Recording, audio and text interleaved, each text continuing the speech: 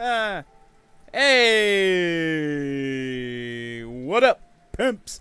That was terrible. I promise to never do that again in my life. Yeah, so it's been a little while.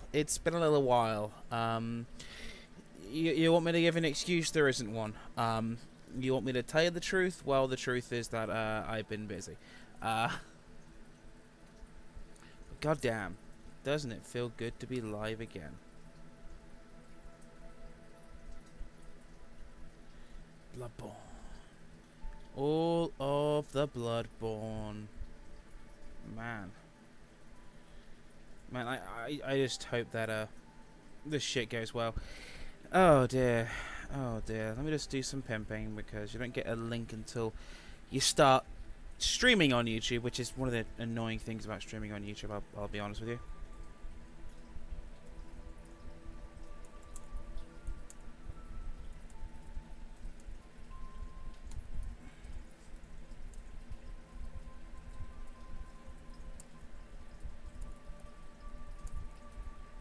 Right.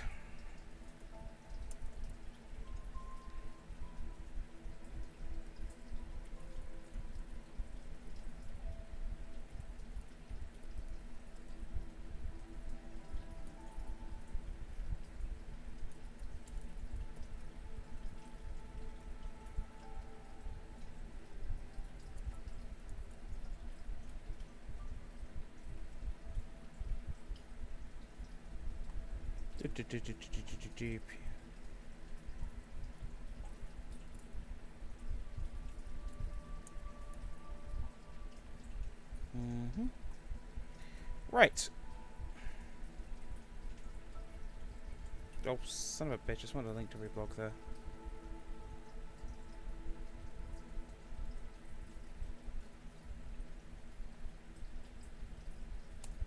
Swatter. Son of a... Come on. Oh my.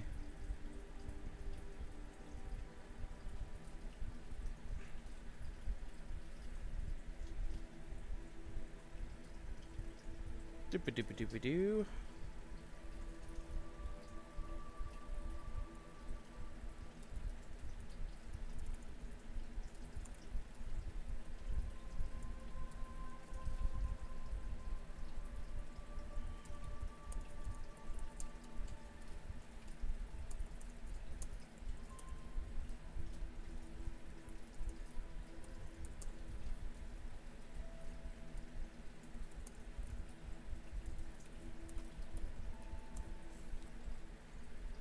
Damn it. I can't spell today. That's what part of my problem is. I genuinely cannot spell today. Oh, sorry, camera lady's in the background, so I said some tearing. I'm like, what are you up to, camera lady? Fair enough. Oh, mercy. Hey! Hi, Cyber. Welcome to the fun house. Welcome to the madhouse. It's only going to get worse from here. I just got to finish pimping my own shit, because I'm a disgusting human being who lives on likes and subscriptions. I hate myself. I hate you guys more, though. I'm kidding. I love you guys. Nothing can out-trump my hatred of myself. That's why I'm playing fucking Bloodborne. Why is there a fucking... I look over at Twitter and there's a fucking dancing piece of pizza. Just... Okay, then.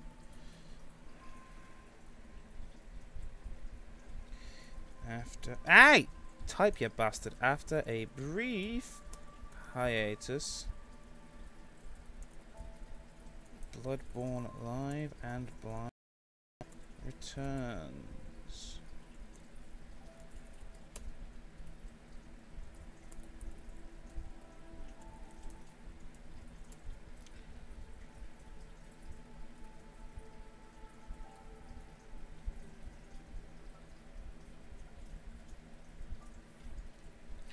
Alright, I'm waiting for my co-host to get here as well, so we should hopefully have some co-hosts.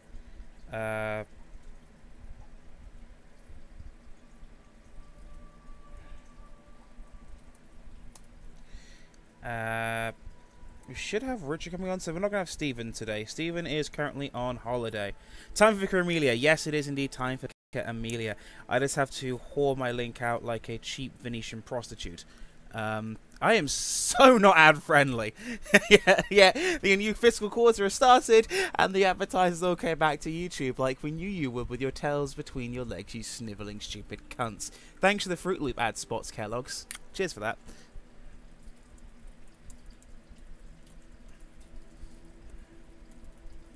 How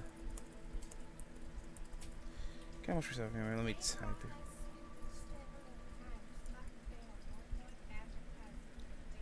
Are you still pissed off about the Outlast video, Lizzie?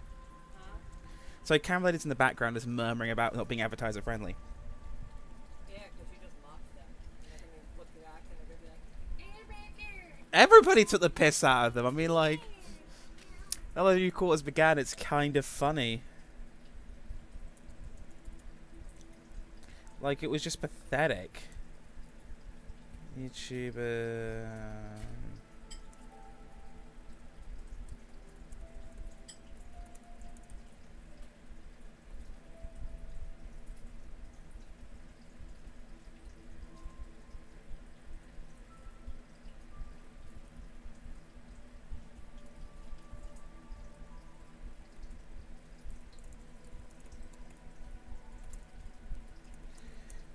Okay, stay for the memes. Yep, you should definitely stay for the memes.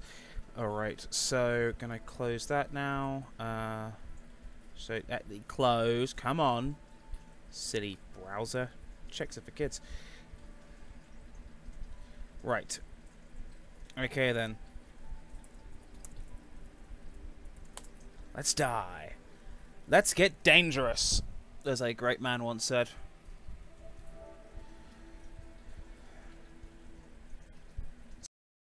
Get dangerous. Good grief. But yeah, Lizzie, if you want to join the Discord, you're more than welcome to. From what I learned the other night though about the .hack stuff, it might be better if you went downstairs or something with it, but it's up to you.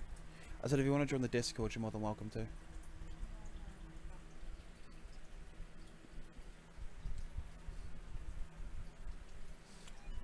Let's get dangerous. Oh, video output low. Why is video output like 300 kilobytes? What the hell?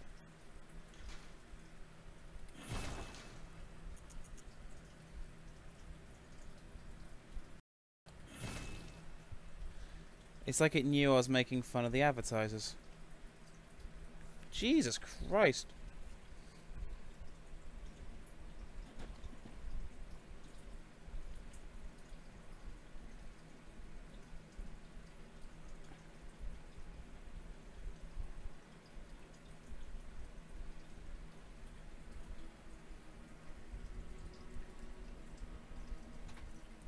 Okay, we should be back now. Frickin' hell. Alright.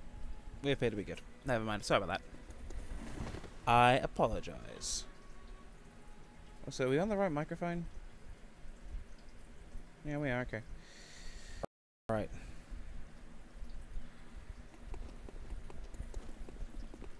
Which one? Let's get this one.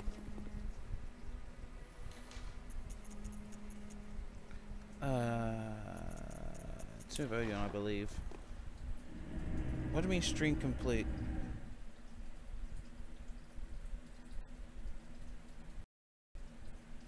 The fuck is going on with YouTube?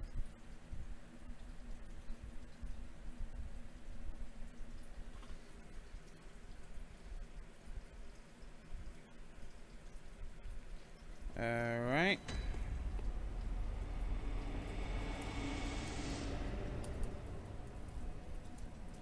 The fuck is going on?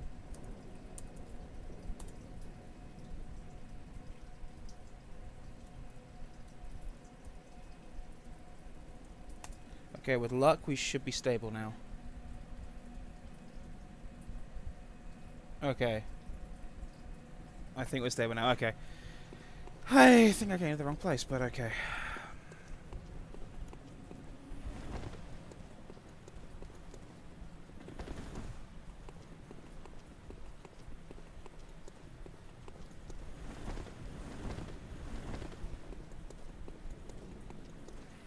we should be fine now. No, we're not. I see red health on OBS.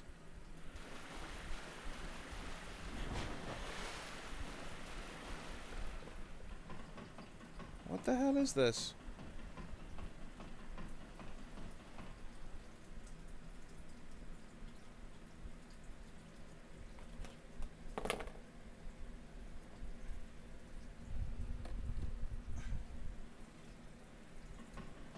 It's like it's weird. It keeps spiking from like a few hundred kilobytes to like 12K.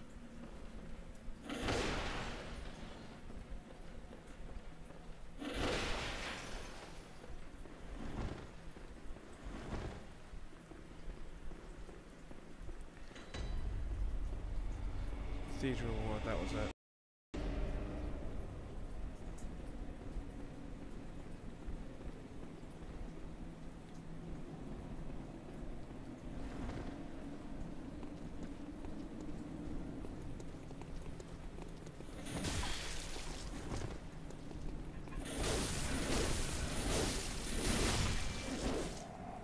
Okay, right, we should be... I have no idea what's going on. But is he downloading anything?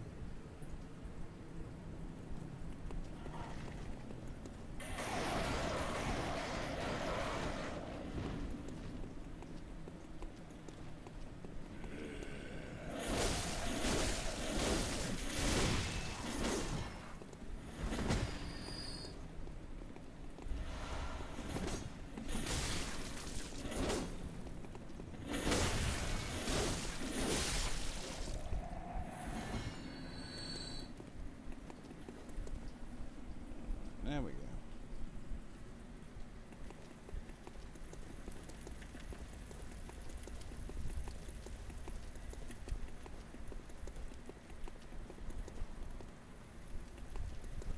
Alright then.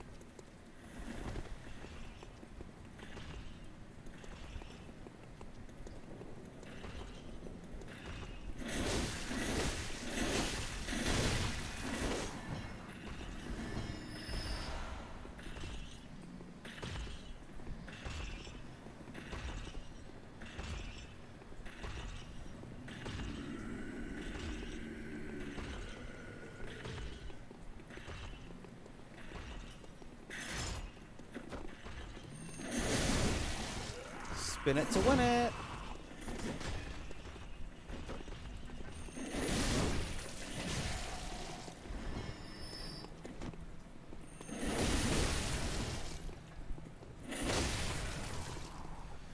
And that's how we do it in Bloodborne. Very cool. I'm supposed to follow Big Boy. Or something like that.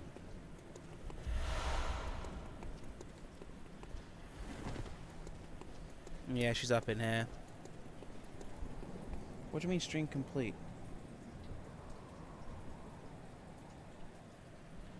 What the hell is going on with this bit right?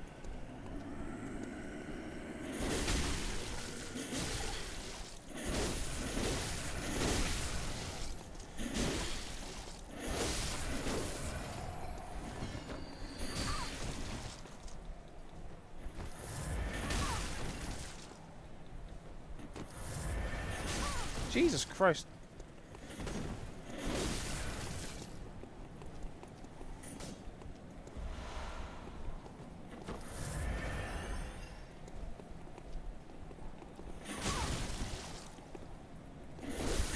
Fucking out.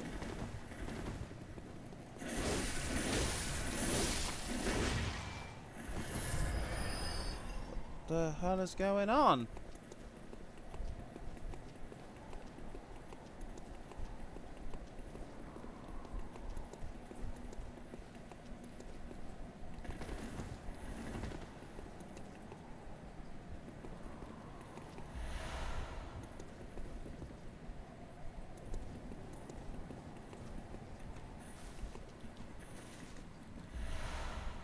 Okay. Let's get to like a safe-ish spot so I can... It's green now. What the... What's going on? It's giving me like just bizarre bit rates.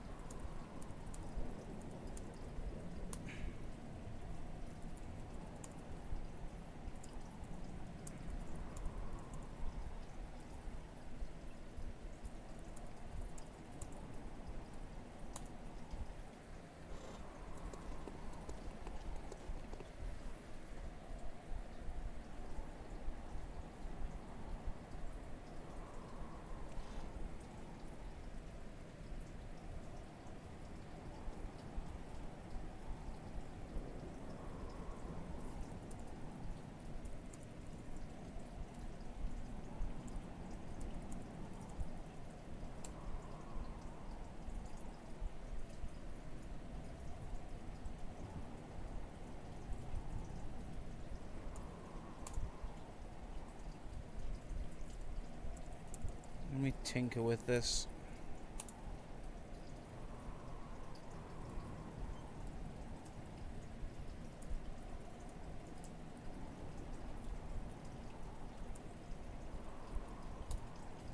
Alright, hopefully we're back online now properly, otherwise... I mean, I'm already at a 5k bitrate. I don't want to drop any further.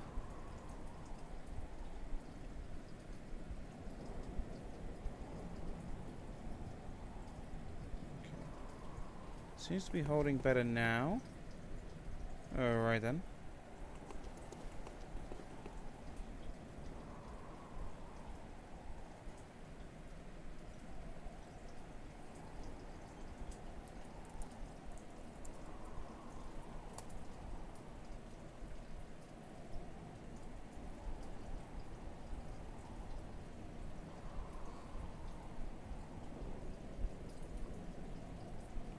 Do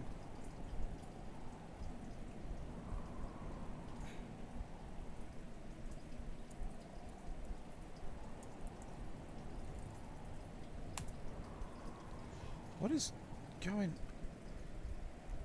It's YouTube's end. I can tell you that much for free. It's absolutely bizarre.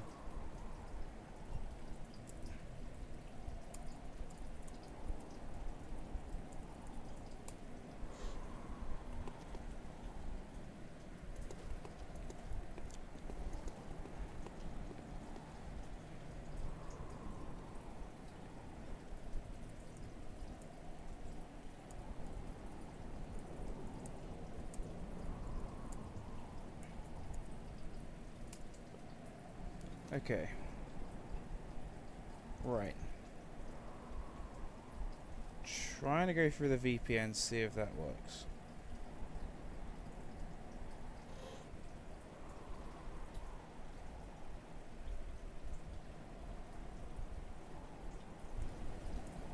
Hopefully that'll settle it.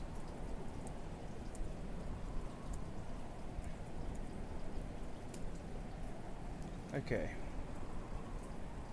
Right. Am I settled now? Trying to go through the VPN, see if that works. Are we good? Are you gonna stop throwing a bitch fit, YouTube? Did the VPN make it happy? Oh, also looks like Richard has joined the chitter chatter. Can you hear me now? I hear you now. There you are. Hey, yeah, for whatever reason, it just took me forever to fight with the YouTube gaming server. It was just being an absolute shitbag until I connected to our onion router. And now it's working fine. Go friggin' figure. Did you just call it a router? Yes, I did call it a router. If you hadn't noticed, I'm from a land of culture. I'm sorry, but my dad doesn't say it that way, you nerd. Router. Ah, man, I just don't know. That's because he came over here in the 80s before routers were a thing in England yet. Gotcha. Well, what? It was like 84, 85, 86? Sometime around. But I don't get what the problem was. It was just really being a pain in the ass about just giving me a stable bitrate. Like it was, I got my bitrate set to 5k. Jesus Christ, you are loud, Vicar Amelia.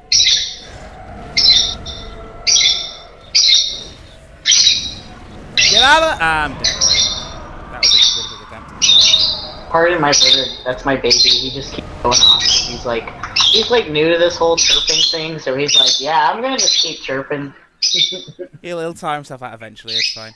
But no, it was just like swinging from like a couple of 100 kilobytes to 15,000. Like I set it at 5k. Stop. Like, calm down, YouTube. You don't need to have a shit fit over this crap. Yeah, I do. Dude.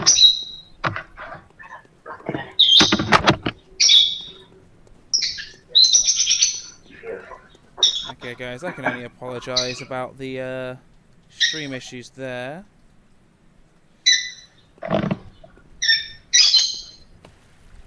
You should be fine now, though. I just don't quite get why they even have Oh, it helps. Okay. There we go. For some reason, I paused it. Oh, fair enough. Good going, mate. Oh, dear. But no, there I am just trying to work out like what the hell's going on as connect to. So we basically flashed a router, which we put in our bedroom, just to basically get around Verizon and things. Right? So if anything, it might not have actually been YouTube's end. It might have been Verizon. Oops. Oh, tisk, tisk, tisk. Well, it could be worse. It could be Comcast. I actually kind of... I say that's what I mean. I kind of miss Comcast. We had Comcast for a long time.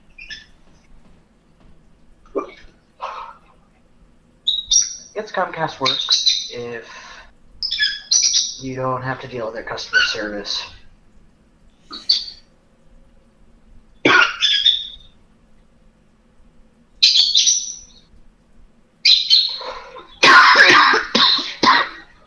I wish my mic was working. But usually, I just mute it. I just mute it if I have to cough. It's so unsavory. That's fine. I know. Company. Everybody wants company. Company, Yes. company you, comp for everybody in the room. Wait, what? That's lewd. I don't know what's going on here. I'm just gonna run past these guys and go straight to Amelia, cause fuck it. There's no point really wasting my time with these dudes.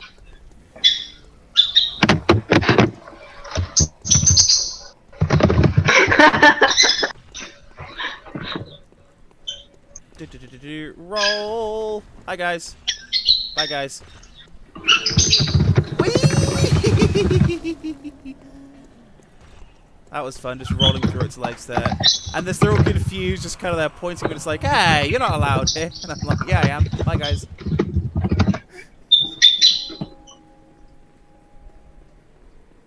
We had Ty Bear here earlier, who was on there hanging out with the other streams, but kind of lost him because, well, yeah, stream quality issues. Whoa! Yeah, you almost ran right into that, dude. Oh wait, I'm watching like the old version. It's weird because I'm watching it with like a, what, a minute, 45-second lag or whatever. About 45 seconds, yeah. Because like right now you just passed through the door and now you're climbing the stairs, to my view. Jesus Christ. Roll! Okay, go out there. Honestly, it sounds like you're playing Flushing the Toilet. Wait, wasn't this the boss from last time? Or yeah, we got right to her last time, then I did one attempt and died. And I was like, okay, I've been streaming for like 5 hours, let's call it a day!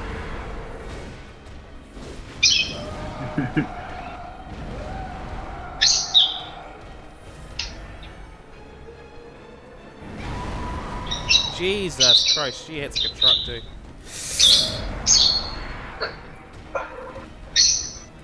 Guys, don't need to argue. It's so funny because I've been streaming before, there's been arguments about this boss. It's like between her and apparently the Bloodstar Beast, which are the hardest bosses. I mean, I think I've got a pretty good strategy of her right now, which is just kind of...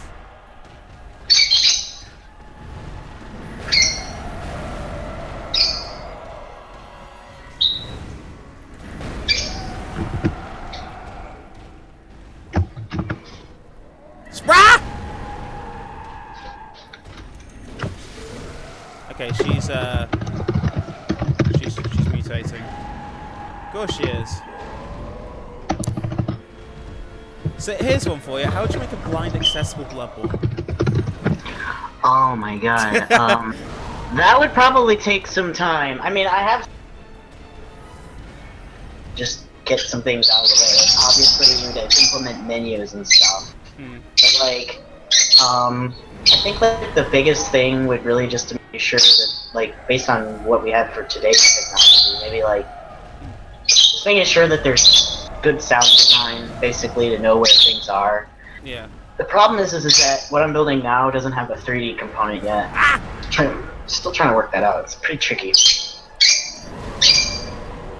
But I mean, if it had just 2D, if it just had like, I guess like best way to describe it is like, if it was like 3D but it had 2D layouts, right? Yeah. Then I could still do it.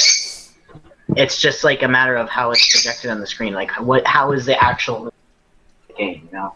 That's what I have to ask myself. I actually made a I should try building this again.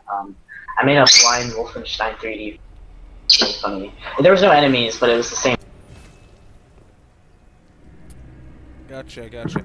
And it had the doors too. It had the working doors. And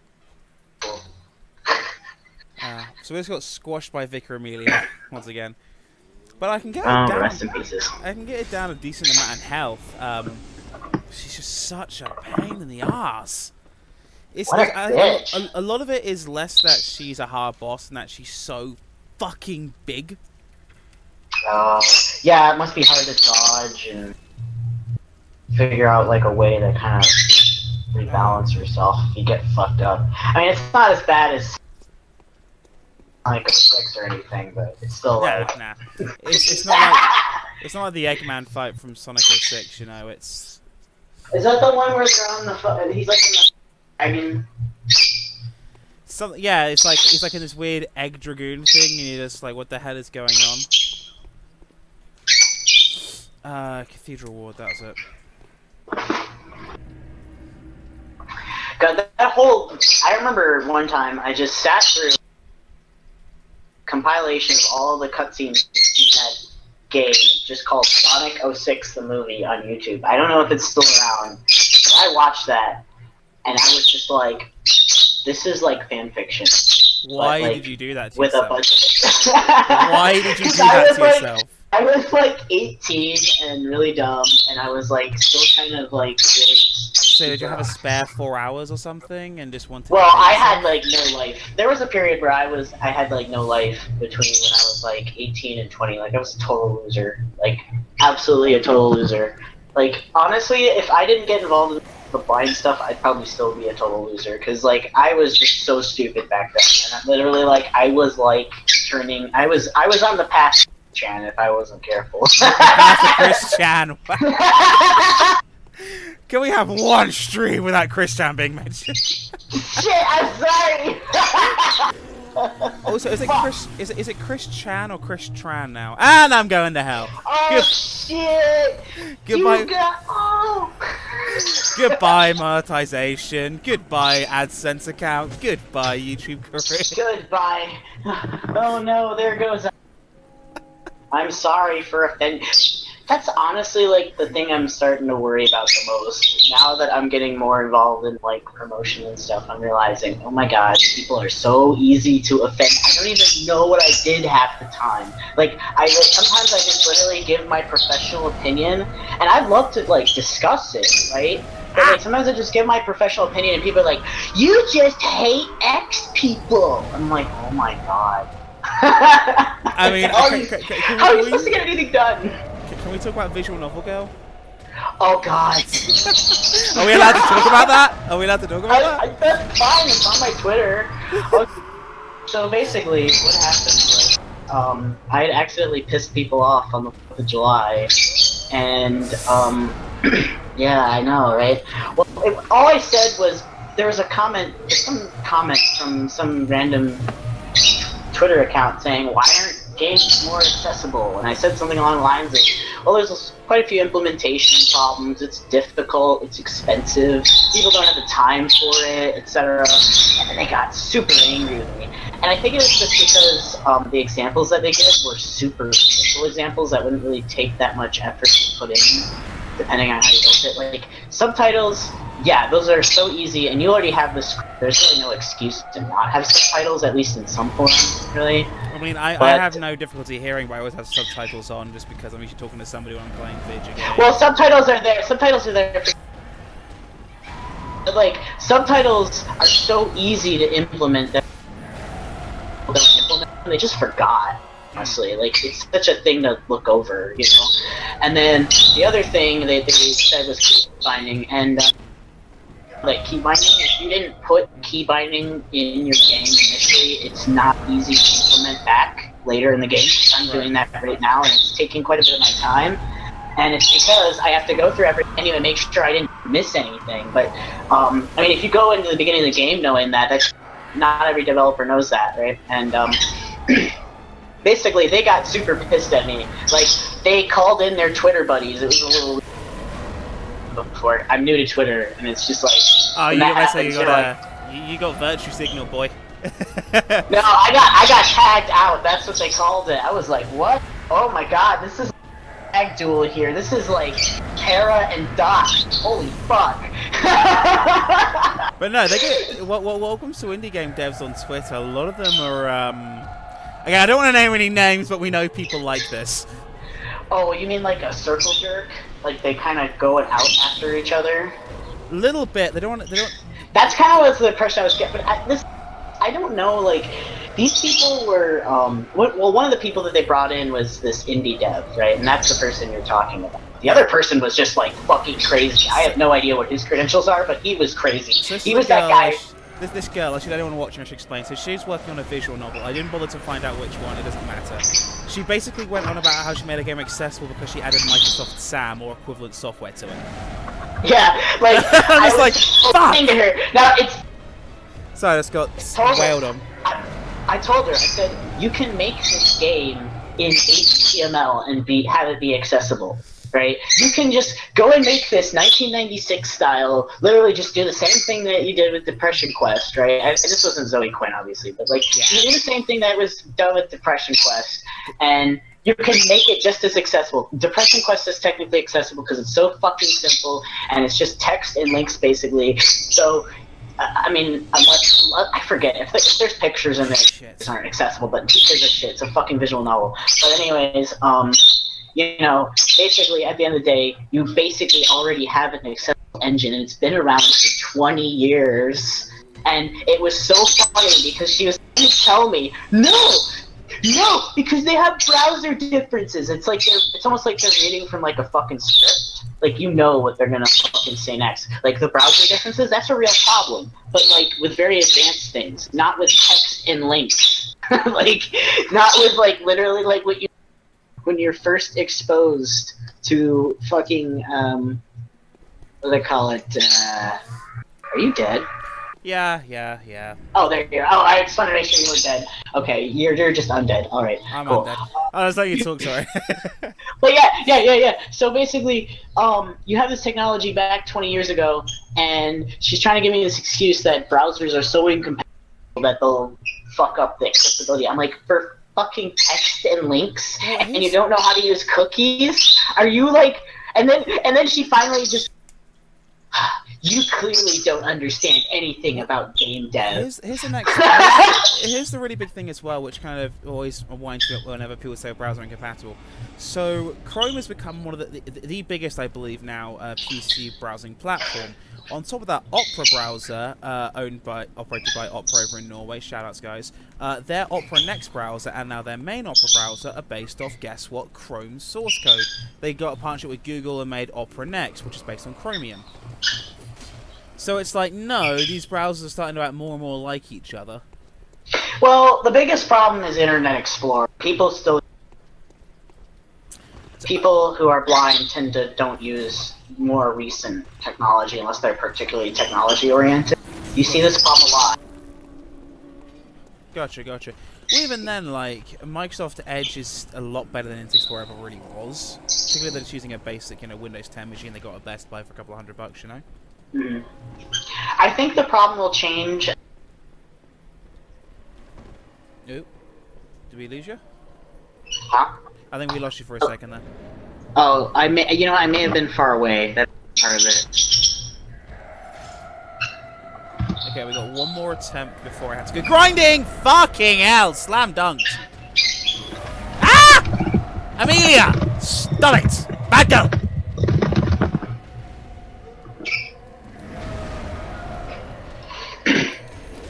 Eat shit and die! Jesus fucking Christ, Amelia, what is your problem?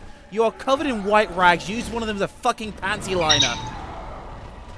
Oh no! I'm getting angry at her because I'm just like, I see how she operates, right? I see how she works. It's just she's fucking annoying because she's so big. Crowboss got mad. I basically imagine you as a giant blonde hair. I mean, look how... Come on! Oh, why did I throw the fucking bolt at the wrong way? Ah! Come on, McGonagall! McGonagall! She's. It looks like a reindeer. It's like this is what happens. You have one too many beers. I mean, look, they are from Japan, okay? You know, the Japanese kind of come up with some bullshit. Biru, then. Biru. Ah! Jesus Christ on a bike, Amelia! Stop it! I like that. I like how my dad's like, yeah, it's the only Japanese word I remember. Because it means beer. Ah, dear.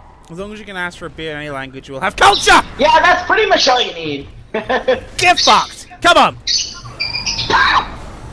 Come on, kick his ass! Or her ass, I don't know. It's we have to be... I'm sorry, man. Did you just assume it's gender? Oh my god, I am so sorry. Roll, you stupid! My wife is awake for this one, so she's just behind me, just like, what the hell is going on?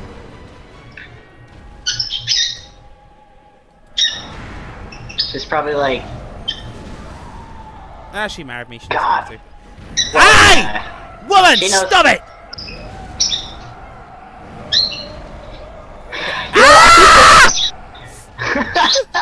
I keep forgetting I'm 20. Wait. Me married. And I'm like, wait, 24. That's probably why. I'm 20. I was married at 22. Yeah, fine. Well, that's the thing. A lot of people get married. Oh shit. My mom had me when she was 25. Ah, it's like, wait.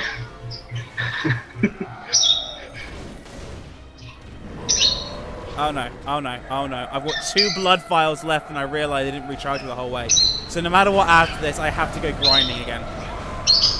Good job.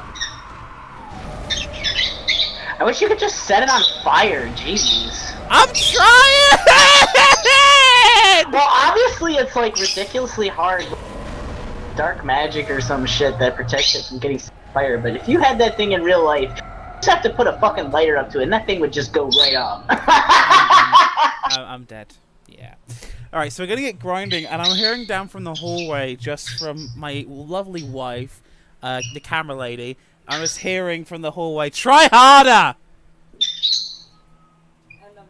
You don't try hard enough. You're stealing what, sorry? Come on, Crowboss, you don't try hard enough. You're stealing my shirt? And my pants? What pants am I stealing? My underwear? Because you don't want those. Oh no, this just turned into 18 plus. She's stealing my pajamas, that's what she needs to say. Oh no. But well, for what nefarious purpose? To be comfortable. The worst place, she's stolen my Teen Titans one. Do you know how hard it is to find Teen Titans stuff in adult sizes? Oh god, that must be awful. It's like Pokemon, that's... But, oh my god. But if you want Pokemon really expensive, or it has to be like Pikachu. Sorry. Well, I mean, she used to work at an FYE, so that was kind of like the big kid store anyway, so I used to find adult-sized geek stuff all the time. That's actually why I got those from. Yeah. Because I got those, I got some Boba Fett pajama bottoms as well as Darth Vader ones. all for like 3 for like $20, so it's actually quite good. Also, they're super comfy, so that's there was this guy at... Shit. There's this guy at Combo Breaker, he had like the best shirt. He actually... like a picture... I need to buy this shirt. It was a picture of, from Dragon Ball, and he was merged with, I think, Darth Maul. Nice. And it was just really funny enough. You know, I'm not for Smash Show, so it was just so perfect. Aye! The thing I love about Darth Maul is the best thing in the prequels, and he's only in the prequels for like what, 30 minutes? Like, he dies. So he dies in the first. It's like, oh great. He's the Richard Forrest of Star Wars. He was like the only character from the I thought was. I mean, there were some characters that would have been cool in this movie that's directed by Lucas. See, I've got to convince Liz to join the Discord now, because the fact we talk about Star Wars is kind of her shit.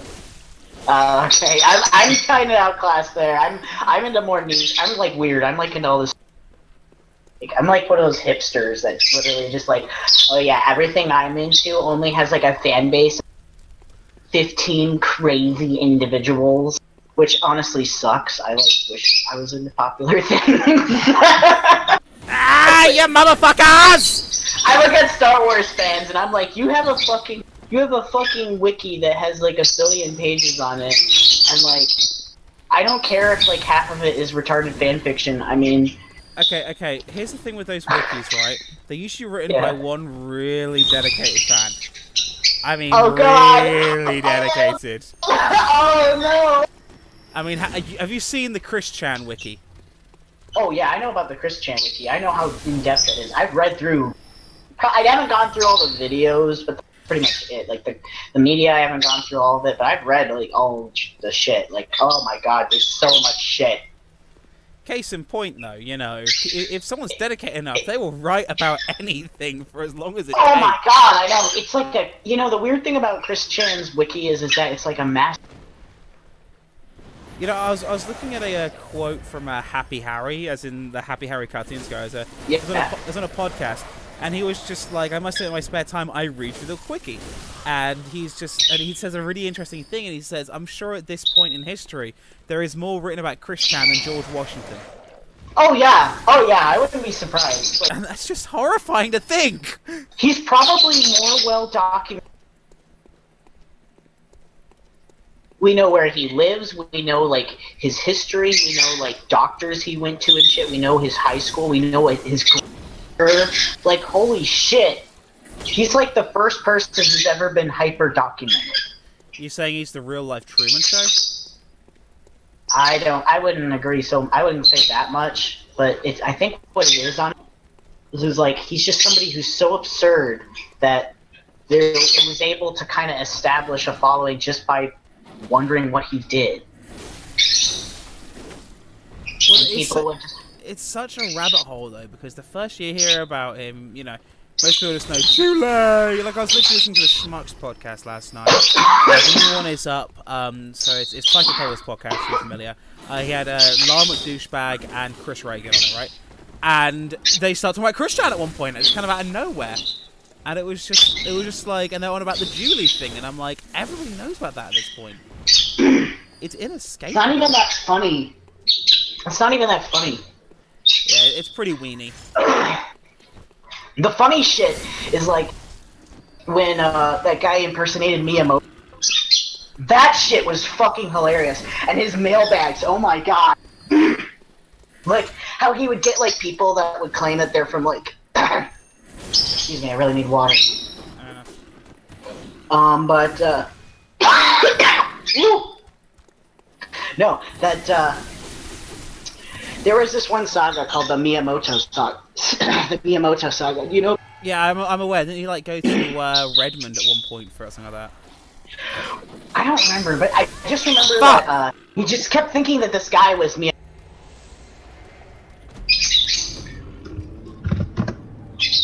And I just thought it was really funny because it's like, he really had no fucking clue that it was just some guy. Like, he never just thought, like, yeah, this is just some guy pretending to be Miyamoto on the internet.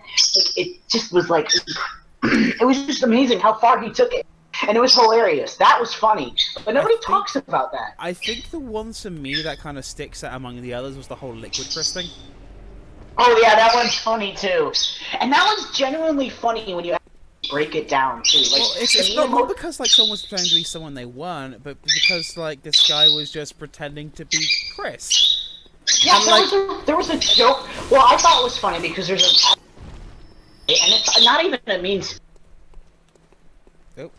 funny joke. It's like, I'm gonna pretend, and I'm gonna try to steal all your fans, and I'm gonna see how you react to it. Like, that was genuinely what the joke is, right? And it's just so funny to see how he took it. It's like, that's the same thing with the Miyamoto saga. It wasn't manipulative or crazy or overly sexual or creepy, right? It was not the whole Bianca Weiss thing. Yeah, it was just taking advantage of his stupidity and just seeing how far he'd go with it and just being in amazement how far he'd take it. That's really what it was. And that's what I like about some of the Chris Chan stories. I hate the ones that are all like, oh, and then he did all these creepy things and stuff. It's like, ugh. It is funny, though, whenever he gets, like, kicked out of somewhere. That's usually pretty funny. Well, part of me for the longest time felt sorry for the guy, and then the more it goes on, and the more you read, and the more you see about the guy, it's very clear that it's a mixture of him being his own worst enemy, and the fact that his mother is genuinely awful. His mother is the worst. Like, the more you hear about his mother, and you just, like, Cole Smith, he might be a dickbag, but at least he's got a bad excuse. Like, I think Cole Smith just doesn't want anything to do with the situation. Also, we've had our first Get Good in the chat. Thank you, Jeebus. Literally, the guy's name is Jeebus22. Hey, Jeebus, can you bless him? He'll need it. He needs... Yeah, we're trying to take on Vicar Amelia on the stream. We basically ran out of blood vials. So... It's like we're gonna need a little bit of holy water. Ooh. I need to stop laughing because it makes me sound terrible. Oh my god. But yeah, we are just basically right now stocking up on blood files. Or we're actually going to get some souls, and this is a pretty good grinding path I use that can do very little damage. Get some blood files, get some get some blood, whatever the blood echoes. That's what they're bloody called.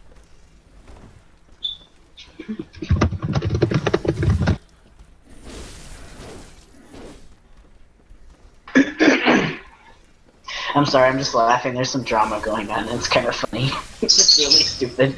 Which Discord server? Is it our favorite one? Oh, it's not our favorite one. It's a different one that I'm on. I still can't believe I got kicked out of the way I did, though. I think he's actually on both. No, actually he's not. Again, I can't really talk too much about that because I'll get myself in trouble. But let's just say I have a habit of being kicked out of Discord servers. Usually it's my own damn fault. So that said, I have a bad habit of poking, I would say poking bears, but I think it's more like winding up people who don't realize... See, my problem is this. I have been in these niche communities for so long that... So, wife was asking what Discord server is. The one I was hanging out with, all the indie devs used to beg me to cover their shitlers. I got kicked out of that one a little while ago, yeah. When did you get kicked out of that? I didn't notice. It was like, well, they kept it very hush-hush because it turns out the person who did it didn't actually have a reason to probably do it. And they basically ignored me once I brought that up, and they were just like, Fuck. But no, oh dear. But now my wife was just like, why didn't you even get kicked out of it? I'm like, because it really wasn't that important. That server is so weird. That server is so weird. Like, everybody is, like, really weird there. It kind of feels like... It's not like... There's a lot of variety there. There's some really cool people there, honestly. Oh yeah, there's actually some people you should listen to on there. And then, oh yeah. But it's like, for every one good person you should listen to as good advice, there's like 1,000 idiots. It's like... There are some people on there that are really charming, and I think they're really cute, or really nice, or give a lot of good advice. I try to be a productive person. It's kind of like, you know, it's kind of like, I don't know, like some people just, I feel like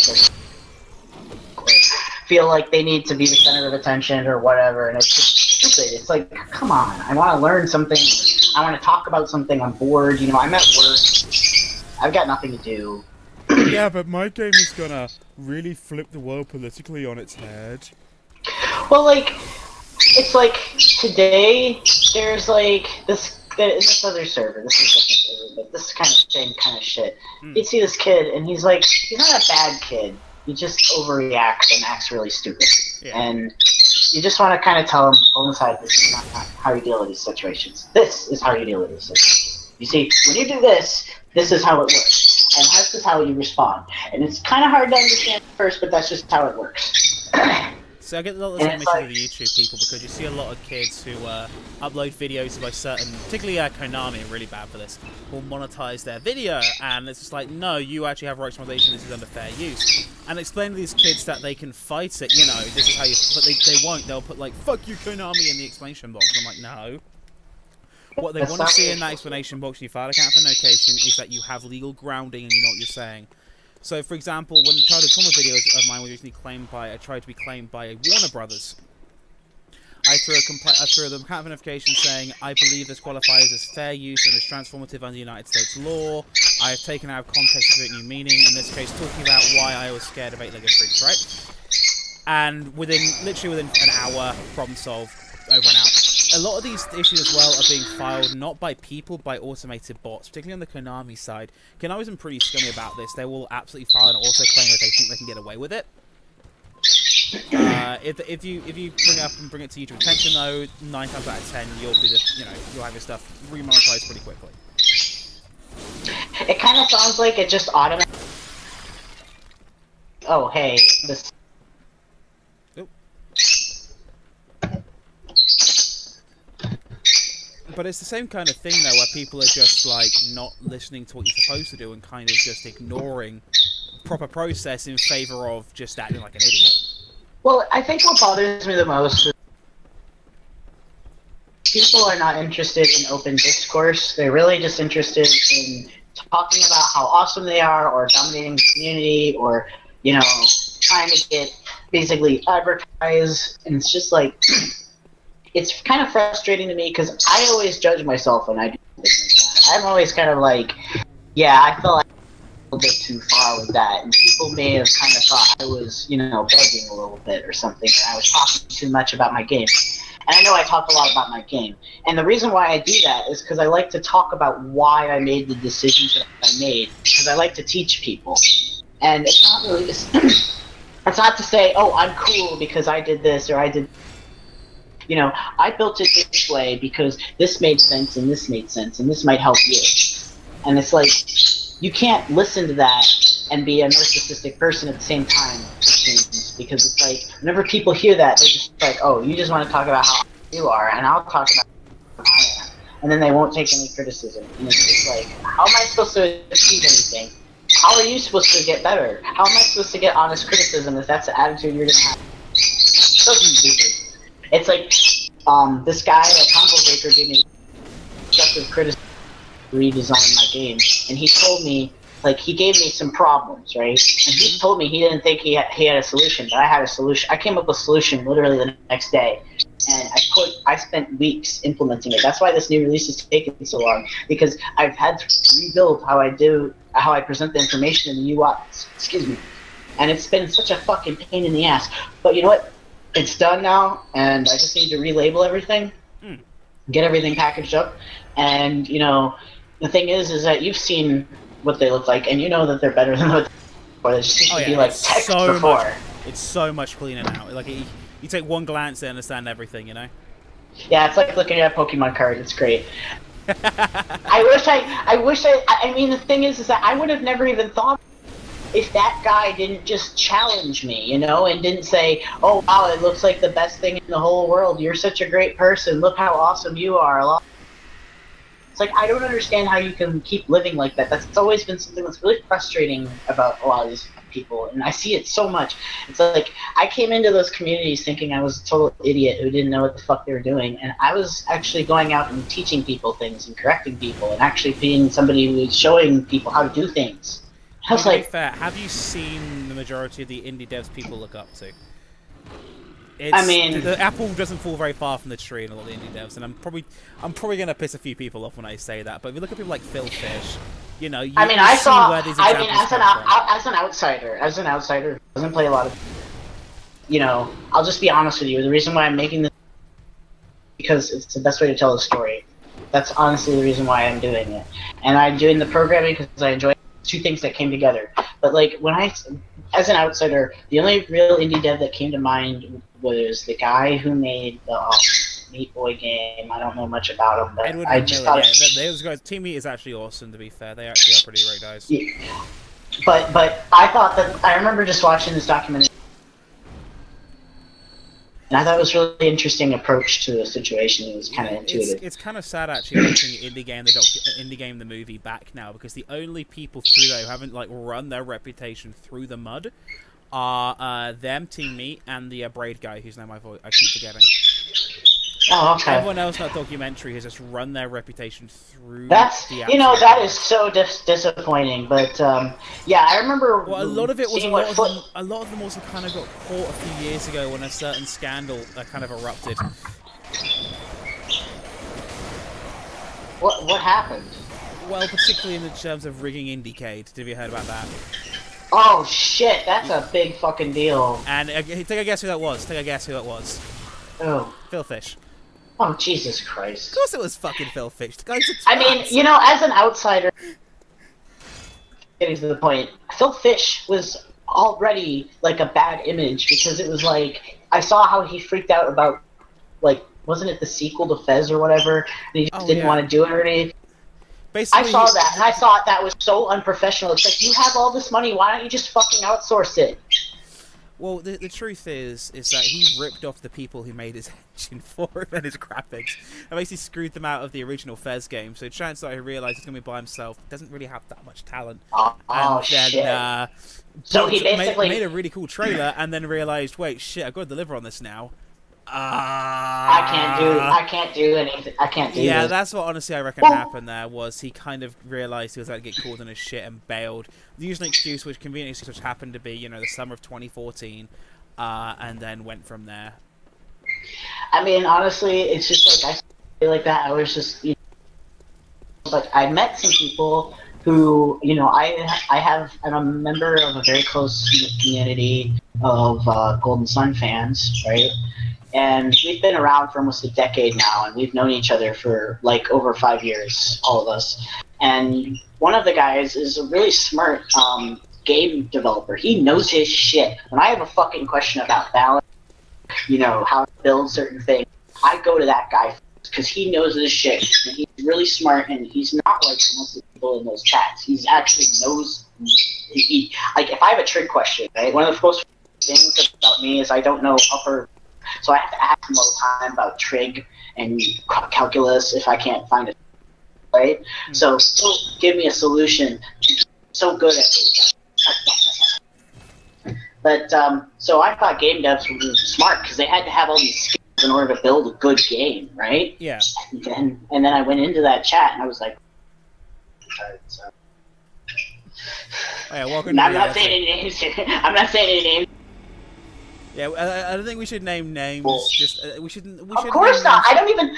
I really can't even put names on it because it's like it's so ambiguous. It's like, who counts as retarded? You know, some people are just retarded half the time, and it's like sometimes I'm retarded. It's like, I mean, to be fair, I mean, there's just a lot of retardation in general in the community. I think. Oh my god, someone's gonna come into this and be like, "What the fuck are they on about?" Alright, I'm gonna grind some more, grind a couple of enemies quickly for some, I swear to God, I'm gonna have to quit these streams once I get money for this shit, because if they get me going around and saying, oh man, they're gonna get you. They're gonna get so pissed, because it's so dumb too, because, you know what? Blind people say retarded all the time. It's like, why should I care, you know, what you think when I'm just, like, focused on this shit? And I can tell you, like, the reason why I say that, right? I don't think of people who are, like, having disabilities, because it's like, people who are having disabilities are trying their fucking hardest to get through shit. And it's like, they'll get to the right answer eventually, just give them time. You know, if you're acting being a fucking dumbass. Oh my god. You see, one of these days I'll have an illuminating talk about YouTube, Facebook groups, and particularly how I piss a lot of people off by saying don't do Let's Plays. That is the most argumentative thing I will say in any group. To react to find content. Well, here's the thing, like, I'm aware right now I'm being a little bit of a hypocrite because I'm basically doing a live stream, right? And it's arguably a live Let's Play. I like to think, no, I'm bringing in guests, I'm talking to people, I'm trying to make it like a podcast kind of thing as well. So we can talk about whatever's bugging us, we can talk about this, that, and the other. But it's just like, there are so many goddamn Let's Play people across the board that it is impossible for them to really stand out unless they get super lucky. I mean, like, I'm considering winding down the gaming content myself after Childhood Trauma did. Did you saw how well that's done? It's now outranked Mighty Number 9 in Season 3. You know, and it's just kind of like, goddamn, maybe I should consider this. Yeah, you know, add variety. I think, and that would be something that would be pretty produce, you know. I mean, I've considered throwing in film reviews into the mix too. Oh yeah, hell yeah, that would be fun. Just, I think there's a couple of things I definitely look at. The only problem with doing films, though, is I think anybody who's remotely covered them a toe, it is a fair use landfill at times. My problem is this. I want to make like all these weird films. Like I was like taking a shower the other day, and then I was for a movie, and it was about it was basically about these puppet. What will happen if I cut my strings? I don't have to listen to what my hands have to tell me anymore, and it was pretty fucked up. And like the whole thing was like to the soundtrack of the album "Crime of the Century" because I'm a huge Supertramp fag. But I was like trying to, because the thing is about that album is that it really does sound like it could be a movie soundtrack. That's the coolest thing about it. There's even a part where he's talking about a movie, but that's another story. But yeah, and I just thought it'd be like a really crazy movie because the whole soundtrack kind of goes back and forth, like kind of almost like bipolar. It's so weird. Yeah. I think, though, I think for me, the big thing I really want to start doing right now, film reviews would be great. A lot of people just like, do anime stuff. I'm like, I know nothing about anime. If I understand, oh god, dude, the only thing, just for me, what I would do is your favorite. Oh, you're cutting out there. And that's I was sorry. Can you hear me now? Yeah, I can hear you now. So it's like you got. Okay, I was saying you like me, and then it cut out. I was saying you like Neon Genesis Evangelion. I would do a review. I mean, do we really need? The thing is, though, with Evangelion particularly, there's a million videos like Matt Pat. I know there's a million videos on it, but it could just be maybe if you have something interesting to bring to the table. And I'll be honest, with that one, I really don't. If I was going to do anything, I might talk about something like Princess Mononoke, but you know, they don't really need like a giant fucking weave. Like, first off, I am not a weave. I am like a opposite of a weave. See, that's my problem too. What? Just to give you an idea of how much I would trigger a weeb, I will happily watch a lot of Ghibli films dubbed. Dun dun dun. And I watch most things dubbed just because sometimes. I don't know, because I'm a crazy asshole and I'm xenophobic, I guess. Well, it's not just that. It's just at least with the Ghibli stuff, they actually make a good effort to get a decent voice. Yeah, but like the Ghibli stuff is usually good. And it's kind of fun too because they can do different things with the voice. I guess, and when you understand it, it's a little bit more, depth. Yeah. I think. I mean, I guess the way to put it is that how do I say that? I think. Have you ever seen the movie Porco Rosso? I have. It's kind of. I have, okay, good. Some people haven't seen that one. It's an obscure side, but that movie, I don't know what it is about it. It's so weird. So if I was to do one Ghibli film, there's actually a Ghibli film I really fucking hate, and it's. Which one is that? God damn! What the hell was it? The kid's got no value on life basically, and doesn't care if he lives or dies. He's like, in the end, I do this in the name of life. It's so bad. It's so corny. I have no idea. Do you know what year? It was an older one. It was pre-Spirited Away. Oh, okay, I have no idea then. The only ones I know I've seen in the Sky. That one's a cool one. The only problem with doing Ghibli though is now the rights owned by Disney United States, and they're not particularly known for having a high regard of fair use when it comes to YouTube.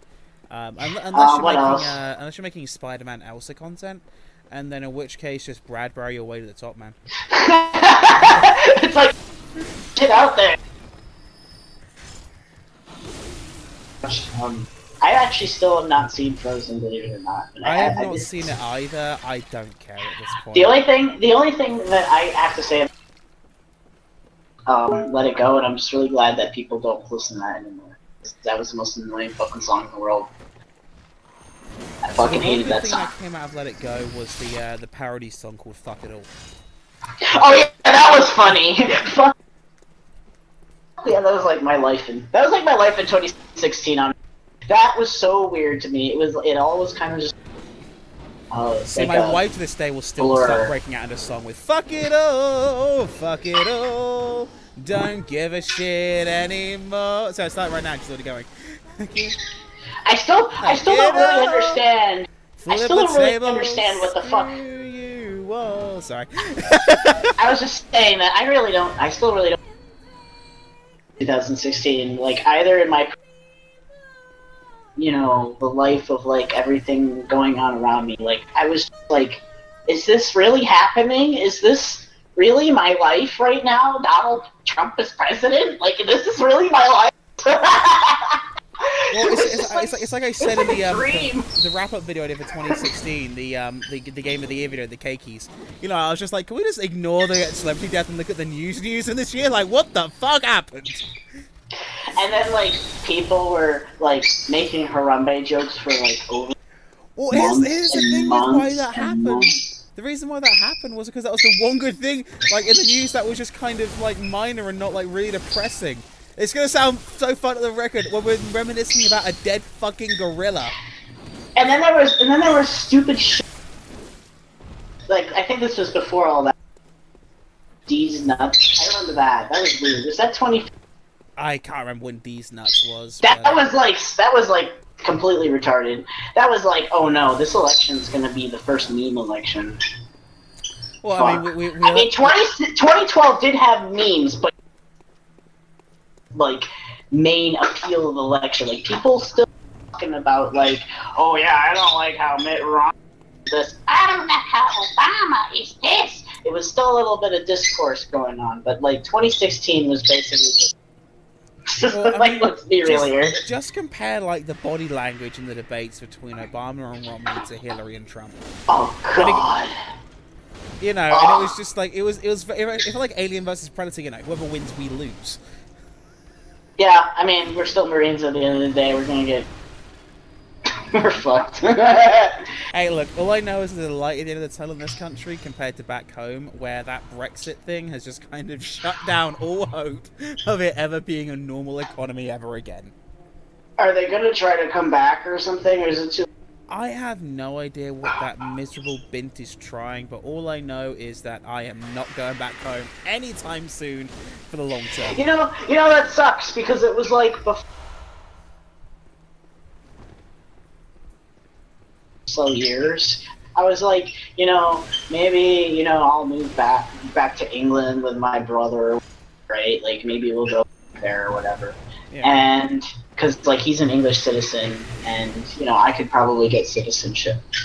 Yeah, it's not, like, instantly, but... From what I understand, it's a lot easier going to the UK than it is coming to America. Yeah. My dad said it's really hard. Like, really hard. I mean, I don't... So it probably has changed since then, but it's... Like, he said he knew a lot of people who got rejected, and... Gotcha. I know that, here's the thing, you also, your stamp in the passport is actually, unlike here where it's only valid for, I want to say, 28 days or whatever, in the UK it's valid for 6 months. Mm.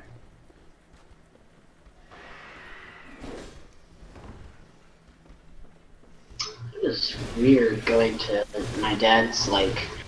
My dad, like, when we went over there, it was 2004, it was, like, really weird. It was like, oh my god. This is where Dad grew up. Like, it's so weird. I've lived almost my whole life in the United States. And it's like, you know, it's like, first off, you realize, wait, Dad was raised around English people. Like, what the fuck? It's kind of funny. Like, and you're like, you know what the question I get from Americans all the time is? Think about that. It's so funny. It's just like, when are you going to lose that dumb accent? And I'm just like, never, because when I grew up in the UK, we had a ton of American television, so I was surrounded by that accent since quite literally birth. It ain't but going you just nowhere. talk like that. Yeah, you're stuck with it. Hey, it's fine for the most part. When I say things, people believe me, unless you're my wife, and then she knows me through. You know what? You know she what's knows I'm funny? bullshitting. You know it's funny because it's like when you live in the U.S. and you basically you get so used to their accent because they're just your dad, right? And then the only time the first time I actually noticed that he was like definitely like English still was when I played around with my DSi and I recorded his voice and I shit, he sounds British as he sounds like he just came out of some fucking... He sounds like he just came out of the TARDIS or something retarded. See, for me, the moment kind of happened The first time I came to the United States was with college at the time. We went to Los Angeles. We hung out there. So we're hanging out in Universal Theme Park, right? And we're in the arcade, just outside. So in Universal California, there's like a boardwalk outside of it. I say like a main street kind of thing going on. There's restaurants, there's stores, there's an arcade. I went down to the arcade, I'm hanging out. And at the time, it was when Super Street Fighter 4 Arcade Edition just hit. So this is before it hit console, but there was a bunch of arcades there that had it. And I basically went up to these two kids who were playing something and asked, hey, Joe, there's a Street Fighter 4 machine around here, I'm looking for Arcade Edition. Because, you know, that's kind of how arcade rat culture really is. And they said no, they didn't know, which is fair enough, they didn't know.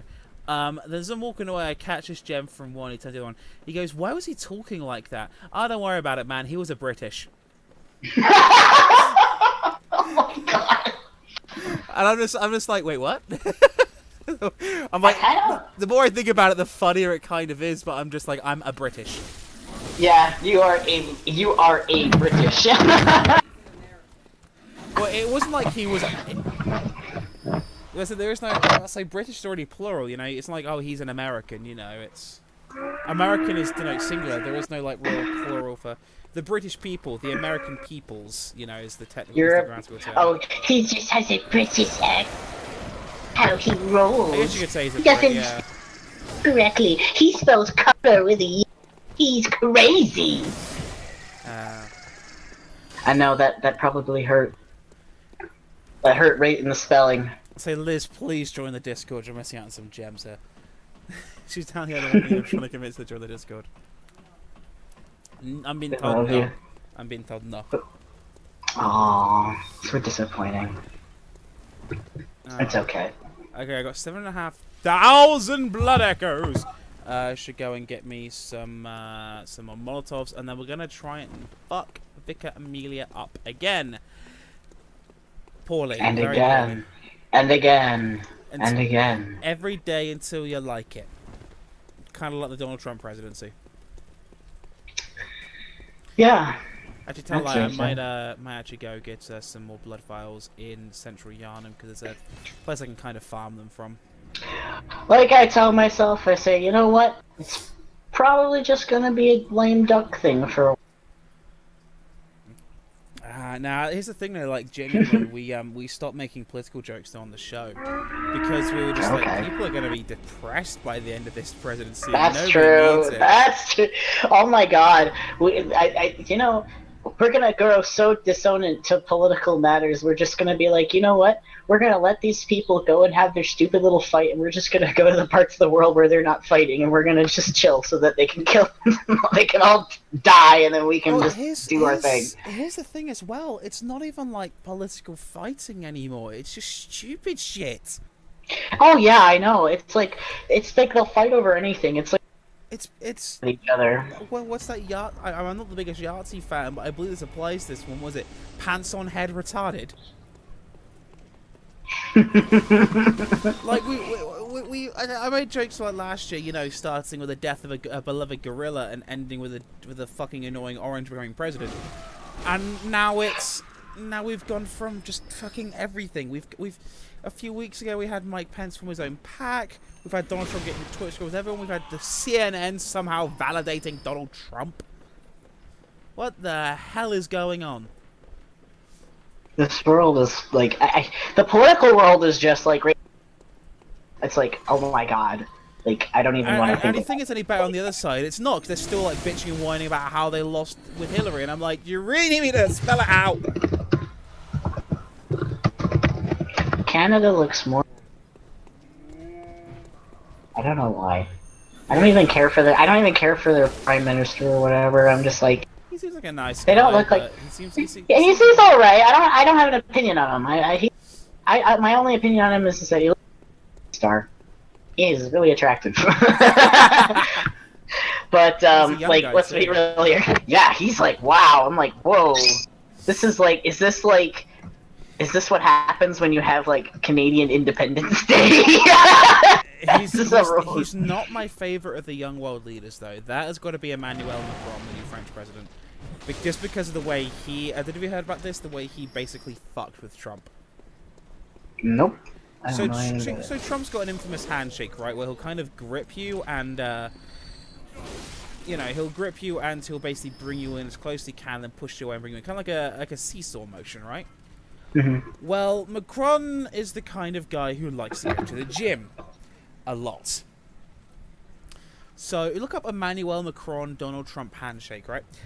You'll find the picture quite quickly. So when Trump went to take Macron's hand, Macron held it and squeezed and didn't let go. This lasted 2.5 minutes, and the look of pure pain on Trump's face is just, oh, it's breathtaking. What's his name? Macron, M-A-C-R-O-N. Macron Trump handshake. It's just beautiful. It's just like, what the hell is this? Okay, give me a second. And you look at it and you're just like, oh dear God.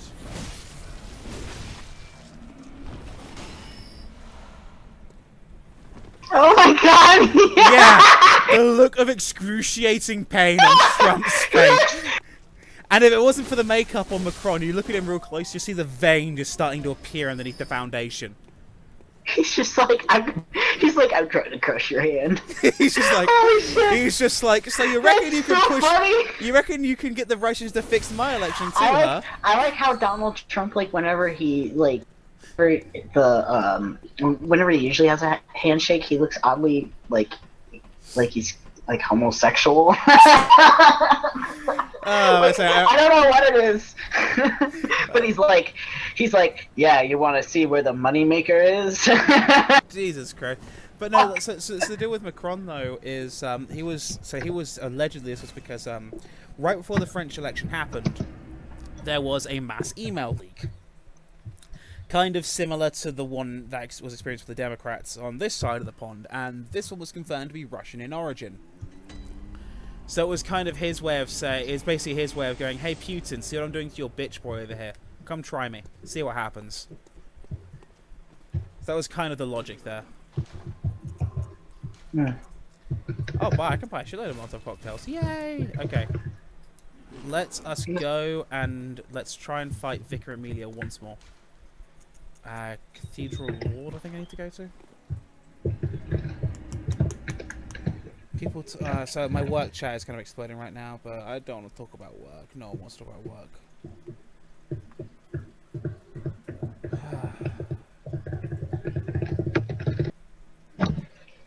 I'm just friggin' glad that, I'm just friggin' glad OBS just stopped being a pain in the ass. Not OBS, sorry, YouTube stopped being a pain in the ass. Or was it Verizon? Yeah. We will never know. All I know is I'm kind of glad I have this onion. Whoa, that level's pretty. This looks nice. Is that like the hub world? Hmm? Is that like the hub world? Oh, where I was speaking to what's on my face? Hey! Yeah, that was, where you're in the graveyard. Yeah, that's the Hunter's Dreams. That's kind of where you can go pretty much anywhere you need to go to from there. So I was dodging around these big guys and I just forgot they were even here on the way to Vicar Amelia for some reason.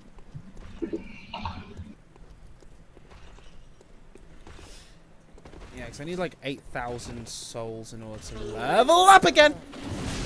Hi, bye. Which is fine. I mean, harvesting blood echo, sorry, isn't that hard in this game, I've noticed. As long as you find a good route to harvest.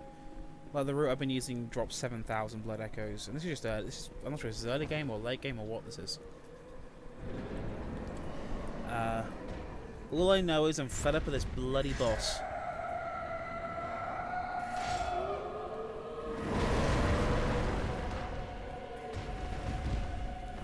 Roll. Move the fuck out of the way! Jesus Christ, Amelia. He's like, I'm gonna kill ya.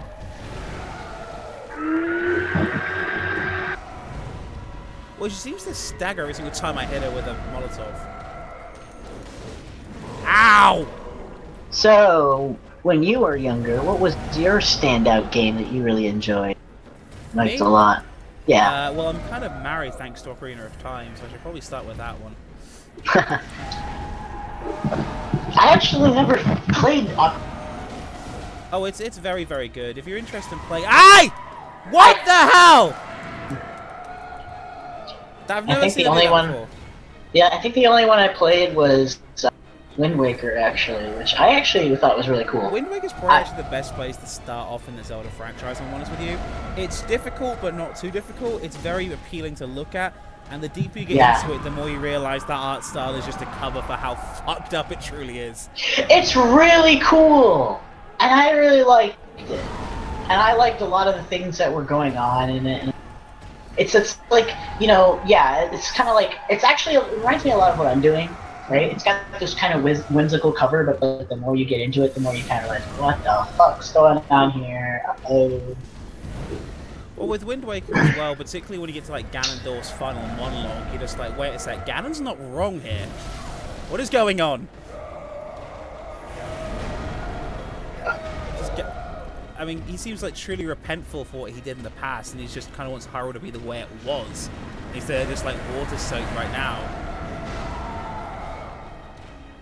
And the king's almost like, no, he must stay locked up for what he did.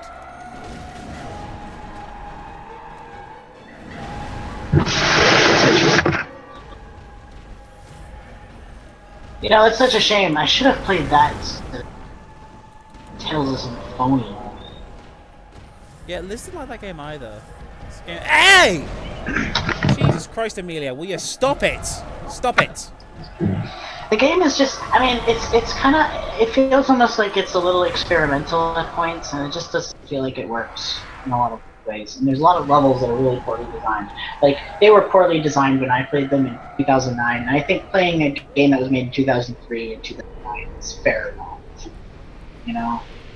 It's like, it wasn't like cutting edge at the time, but, you know, I could compare it to other GameCube games. Well, a lot of people are going about the GameCube version of that game over the PS3 remaster, because the PS3 remaster for some reason runs at 30 frames. Oh, that's... those graphics look crazy. I mean, I guess maybe they HQ. Well, it's running the same engine, but they've only got it running at 720p. It's not running at Man, they must have fucked something up then, because that engine didn't... It must be something to do with how they did, like, the... If I was to hazard a guess, it's because the PS3 is a hunk of fucking garbage that runs on its cell processor, because somebody at Sony thought that was a good idea. Well, that might be part of it too. I mean, it's just that on the GameCube it runs really... Yeah, it runs at full 60 on the GameCube. But in battles it's always run smooth. The thing about that game though is it's just the story's so fucking frustrating, and the battles kind of get really boring now. If you really want to feel really angry at that game, watch Gerard's, the completionist, his video on that game. So he 100% that game, right? And he discovered that basically at one point, depending on who you take outside with you to have a chat with, right? You get a different fucking item, which gets you different fucking results toward a different ending. Which means there's like literally one point where it splits quite literally in 6. Oh my god, that's fucking frustrating. That game pissed me off so much. You know why? Because it just felt so predictable. And like, after a while, I just stopped giving a shit. And I was like 16 at the time. This was like the first time I was really... And I played this game, and I was like, piece of shit! And it wasn't really the biggest piece of shit, honestly. It was alright. But it was like a big disappointment. And then I played Golden Sun Dark Dawn, and I was like, oh my god. Games can suck. I'm trying to the first like really bad game I played that I remember being like, oh my god, this is shit. You know, that's the thing. Tales of Symphonia isn't really shit. That's the thing that pisses me off about it. It's not a shitty game. But you know what annoys me about it too? You know the music, right? The music just sounds really meh to me. Am I down? Ah, she got me. But like, people praise the music in Tales of Symphonia. And it's like, you know, the same musician did the music for Golden Sun and Golden Stage, which sounds way better. Like, if you listen, and that was on the Game Boy Advance.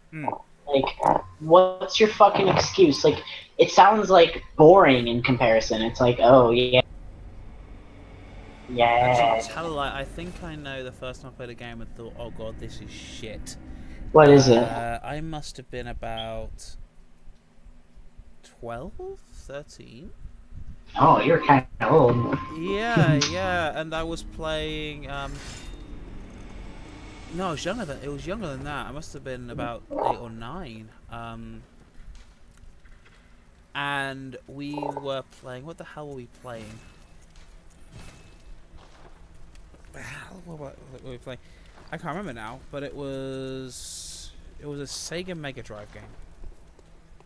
It doesn't really narrow it down, does it? There's a few hundred of those. Nope. The hell was it? I would have no idea. It was a Simpsons game. Remember that much? Oh god, a Simpsons game? Yeah, it was. Oh shit! Krusty's Funhouse. That was it.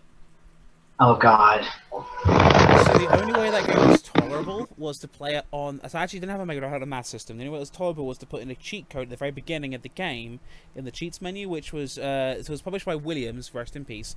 You put in the word Williams backwards, and you unlocked every single level. And that was the only way that game was tolerable, was to be able to actually kind of freely explore, because there was no way of being one of those. It was just way too hard for its own good. Also, I'm looking outside. The skies have opened up, and it is absolutely having at it. So if we lose internet, so lose stream, it could be because of that. Oh, yeah, it was raining earlier. It was supposed to rain really heavily the other day for us, but it never did, and I'm guessing this is it finally hitting us. Oh, I had really heavy rain last night. Gotcha. They were like, hopefully it wasn't David Cage's heavy rain. You know, I'm so tempted. I am so tempted to do videos on those games. I actually don't know anything about that except for Origami Killer. I remember that game being really. How do I describe how bad Heavy Rain and Beyond Two Souls are? How do I just put it in words? It looks like, honestly, is it? Tell me if this is true. Is it quick time events the game? Through and through, yeah, absolutely. There is no redeeming quality to it.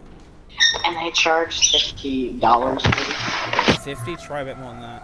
But they recently redid the Beyond Two Souls with a PS4 port, right? And they basically made everybody who was like, so it seems like game took place in Saudi Arabia, right? They basically made everybody white out of nowhere. Why does everybody have to be white for? I have no idea, but it was kind of funny. People noticed it, and they're just like, "Why are they? How did she kill me that quickly?" Because you just love white people too much. Racist. My friend was like, "I want to put this joke in the game about I want to put this joke in the game about this character saying multicolor." I like thought it was funny at first, and then I was like, "This is actually a terrible pun. I should feel really ashamed of myself." You're fine. Let me check out this guy. There's a Canadian. And the reason why is because Metro Detroit has a lot of Canadian influence. Like, we get commercials for going to Canada, like, all like, they actually give, like, regular commercials for, like, casinos and shit that they're like, "Come over here, you crazy Americans!" Come on, spend some money. Well, another thing that's funny, too, is that, people who are between 19 or 20, over the border just start doing it now to smoke pot. Well, the thing is that right now they probably won't actually do it that much because they can still just go to Ann Arbor and nobody gives a shit.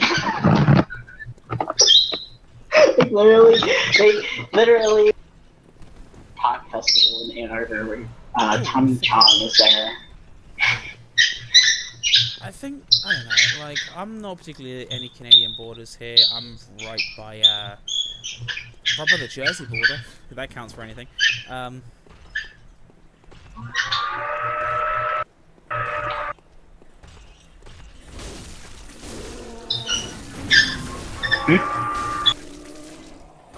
Where is you? I'm right here. Oh. I thought you were just gonna say something on top of. I wasn't sure if being next to the Jersey border counted for anything. No. Nobody cares about Jersey. We just gotta keep Chris Christie down there. Yeah, I mean, it's your responsibility to make sure state, that's all, because we don't need any of that shit. Well, I just got absolutely bodied by my... You know what, that reminds me, you know what pisses me off? I was a junior in high school. Yeah. And I was in German class, and I made this crazy video where I dressed up as the Crow, and I did all this crazy shit in German, and it was really retarded, but it was great, because I was dressed up like the Crow. And, somehow I lost a bunch of people who did this stupid skit about Jersey Shore. And it's like, nobody talks about Jersey Shore anymore. But I'm pretty sure that every so often, one of those drunk people's like, yeah, remember that fucking video where that kid dressed up like the fucking Crow? Oh my god. Isn't the Crow supposed to be making a remake soon anyway? I don't know what's going on with that. I'll say this much right now, the movie is not like the comic at all, and I kind of wish I could, like, adapt it from the comic loyally, but it's kind of cursed at this point with everyone dying around it and all, so... Yeah, it's probably one of those things that'll just be left alone for the rest of time, because, well, I'll be honest with you, I love The Crow, and it did a lot when I do my art, but, like... It's just like, damn, there's so much tragedy surrounding it. He wrote the story originally as people losing their lives, a young couple losing their lives to a drunk driver in like the 70s, right? And then he got really depressed, and then the movie went into production, and then Brandon too, and it was just like, oh my god, I can't imagine what that would do to somebody. Well, apparently there's like rumors there was a hit with the Chinese mafia too, because Bruce Lee, obviously his dad, refused to cooperate with them and signing on to a bunch of their films in Hong Kong. Didn't know this, the Hong Kong film industry is entirely run by gangsters. Oh jeez.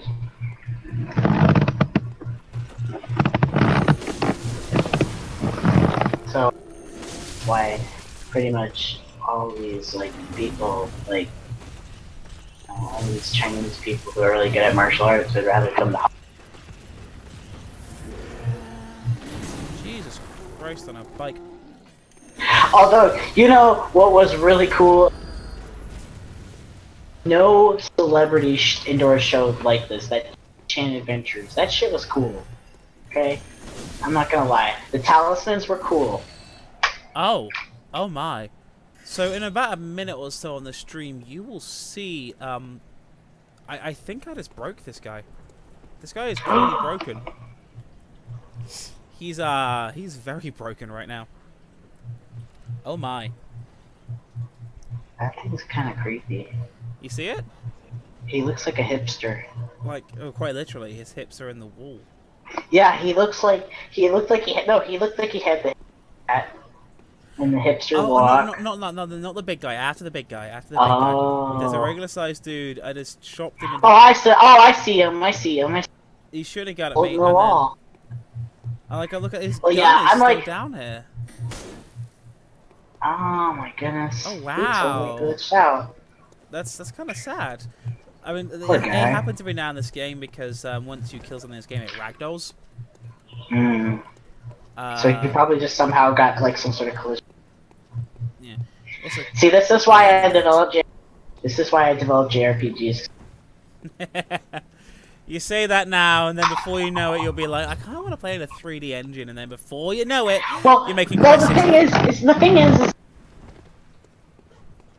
the way that I want to develop my crap. Like, yeah, I want to develop it in 3D eventually. So I think like I have kind of like a crazy idea that I don't know how to kind of even start implementing it yet. So I'm kind of just keeping it on the back burner right now. So we'll see where that goes. Oh dear. See, you say that, but before you know it, you'll end up making Quest 64 too. That's a game a lot of people say isn't as bad as it made out to be. I never played it actually.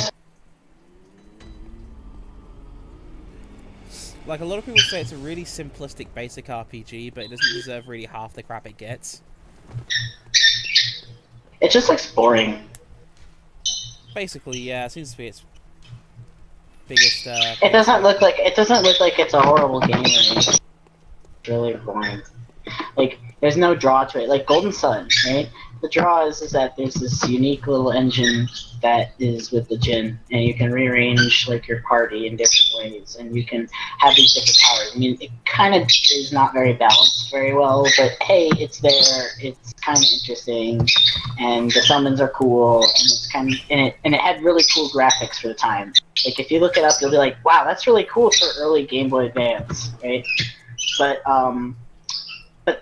Quest 64 just doesn't look like it has anything interesting to bring to the table. It just kind of looks like...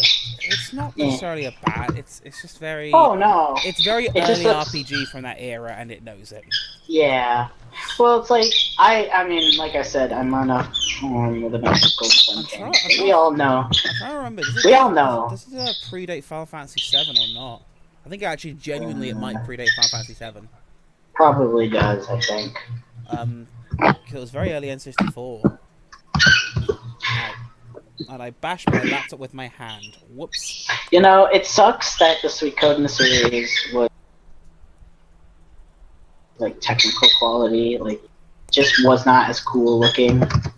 But because like I would say it sucks more that Konami owns the rights to it. Okay, me and my wife are oh yeah, they treated that series like shit from the beginning. Me and my wife are huge Bloody Roar fans, right? When Hudson went out of business, who brought the Bloody Roar rights? Konami. Where the fuck is my new Bloody Roar game at, Konami?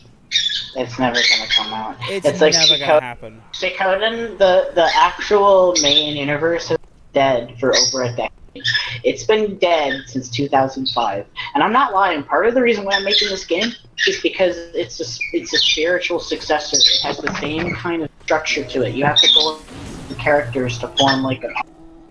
But what's cool about it is that it's like a JRPG, but it's in a very small area of the world, so it feels genuinely like you're traveling between towns in ancient Asia. Yeah. You know. I gotta think though for when was the last Bloody Roar though? Bloody Roar 4? But I have not played Bloody Roar. They kind of fucked that up though at the end with Bloody Roar 4. There was just like this character who was totally a self-insert for somebody's girlfriend or whatever, and she was just awful. She's on the cover of the game and she's like top tier too, and it's just like, okay, really? You wanna play the Bloody Roar? It is Bloody Roar Primal Rage on GameCube. I think the first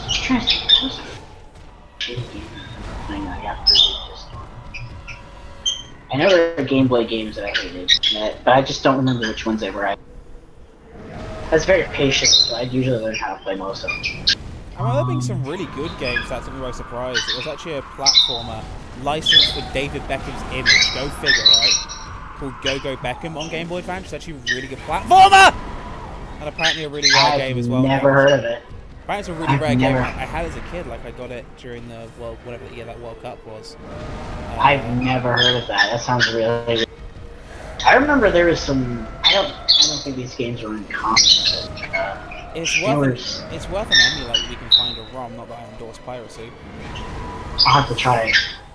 I remember there was this weird platformer game for the Game Boy.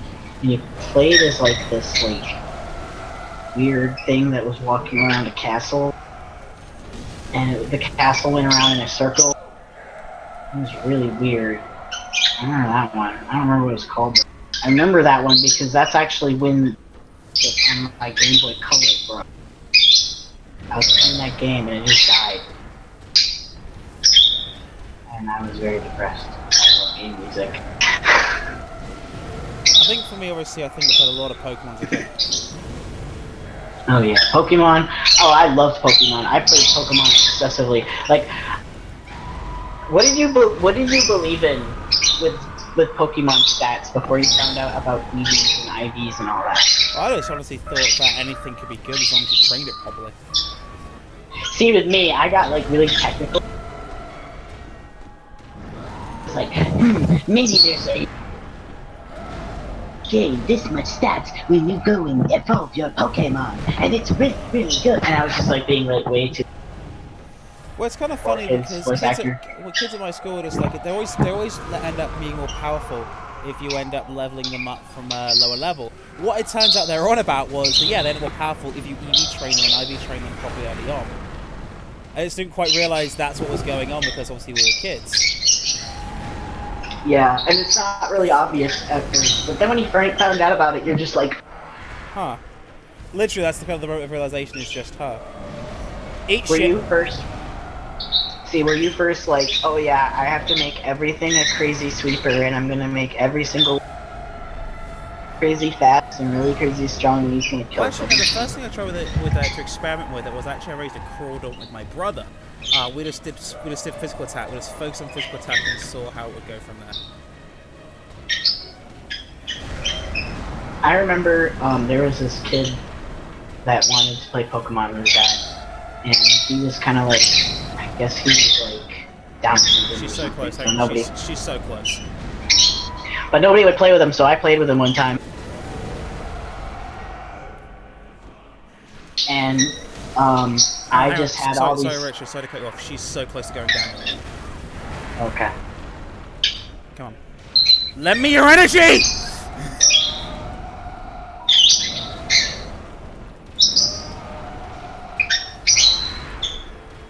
He's getting pissed. Ah,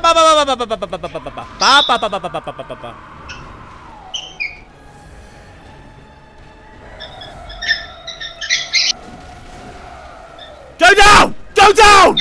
Why do you not die? Why have you not died? Get fucked! Get fucked! Fuck you!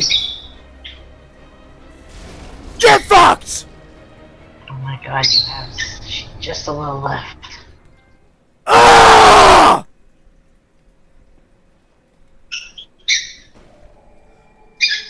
Give me this! You're almost there. Ah!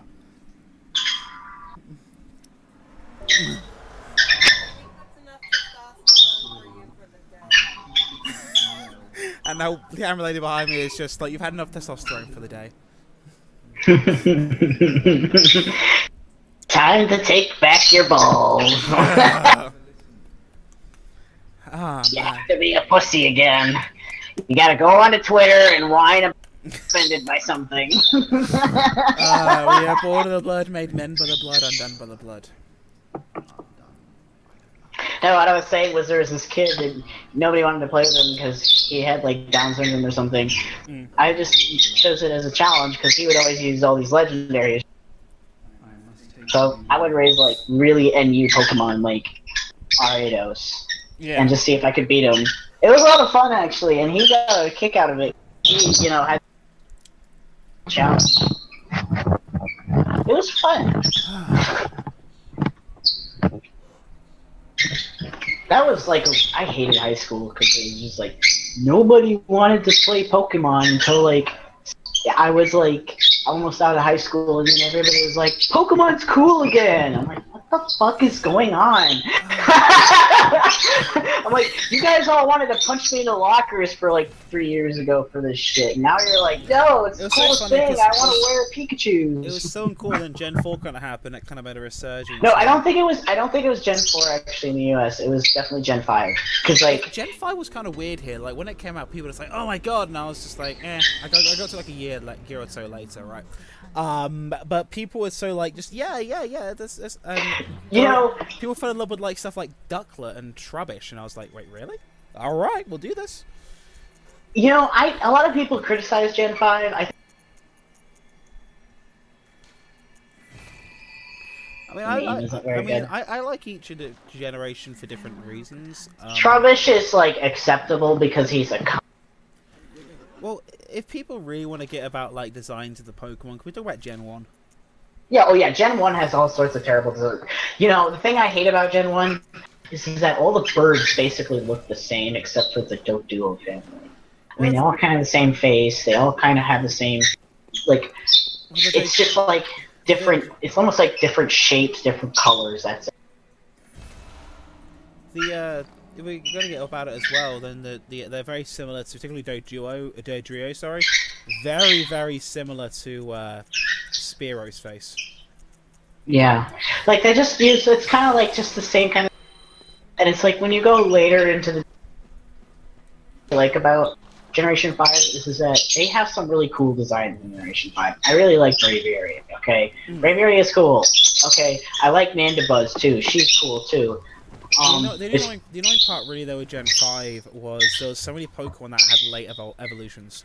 Oh yeah, that was so stupid. many. That was stupid. It's like Dino is one of my favorite Pokemon, but how like his evolution takes so long. Why? He's such a cute little Pokemon though. And then Bravery and the other one. Bravery, oh yeah, they all have like level 54. It's like why? And then Volcarona is also. Volcarona I'll give a pass to though because that is the same stats as things like Metagross. It is really. You know what's really fucking funny when you play. I play Gen 7. Anything goes, and sometimes you run into Volcarona, and what you do is you encore them in their quiver dance, right? Yeah. And then you baton pass a couple stat boosts to Oricorio, right? Because I run Oricorio Electric, right? And then I just keep dancing off their dance, right? I get faster, but then I just keep using. I don't even have to use a speeding move. I can just keep using Air Cutter. Or not, it's not Air Cutter, it's the other one, Air Slash. Yeah, Air Cutter would be dumb. Air Slash, yeah. And I just keep Air Slash. Volcarona's like, fuck, stop, bitch, please. Oh, man, you're getting faster every turn, stop. Sorry, I was kind of just going back around now. Also, Ty Bear is asking about your bird. Oh, hang on. Oh, yeah, that's, that is actually my baby bird. His name is Baby, though. I naming him Baby at this point, just fuck you. And, Baby is, like, a new baby bird who I got, like, back in, late April, May-ish, right? He was hatched in March, and he is just very curious and just chatters all. He has no idea how to chatter, so he's learning how to do it, because that's what baby birds do. Also, we were on video output low on YouTube, but green on OBS. We lost it for a second there, but it appears to be back now, so who knows? Oh my gosh, you're spinning around in circles! Okay, where the hell is I supposed to be going? I'm so sorry. He'll quiet down a little bit. Put it in a Pokeball and send it back. So, I just let Steve know, the Amelia is down. You can calm down now. It's funny because the other ones tell him to shut up. Oh my god. Cream only does that. Cream only does that if he's... Stop it. Okay, yeah, this is where I just wound Amelia into pieces. Oh my god, I just... That sounds like a meat grinder.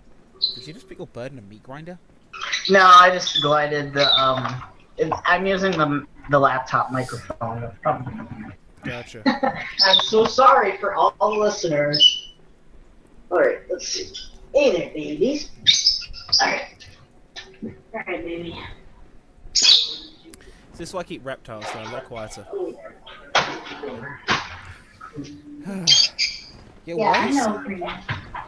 Why is saying low stream health on the YouTube end? Is it that bad? That sounds like a meat grinder. Did you just pick your bird in a meat grinder? No. It seems to be fine. I don't know what's going on. Oh, apparently it's green health now. I have no idea what's going on there. Okay. Woo! Alright. You mind if I put this over your cages, guys? Oh. It's okay. It's okay, baby. Yes. There you go.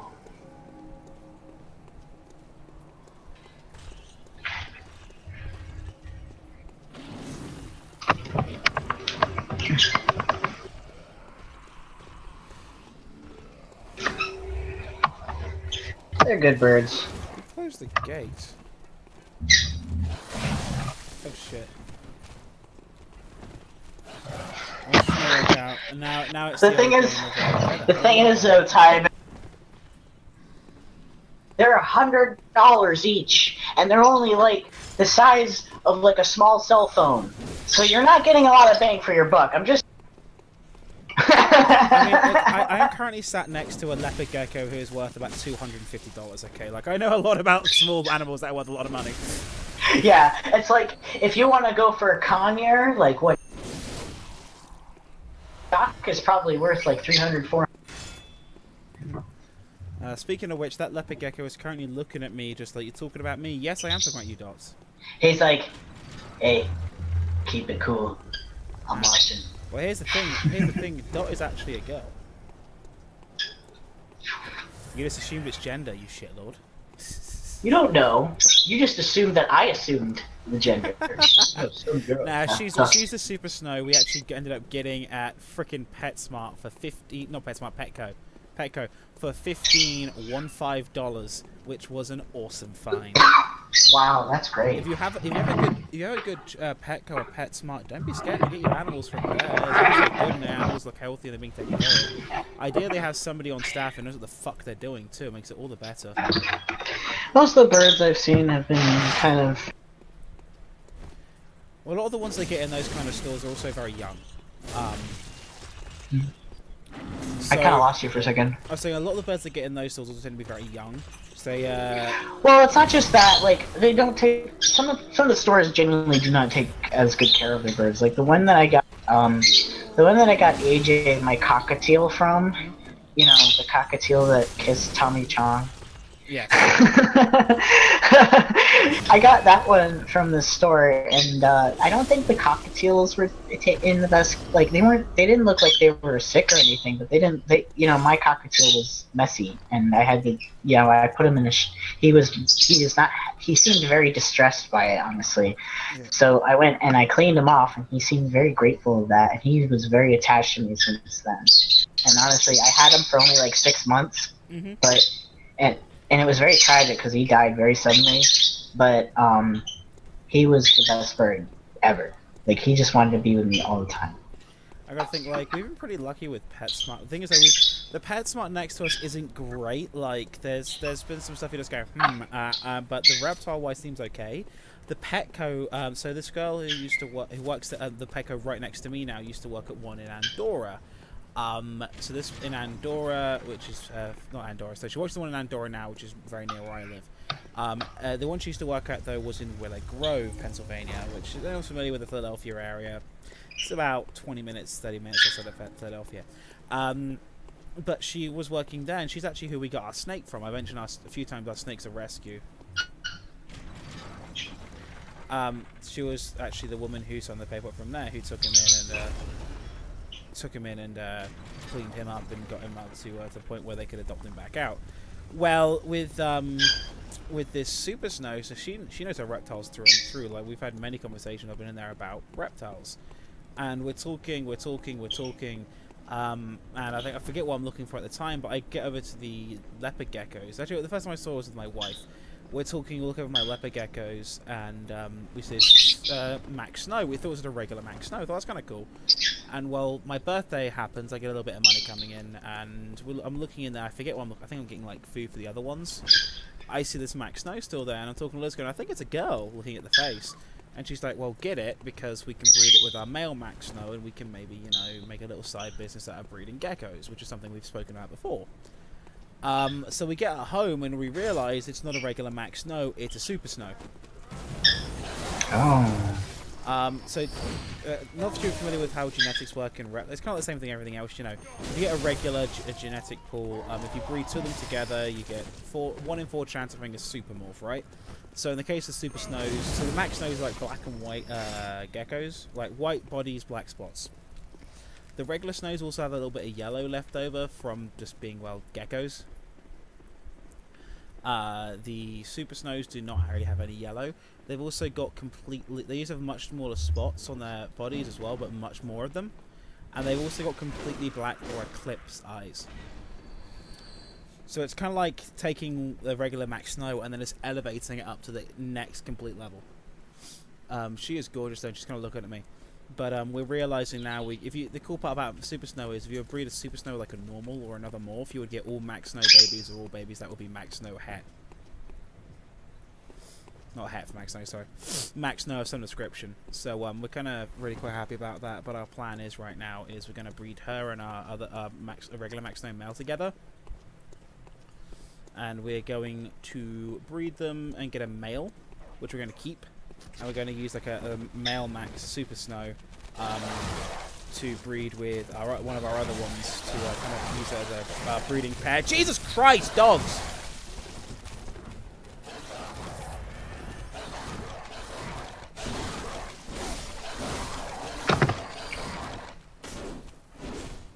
But that's our plan with the breeding of them, because we figured, hey, it could be something fun. And leopard gecko breeding is pretty well documented. It's pretty straightforward. It's expensive like any other kind of breeding, but unlike a lot of reptile breeding, it's pretty straightforward. I don't know how it is with bird breeding. I imagine it's around the same kind of thing. I don't know much about bird breeding, but I do know that birds are pretty complex. I mean, I have a pied, I have a wild color, which is basically just the base color of how they normally look. Yeah, I believe that the official term is normal, I believe, in a lot of these guys now. They call them, in the birds, they are usually called, like, wild, or wild type. Gotcha. Yeah, because in reptiles it is called normal for the wild colorations. Like, my ball python is a normal. The Afghan female I have is a Afghan normal for the leopard geckos. And do you want me to go on a diatribe of the difference between Afghan and Pakistani leopard geckos? Because I'll go on that for the 10 minutes if you like. I mean, I don't know anything about it. Sure. So what's interesting, what's cool is that I got really lucky with my last lovebird, Baby, because Baby is a he's turquoise, and what's cool about him is his bluish sea greenish color. It's really beautiful, and he has a dusky gray face. Aww. He's so cute, and he's still like a really very shy. He's not really sure of everything. It's like, I'm not sure how everything's doing. That's kind of how my dot is, the Super Snow, because she's still very, very young. It's only really recently she started coming out more and more and looking around. Like right now, she's kind of nestled between her. She's got a little, like a fake plant in her tank she uses to shed against. She's just kind of sat in there against that, watching me, and there's more and more comfortable coming out now. Whereas before, she'd be very much in a hide or in a moisture hide, just kind of like, I don't like this. But it was so funny. She was the only one I ever got from a pet store or anything like that who missed like her we jokingly call them her cellmates or her bunkmates.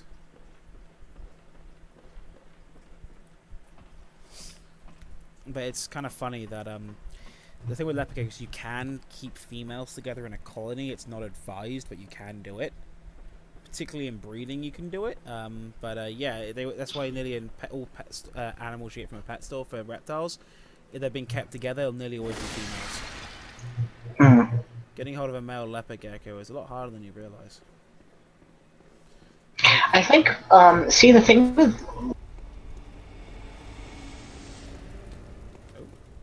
female males, so I'm not really sure, and it just seems like a really annoying process, and I don't really care that much. I'm not breeding.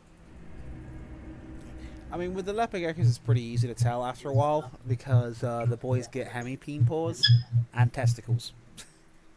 Yeah, that doesn't happen with birds. Birds don't really get testicles. Well, and baby, I have no idea what gender. Cookie likes to get his rocks off with a little fucking baby bird, which is a little weird. You know, birds are fucking weird. Yes, they are. Okay, I mean, that was like. I'm being informed by Liz that it is not testicles; it is their inverted hemipenes that are the ball type things. But it looks like balls. You know, the thing is that I'm glad I'm getting this information from, and not from the other source of information on animal genitalia. Saying.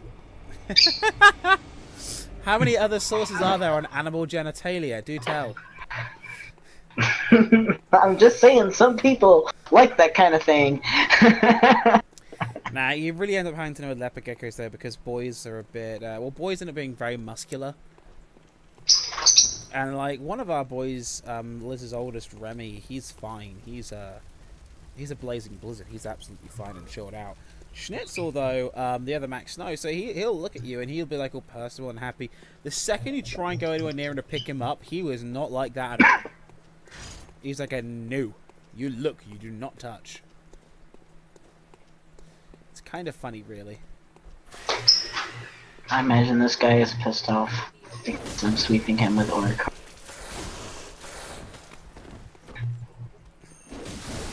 Some of the other ones where they will be kind of happy to be picked up. Like, the one I haven't mentioned, Kira on Murphy's Patternless, is just like, yeah, you can pick me up, it's fine. That Cream doesn't give a shit. Cream just is like, yeah, whatever, take me. Moody. Like, if he's moody and he doesn't want to be picked up, he'll let you know. And it's funny because if you do try to pick him up, he will attack you, and like he will like hold on so tight that you can actually pick him up a little bit before he lets go. Because he's like, oh no.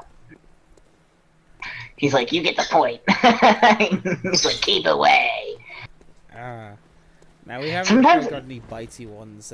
See, birds, that's how birds are. And that's the thing that you have. Cream definitely doesn't give a shit about me. He's just like, yeah, you're cool. I don't mind you. You're, you know, just don't stay up late. Basically, he's like my roommate. And it's like, you know, that's cool and all. But, you know, and it's just like, he'll bite you, you know, and you gotta be careful about that. He'll still bite you if you don't respect him. He's bird mom. He's making sure you go to bed at a sensible time and eat your greens.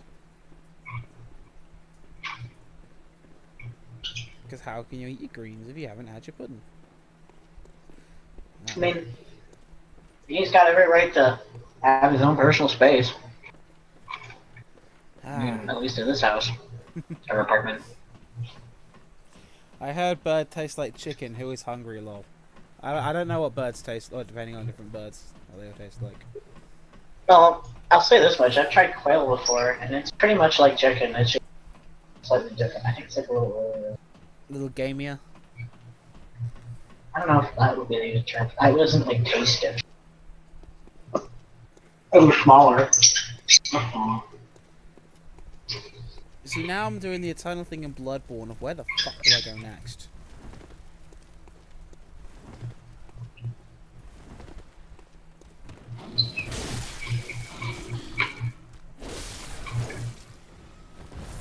I'll go farm a few souls, farm a few blood echoes while I'm at it.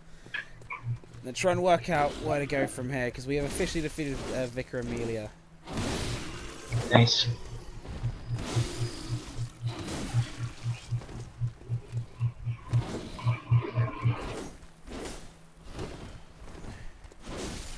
I think the hardest one so far, though, has probably been the Bloods. If it wasn't for the fact I had What's-His-Face with me, that would have been a ton harder. The Bloodstar Beast was tough. Father Gascoigne was a pain in the ass, too. Cleric Beast went down pretty easily, though. I think once I got the Cleric Beast pattern down, that was it. That was over. There was no issues with that. Oh. Ow. What is going on here? Hey! Okay, 7,000 souls. I think I was going to do one more good run through of souls just so I can basically level up again. And then work out where the fuck to go.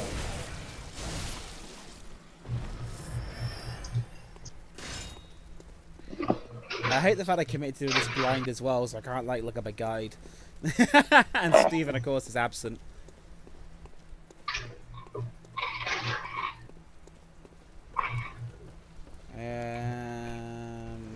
Oh, hello.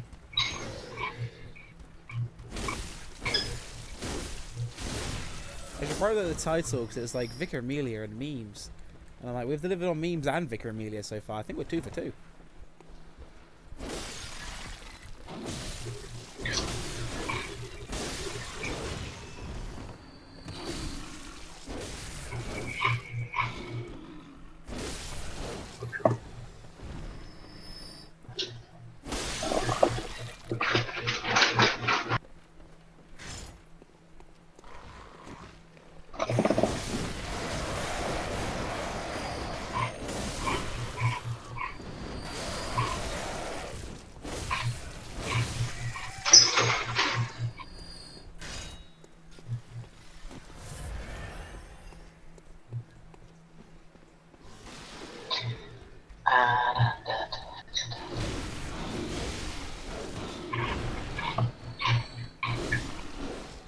Oh, no.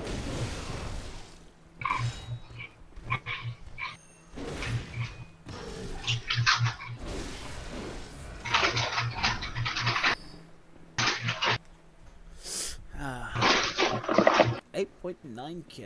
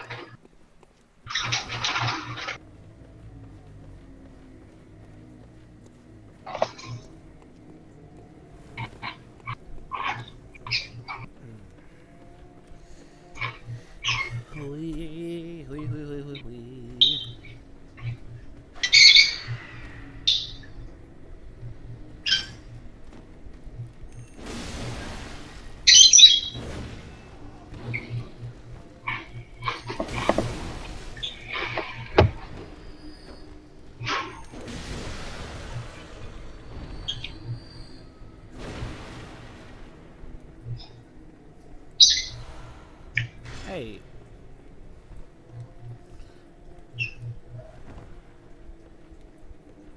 Oh shit, I won't do that. Oh fuck. Damn it. Ah, no, advertiser friendly, swearing. Sorry. Demonetized, demonetized, demonetized. Ah, stop! Those are not the words I want. See, I almost wonder if there is somebody at YouTube like that who works for Google and just goes, I am so this stupid. video has swearing and nudity. Demonetized! Oh my god! That's swearing! I guess just kind of like how I imagine the person. Like, they'd have to be extremely, excruciatingly annoying and over-exaggerated in their movements, and they probably dress like a total prude. What's so funny to me is the one video of mine they got fucked like that was Outlast. And it's so funny because if you look at the restricted mode, you can get Mighty Number 9 through restricted mode. Well, I made a Pol Pot joke. Well, that's because nobody cares about people. Nobody cares about the Cambodian Holocaust. Well, nobody cares about the Cambodian Holocaust. Why do you comparisons to Hitler? Well, because it's so funny because Outlast, I'm talking about, you know, the German, you know, the Jewish and Gypsy Holocaust that took place in Germany. Is there a technical term for that apart from just the Holocaust? Because I kind of feel like there should be a definition term, but it's just it's one of many Holocausts that have happened. I think it is. I think they just call it the Holocaust, or the Nazi Holocaust. And the Nazi Holocaust makes sense because like the first Holocaust in recorded history technically took place in the Congo about 40 years before that one. Fucked up. And you can blame the Belgians for that one. Oh yeah, I'll be right back actually. So you're demonetized now for talking about the Holocaust. Which one?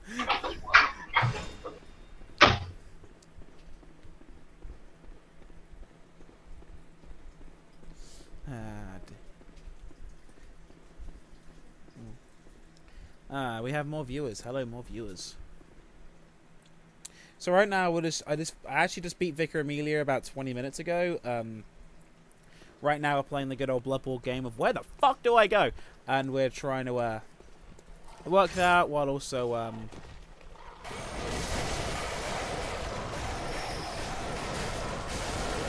yeah, grind for a few more blood echoes up just so we can do a quick cheeky level up before we really get on our way. There we go. I think I got the last one.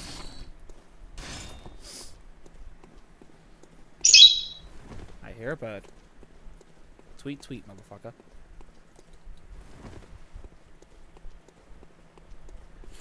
Pardon me. You okay down there?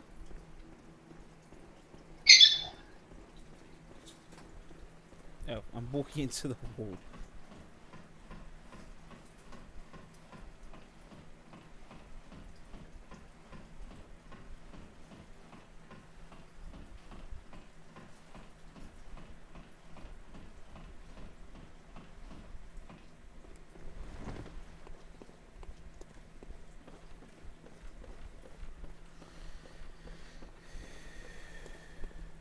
That way.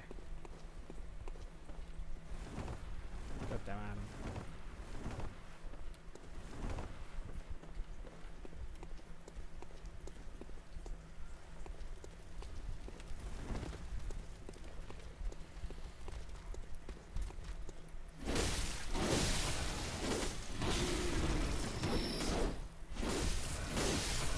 Boom.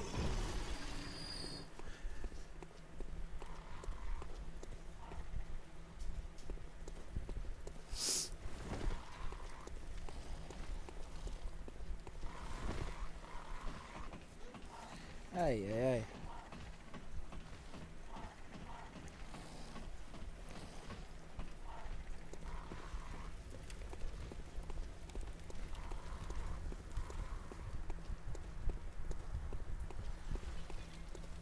Oh, it's a nice one I missed. That's a blood vial.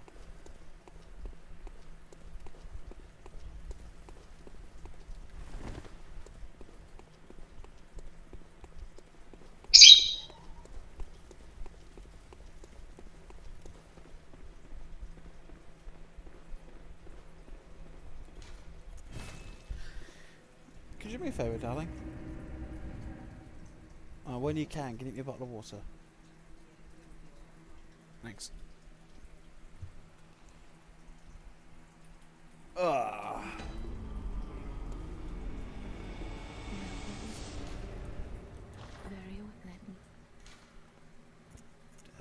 What do I want? Such lazy pieces of shit.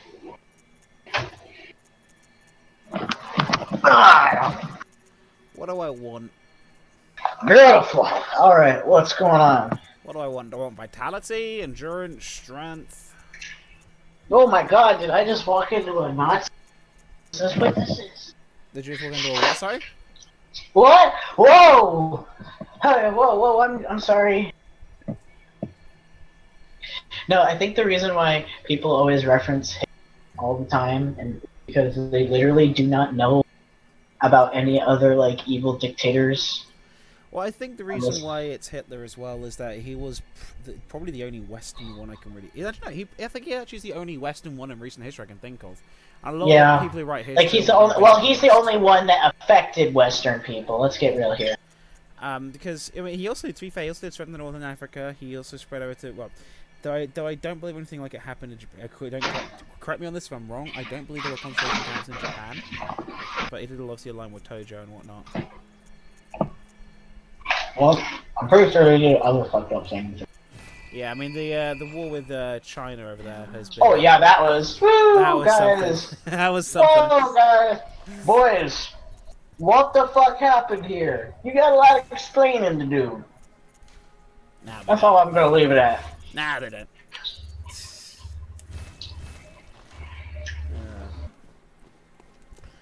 Yeah. I'm trying to go where the fuck to go.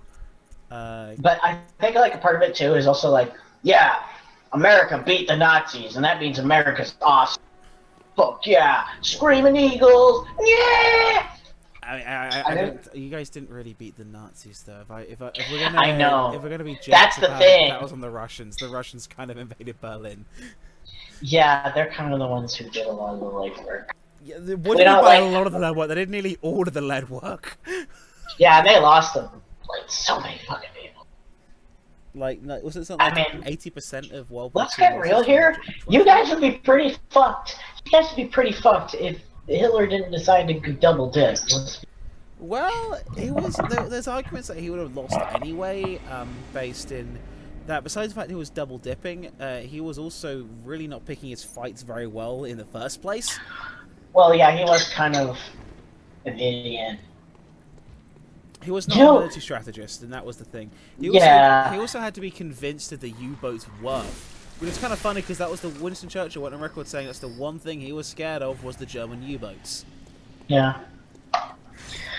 You know, that's weird because it's like, you know, one person that I think a lot of people underestimate their intelligence was Idi Amin. That guy was scary because like he was actually very smart, even though he acted like an idiot. He was all about basically just controlling everything.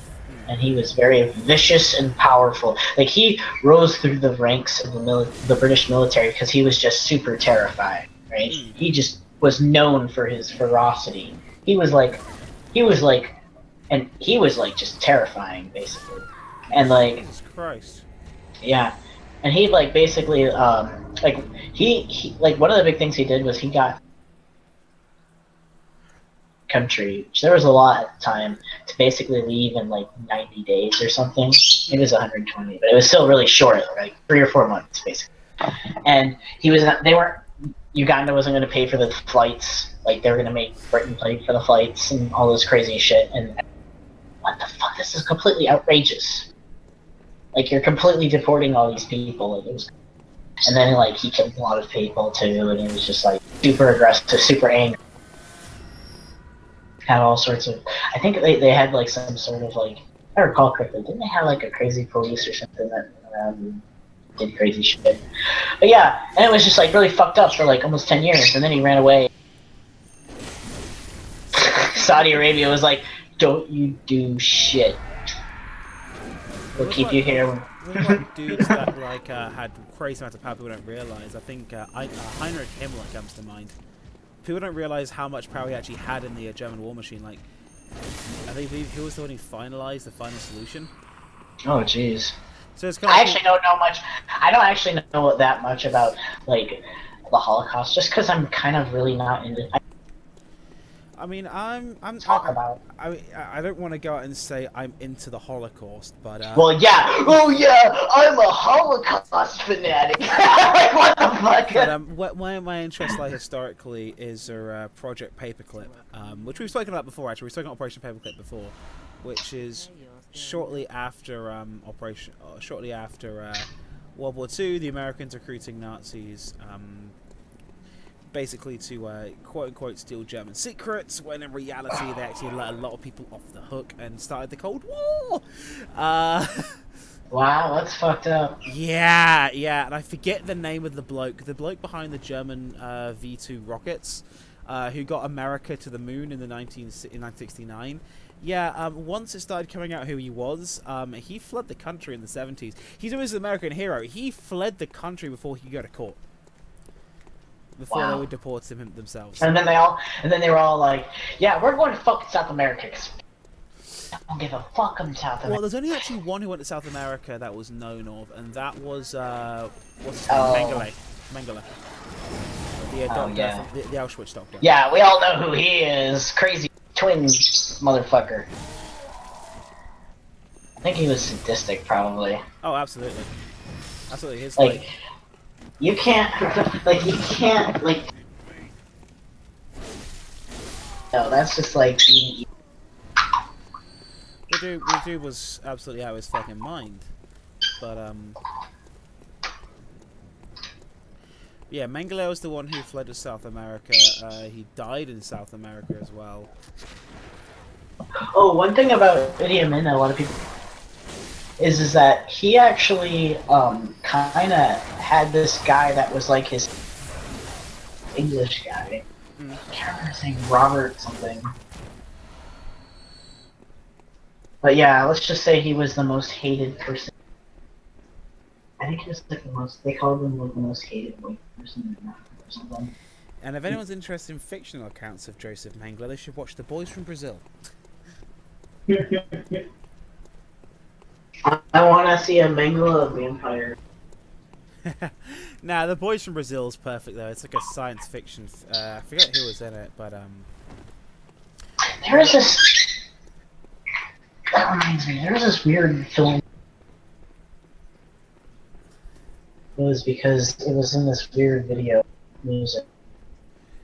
Shit, it was called Brazil, and it was made in the 80s. Yeah, it's a Terry Gilliam. I don't know. Yeah, and I don't know anything about it, but isn't any. It's great, but it's like a drug trip. Oh, that sounds like fucking fun. Really, I'll watch it. Cause like this guy, well, yeah, of course they have, but they found like the best song for it. So like I haven't seen the movie, so I don't know what it is to the movie, but like for the song, it's perfect. And like there's like this, yeah, you're not gonna believe me when I say this. There is actually a anti-Cold War Supertramp album. Yeah, this is a thing. But it's actually a really good song. Like it's 16 minutes long. It's like 80s prog rock. It's a little weird, but it's cool. And they put this song to the clips of this movie, and I was like, wow, that's actually really cool because the whole thing's like an homage to Orwell, and there's all these references to like Orwell and shit, like fun stuff. So cool.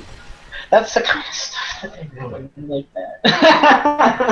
It's fair enough. It's fair enough. But no, it was just funny because it was just like they put the two. See that movie now because it worked really well with that song, and it was actually released around the same time. Like one was 85, the other was like 86, I think. Yeah, like it was a Terry Gilliam film, so you know him for a good time. It's Terry Gilliam. See, that's the thing. I'm getting back. When I was a kid, my parents watched it the first 12 minutes. Like if you want to watch good Terry Gilliam, my recommendation would be 12 Monkeys, Time Bandits. God, I gotta fucking watch that one.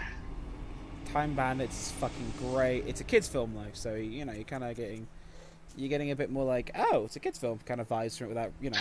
Well, that's fine. I don't mind. I mean, I care about it at the end of the day. It's like, you know, last week I watched Baby Driver, and that was a lot of fun. And I didn't care that there's a lot of cliches in it. Who gives a shit? It was fun. I had a fun experience. And, you know, it was all about the execution, and I think that, you know, that movie, they got the execution down. So if these movies have the execution down, I gotta watch, because it's like, you know, I'm just getting way more into movies now, and cinematography, and kind of how things all, right? Yeah. Because it's like, you know, the thing that just pisses me off is because when I was a kid, it was like, you know, let's just watch the worst fucking movies. Like, not all of them were bad, but like, they were just, most of them were like... From what you've told me, Dodgeball, I've seen actually, Dodgeball was passable.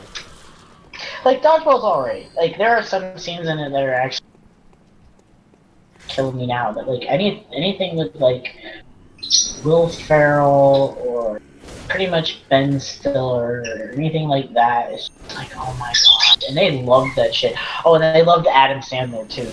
Kinda got off Sandler after that Jewish movie, I think. Like, that was weird. Like, I know Adam Sandler is so weird trying to have a, hey guys, let's have a funny movie about Israel and Palestine. I was like, what? It's yeah. like, I don't know how to feel about this. You know one of those topics you just stay off of because yeah, I so know. It was volatile. just like, Adam Sandler, can we talk about this for a second? I mean, I showed you the Robot Chicken alternate ending to Jack and Jill the other day, which is the only way. That was amazing.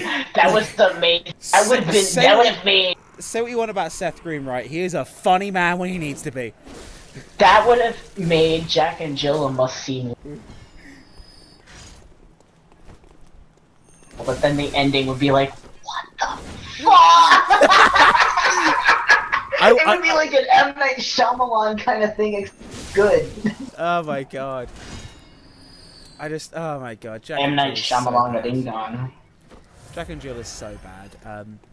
I didn't watch it because I spare my sanity, and it looks. Watch it just to watch, what's his name? Al Pacino?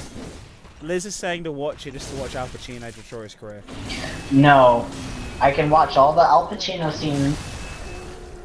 I know he's just. So Liz, we could just watch Godfather 3 if you want to do that. Yeah, I mean, I can watch like every other Al Pacino movie and not want to kill myself. Just saying.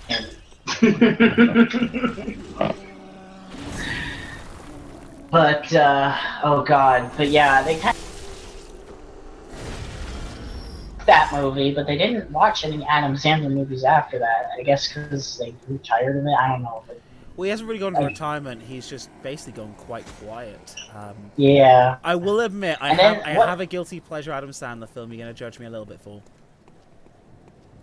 It is a comedy, and it is semi-recent too. What? Grown Ups. Well, I haven't seen it, so I have no opinion. Liz is just like, I thought it was stupid as hell. No, she's absolutely right. Grown Ups is stupid as hell. It's awful. For some reason, though, I just think it's the funniest thing. I honestly haven't seen it, so I can't judge.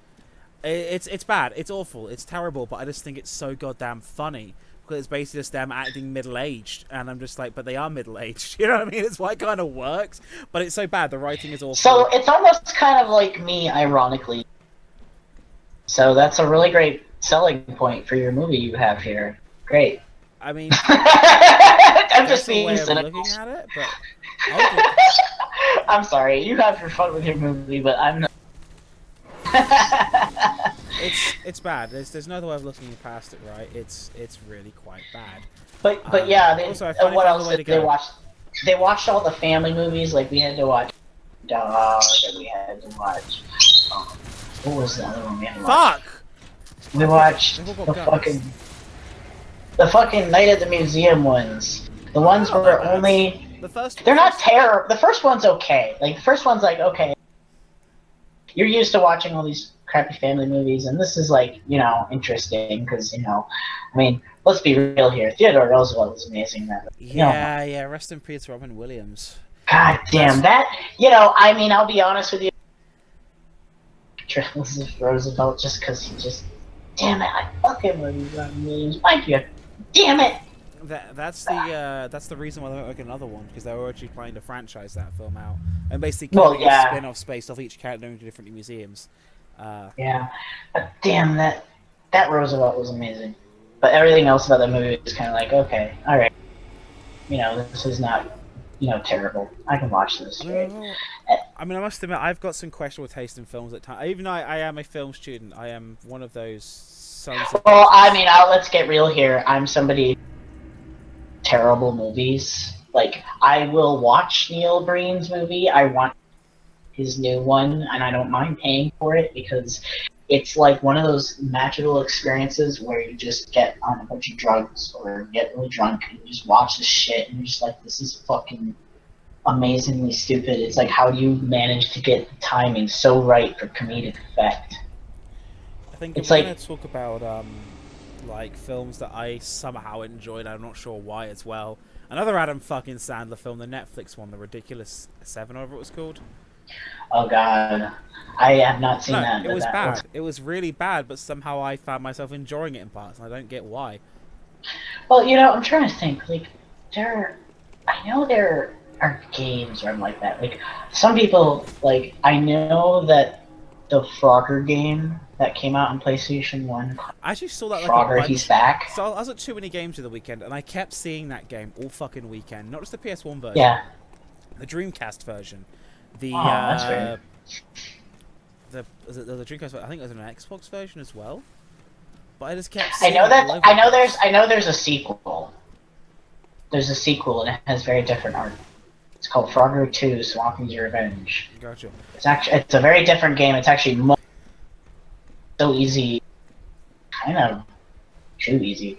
But basically, the Frogger for the PS1 is actually, it's like some of these levels are just like grab your fucking balls, dude, because they're gonna like just there's crocodiles and shit, and you're like there's like a whole canyon you have to navigate. level, and you're like, how the fuck am I gonna get all these frogs? And you literally have to use trial and error to get used to the puzzles and understand how they work, and then be like, okay, this is how I'm gonna execute it, and it's still very hard, and it's like, I enjoyed it because it was a real challenge, and I was punished not for, you know, the game not reading my inputs. I fucked up, and I was like determined to beat that level. Gotcha. There's a few games like that I had as a kid as well that were just really annoying and difficult. And then you find out later, no, everyone struggled with these fucking games. Oh, yeah. Like, I think Zelda 2 being a prime example of that. I couldn't get anywhere in Zelda 2. The thing about is just that, for me, I got them all as handy. And my brother was, you know, he's 10 years older than me, basically.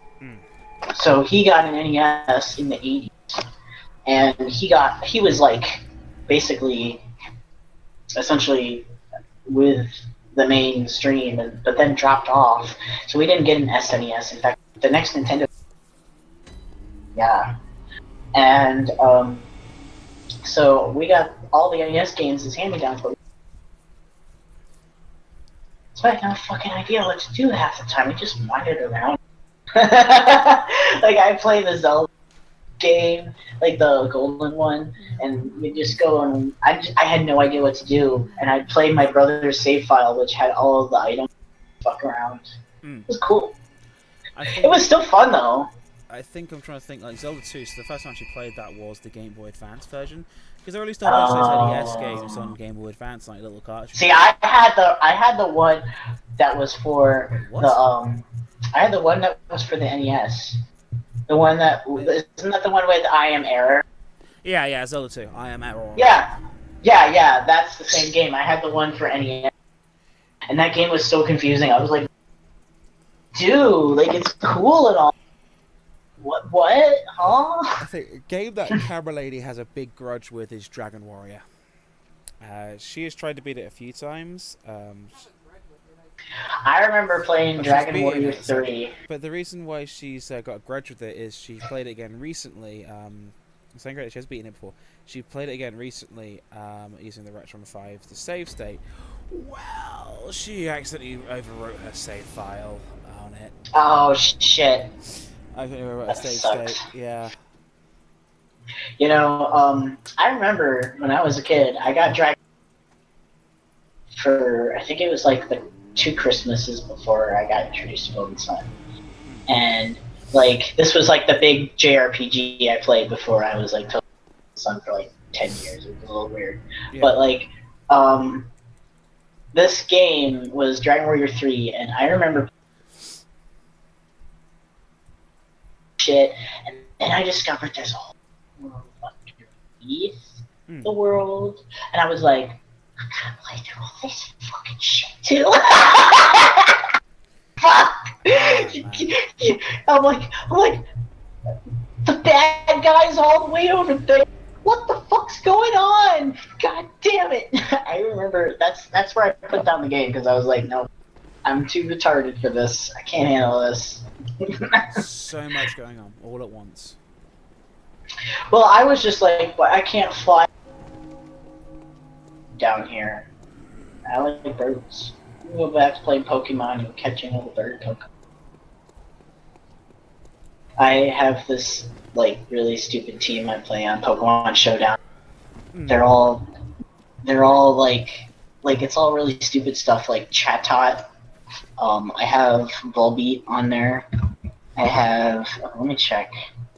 My team Chatot get banned. It's gotta mix it.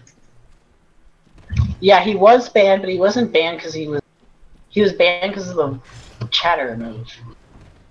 Because it affected their cries or something. I don't think it was like because he was broken. He's not banned anymore or anything. I think it was just like, it's kind of like Blaziken, where there's one particular Blaziken set that has speed boost option. Well, now it's just like to do with the confusion, because when it was like an actual sound, like you would record in Generation 4 and 5, it was it changed the confusion rate, but now it's just 100% confusion, which actually thing is, though, Chatot is the only Pokemon that can. So, have fun with that. And so basically, my team is Archeon, Meowstic Male. That's a really weird name.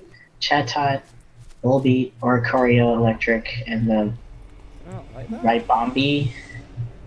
Yeah, there we go. And this team is like so stupid. It's basically designed to just go after kids who run like 5 Arceus and just make them like have to. Yeah, like and they're all named after different people who are in Super Train. It's just funny to me because like I'm just like there's only one person who actually where their names were from. And I actually freaked out, and I totally fucked up my move and lost the game because of it. It was really fun. I was like, what? And then I killed my sweeper, and I was like, oh shit! And I'm like, whatever. I just played lower forever. To be fair, though, I would be useless at it these days. I would be actually useless at it. I like lower ladder, honestly, because you see a lot of weird. And, like, the thing that people who are into the metagame don't... Funny. Like, it's a weird fucking game when you're on lower ladder. I'm just saying. You see some weird shit. Like, the guy just used Future Sight. Like, that's pretty weird. And he just used Psychic against a Psychic type, which is also pretty weird. So I found a big open well in the ground. Use device, not operational. Something tells me going down there would be a very bad idea. Well, what do we here? You set yourself up for that! Are you proud of that? Are you actually proud of that?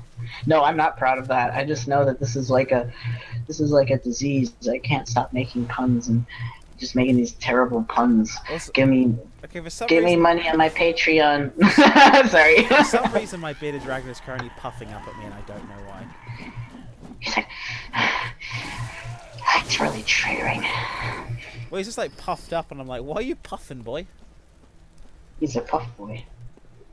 He's just. And I'm like, okay. Instead of being a fuck boy, he's a puff boy. Oh, thick cobbler, nice. Alright, it's sweeping time. Oh, he fucking ran away. Going on right now? Summer Games Done Quick. I've actually watched 0 of it. Oh, what? Summer Games Done Quick. What is that? Is that so it's a speedrunning thing. They do it every year for charity, like twice a year. Like once in the summer, once in the... Do you hate the kids who have kids? I'm just kidding. but yeah, it's done with, I forget, they did the change of charity every year. They did Red Cross one year, they did St. Jude's another year, they've done... You know, the usual Child's nice. Play. They change up each time. They did Water Aid one year. They did something else that I forget. But they go through like a list of charities, and it's never anything like little tiny weird charities. You're just like, wait, what? No, it's always just like a charity that's very well documented, like Oxfam or. And is probably doing some form. Yeah, I mean, it's actually a charity that's trustworthy and not, so... It's like, okay, I'm sure there's maybe, like, 1 or 2 scandals about the Red... Pretty trustworthy organization. It's not like they're giving their money to PETA. So you made the PETA joke there. I'm so glad you missed the one I made about Patreon. What? I made a joke about Patreon, too. I don't... I may have named my name without realizing it, and I was like, shit, shouldn't have done that, shouldn't have done that. Oh no, you fucking asshole. We're fucked now. We're fucked. This whole one watching now is gonna totally fuck us over. What is it? Let's get archives. Yeah, I think it is. It goes from like 1 to 2. The thing is, I'm streaming a lot later in the day than I normally do, so I guess a lot of people I kind of catch back in the UK are asleep. Oh yeah, your old friend. I remember. It was, the visit to you because it was. You could tell it was a different country. It had like a. It was weird because it was like it felt different. I didn't know how to put my finger on it, but I liked it. I mean, I didn't really care for people, but I don't really care. Oh, that goes down. Ooh, that goes down. I should not play with that. Okay. Oh, I'm sorry. No, it's. I found a well thing. Hey, what is it with these fucking villagers? It's so weird because you're like watching you. I'm like watching you like a minute behind. Yeah. Now I see the villagers. I think.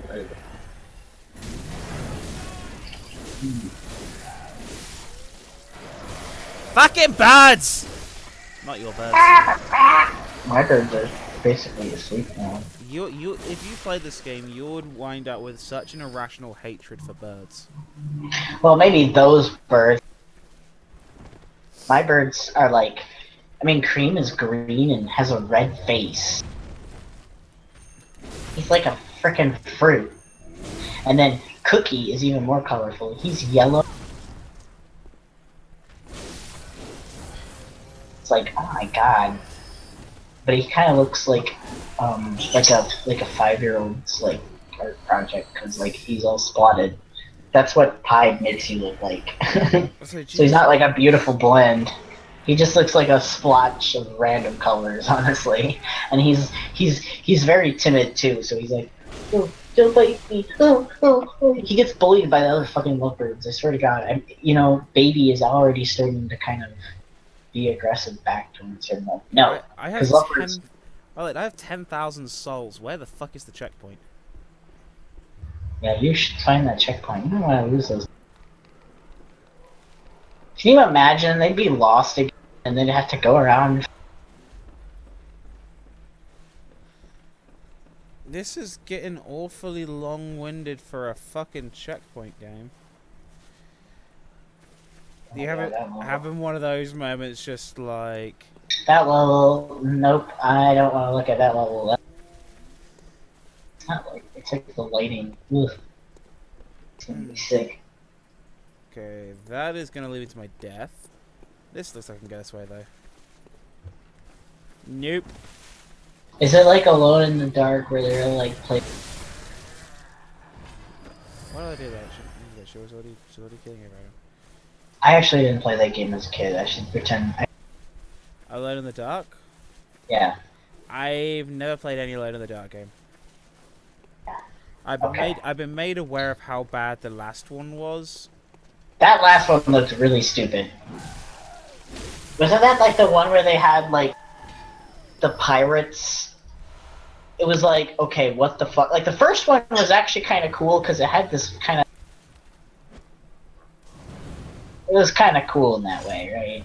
And it was acceptable because it was like what 1992 or some shit. Around like that era, really, yeah, it was around that. Yeah, something like really, really old. So like it was fine, and it was genuinely kind of weird and creepy, even though it was kind of stupid by her. It hasn't aged very well in a lot of ways. Like a new person might not be frightening. But I think it's kind of cool, right? It's like a trippy game, honestly. But I think the music is probably the thing that sticks out the most to me. But that's just because I like DOS MIDI music. But yeah, and that's the thing. And the sequels were dumb. They didn't have that whole like vibe of like Lovecraftian. That was the whole thing about in the Dark, and it's just like then they just ditched it for like stupid shit like pirates and cowboys. It's like what the fuck? It wasn't Pirates and Cowboys in the new one, if I remember. It was like 2007. This one, so it's 10 years old now. Go figure. But it was just like they kind of. That one was something completely different. They went ballistic with us way too much at once. But they also released it on like every fucking platform going at the time. Also, seriously, do I get a checkpoint ever? It's been 15,000 souls. I didn't realize how difficult that was until I started developing games, and I realized it's hard to make sure that my game works for Linux and especially Mac. That's really interesting thing that we're working. See, with Linux, I'm gonna have to build some sort of library so I can use Orca. But I don't even know where to start with Mac. I have to get a Mac in order to test it. I would say maybe build a Hackintosh, or do you know anyone who develops a Mac? Nope. I may have to put Mac in stretch goal or something. The problem is there's another big boy. What the hell? okay, so oh my god. Never mind. I just realized you're recording. So.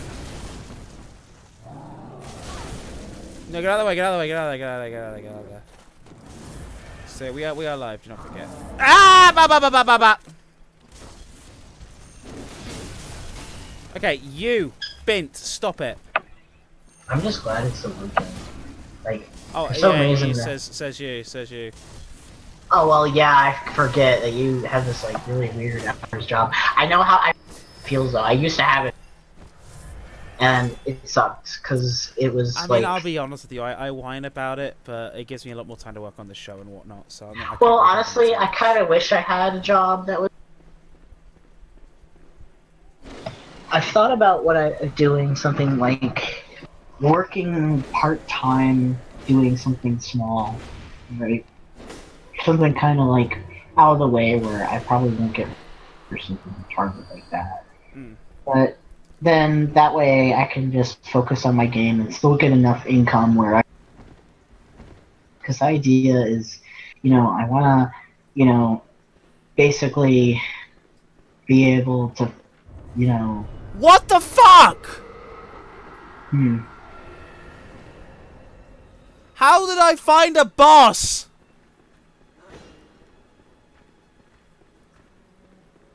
You got fucked.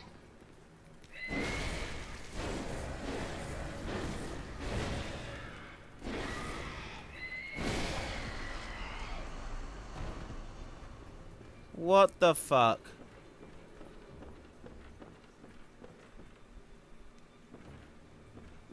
Oh, god damn it. Son of a bitch. 21,000 souls. 21,000 goddamn souls. Oh, holy shit.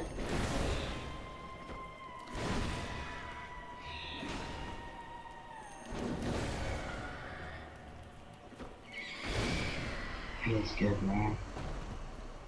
Okay, so where the fuck is this Witch of Hemlock then? Or Hemlock, sorry. More like bitch of hemlock, am I right, boys? Woo! Okay, I found her.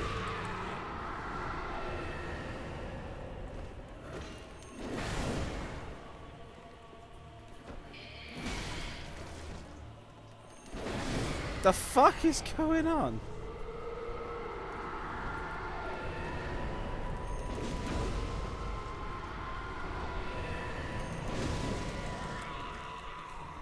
Weapon at risk of what?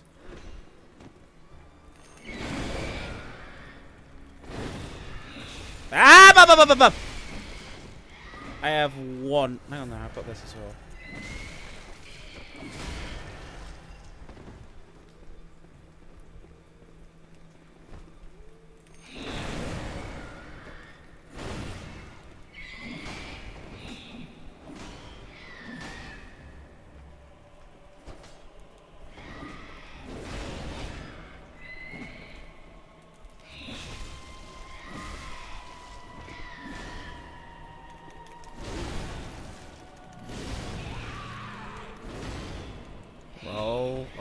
Roll away.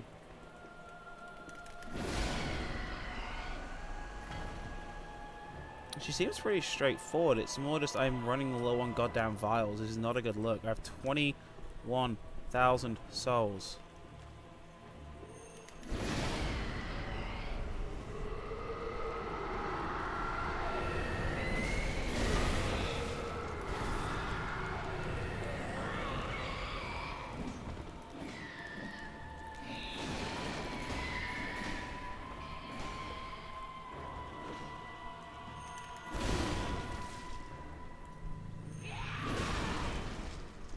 Okay.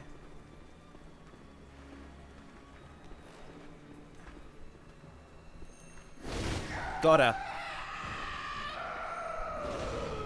Okay, she went down pretty easily. Oh, what the hell? That's what she said. What the hell? She's got a second health bar? Get off! This sounds like the worst lesbian porn I've ever been. The hell is this?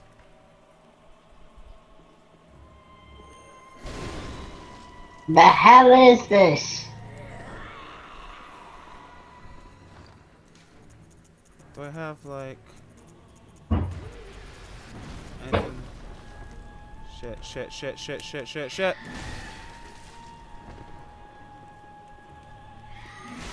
Ah, and I'm dead. Of course I'm fucking dead.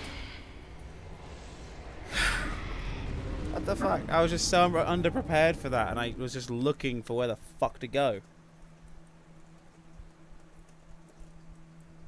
Thank you, Bloodborne. Yeah, it's about high time I have one of those moments, huh? Wah, wah. Wah, wah, wah.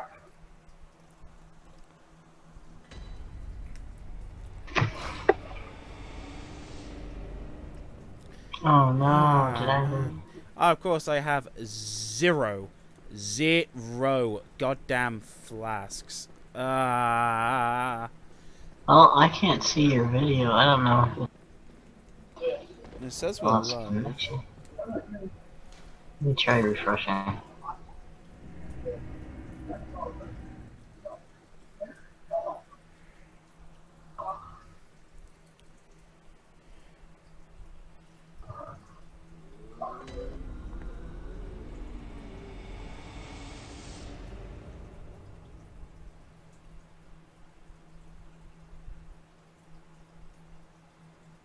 There we go. Hey. I see you running around looking church or something. I'm feeling quite defeated right now. Just like, what the hell was that?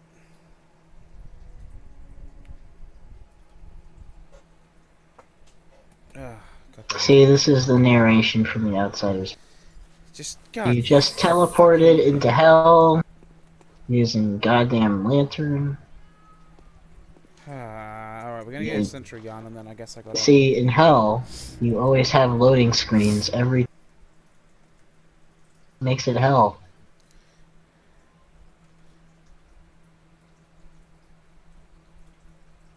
Hey, okay.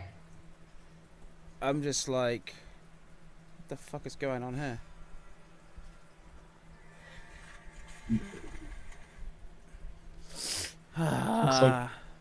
Did you teleport back? Yeah, I'm just waiting for it to load. I'm going back to Central Yarnum because I need to farm some vials, and I also need to farm a bunch of other shit. This sounds like even more tedious than like the first gym in Pokemon. Oh, it is tedious. To be fair, that's kind of the point in a weird way. It's just like, I'm not gonna baby you. Busy work. You want your items back? No, get good. I wasn't expecting the second health bar though. That's what fucked me up. Well, that and the lack of fucking health files to do it with. Get good. And you're like, God damn it. Well, yeah, I was looking for a place to fucking checkpoint. Because you saw I had 21,000 fucking souls. Now those are all gone. Well, I can still retrieve them, but I just gotta... Go back, like in Minecraft. Oh my god, this game is Minecraft! Well, call all the channels that do Minecraft videos. We'll be able to make millions. Well, hang on a second. I thought that this game was Crash Bandicoot. Have I not been playing the Crash Bandicoot game? The one that just came out? Oh my god. Crash Bandicoot You knew that was coming. You knew that was coming. Oh my god, look at you making jokes. Crash Bandicoot. But the gaming journalists said it was hard. So I mean, why would they lie? I mean, the thing is that I haven't played. Games are harder back then for a reason, because they didn't have design principles laid out easily enough so a lot of people could learn how to play them. In fact, they're so laid out now that there are people who specialize in it. So, you know, the thing is that it's a different time, okay? It's gonna be harder. I think what Get amused me the over most, it. though, is was it Polygon saying it was that Crash Bandicoot became Dark Souls? And I'm Oh, just... that's just ridiculous. You know, I'm sure it may be harder. I don't give a shit, okay? But, like, it's just, the thing is that you have to understand that, who gives a fucking, first off, who gives a fucking shit? And second off, that's outrageous. That's not even comparable. If it's a little harder, so be it. But it's not Dark Souls, okay? Get out of my fucking face. I'm not... I think it's kind of disgusting now that Dark Souls is kind of the stick we measure things against in terms of difficulty, and I'm like, Dark Souls games aren't necessarily that difficult, they're challenging and they're punishing. That's the difference. They're not necessarily difficult, they are very punishing. They will punish your They'll mistakes. fuck you up for fucking up. Like, I've just played a game for the show, right, which I would argue is way harder than this. But I got so many tries to go through that it didn't really matter. I mean, I'll be honest with you, that Frogger game is one of the fucking hardest games I've ever played, and you know... Which game is this, sorry? This is that Frogger game for the PlayStation 1. It was Frogger He's Back. It's like this... It was actually a bestseller, I think. Like, there were a lot of copies of it. Go figure.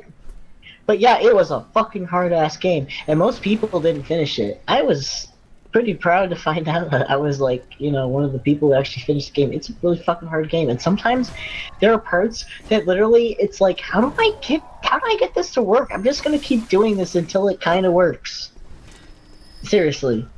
There are parts in the game like that, and it's just like, but I like the game because it's very challenging. And outside of one level, which is really, really fucking annoying, and that's this level where the whole thing is like ice physics, and it's like a sewer level, of course, but it's got like ice physics, and you have to slide and you have to avoid these grinder things, and it's like really hard because it's like, who the fuck came up with this? Like an asshole who hated children? That was a fucking awful level. I hated it. All the sewer levels were kind of ugh. And it wasn't just because they were sewer levels. Alright, that's me on mobile testing something, but I got my phone up next to me. Testing It's like, right now. why do people put in these terrible sewer levels? Seriously. You want the worst of all time? Shadows of the Empire. Fight me. It's the worst of all time. What do you do? So you've basically got to trace down IG-88 in poo water. The problem is IG-88 is so fucking hard to see as it is. And that game's controls have not aged well. I'm sorry. That game has not really aged that well. Oh shit. Workshop. Repair weapons.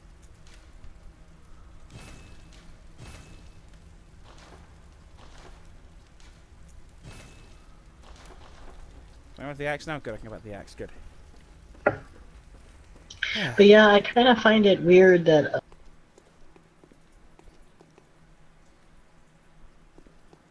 I just kind of find it weird that my interaction on Twitter, right? He just seems like he can't even wrap his mind around the idea of what I'm trying to do, and it's like, it's really not that hard to understand, buddy. It just bases it around the system. And I can show you how it works. And I can tell you that this would work for a game like Legend of Zelda, basically. And when you say that, you're like, whoa, this could actually be applied to a lot of games, and you're right.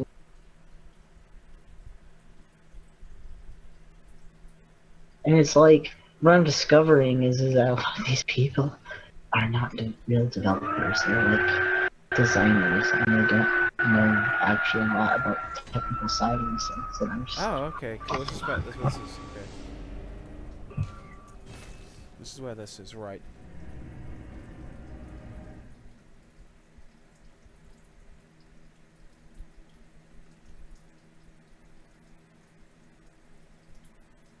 Message deleted. Yeah, it was my own account. Basically, I'm testing out how these features actually work. Oh on my phone that no! makes it. Yeah, is that you can see? You Oh can see no! that. I'm gonna do frowny face. As you can I see, gotta do. Where's the frowny face? Wait, where the fuck are the frowny faces? as you can see, it's me. Good God! Adam Best, that's me. Trying to push fucking positivity. Testing around with stuff because it's kind of quiet in here right now. There's frowny face. What am I looking for? Cathedral Ward? No. Did you see the new Ashen's video? I don't actually watch Ashen's that much. I had a friend who was really into it, and I was just like, ugh. Aww. He was so like.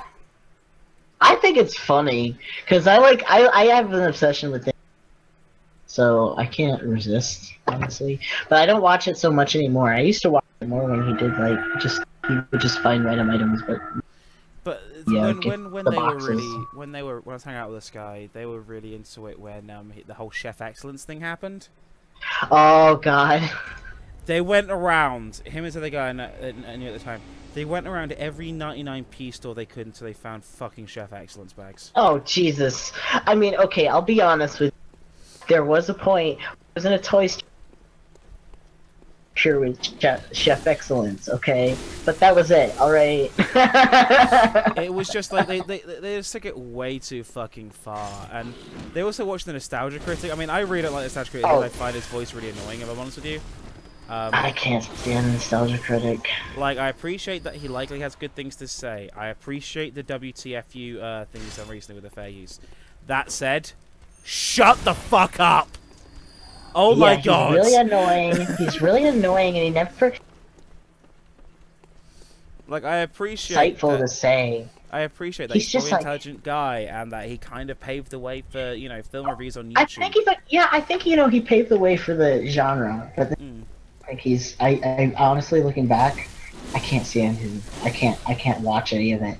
It's because all he does is he goes to the movie and he summarizes it. There's a few reviews that are a bit tolerable because he does point out some interesting things about production. Yes, wifey.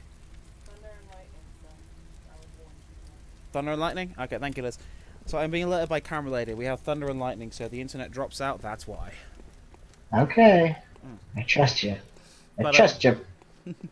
But no, like, I just genuinely cannot stand watching a fucking Nostalgia Critic video. Like, it just sounds like torture to me. It genuinely sounds like torture.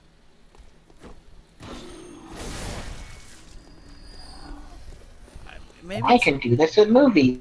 But the thing is that the thing that he doesn't have, right, is that the Angry Video Game Nerd was actually quite informative. When you watch his old videos, and he explains it from a very casual and personal perspective. So he kind of feels like a cool friend who knows all these things. His show is actually kind of like, we wouldn't show it on TV because it's kind of vulgar for TV, oddly. And I mean, it's weird looking back because it's really not that vulgar.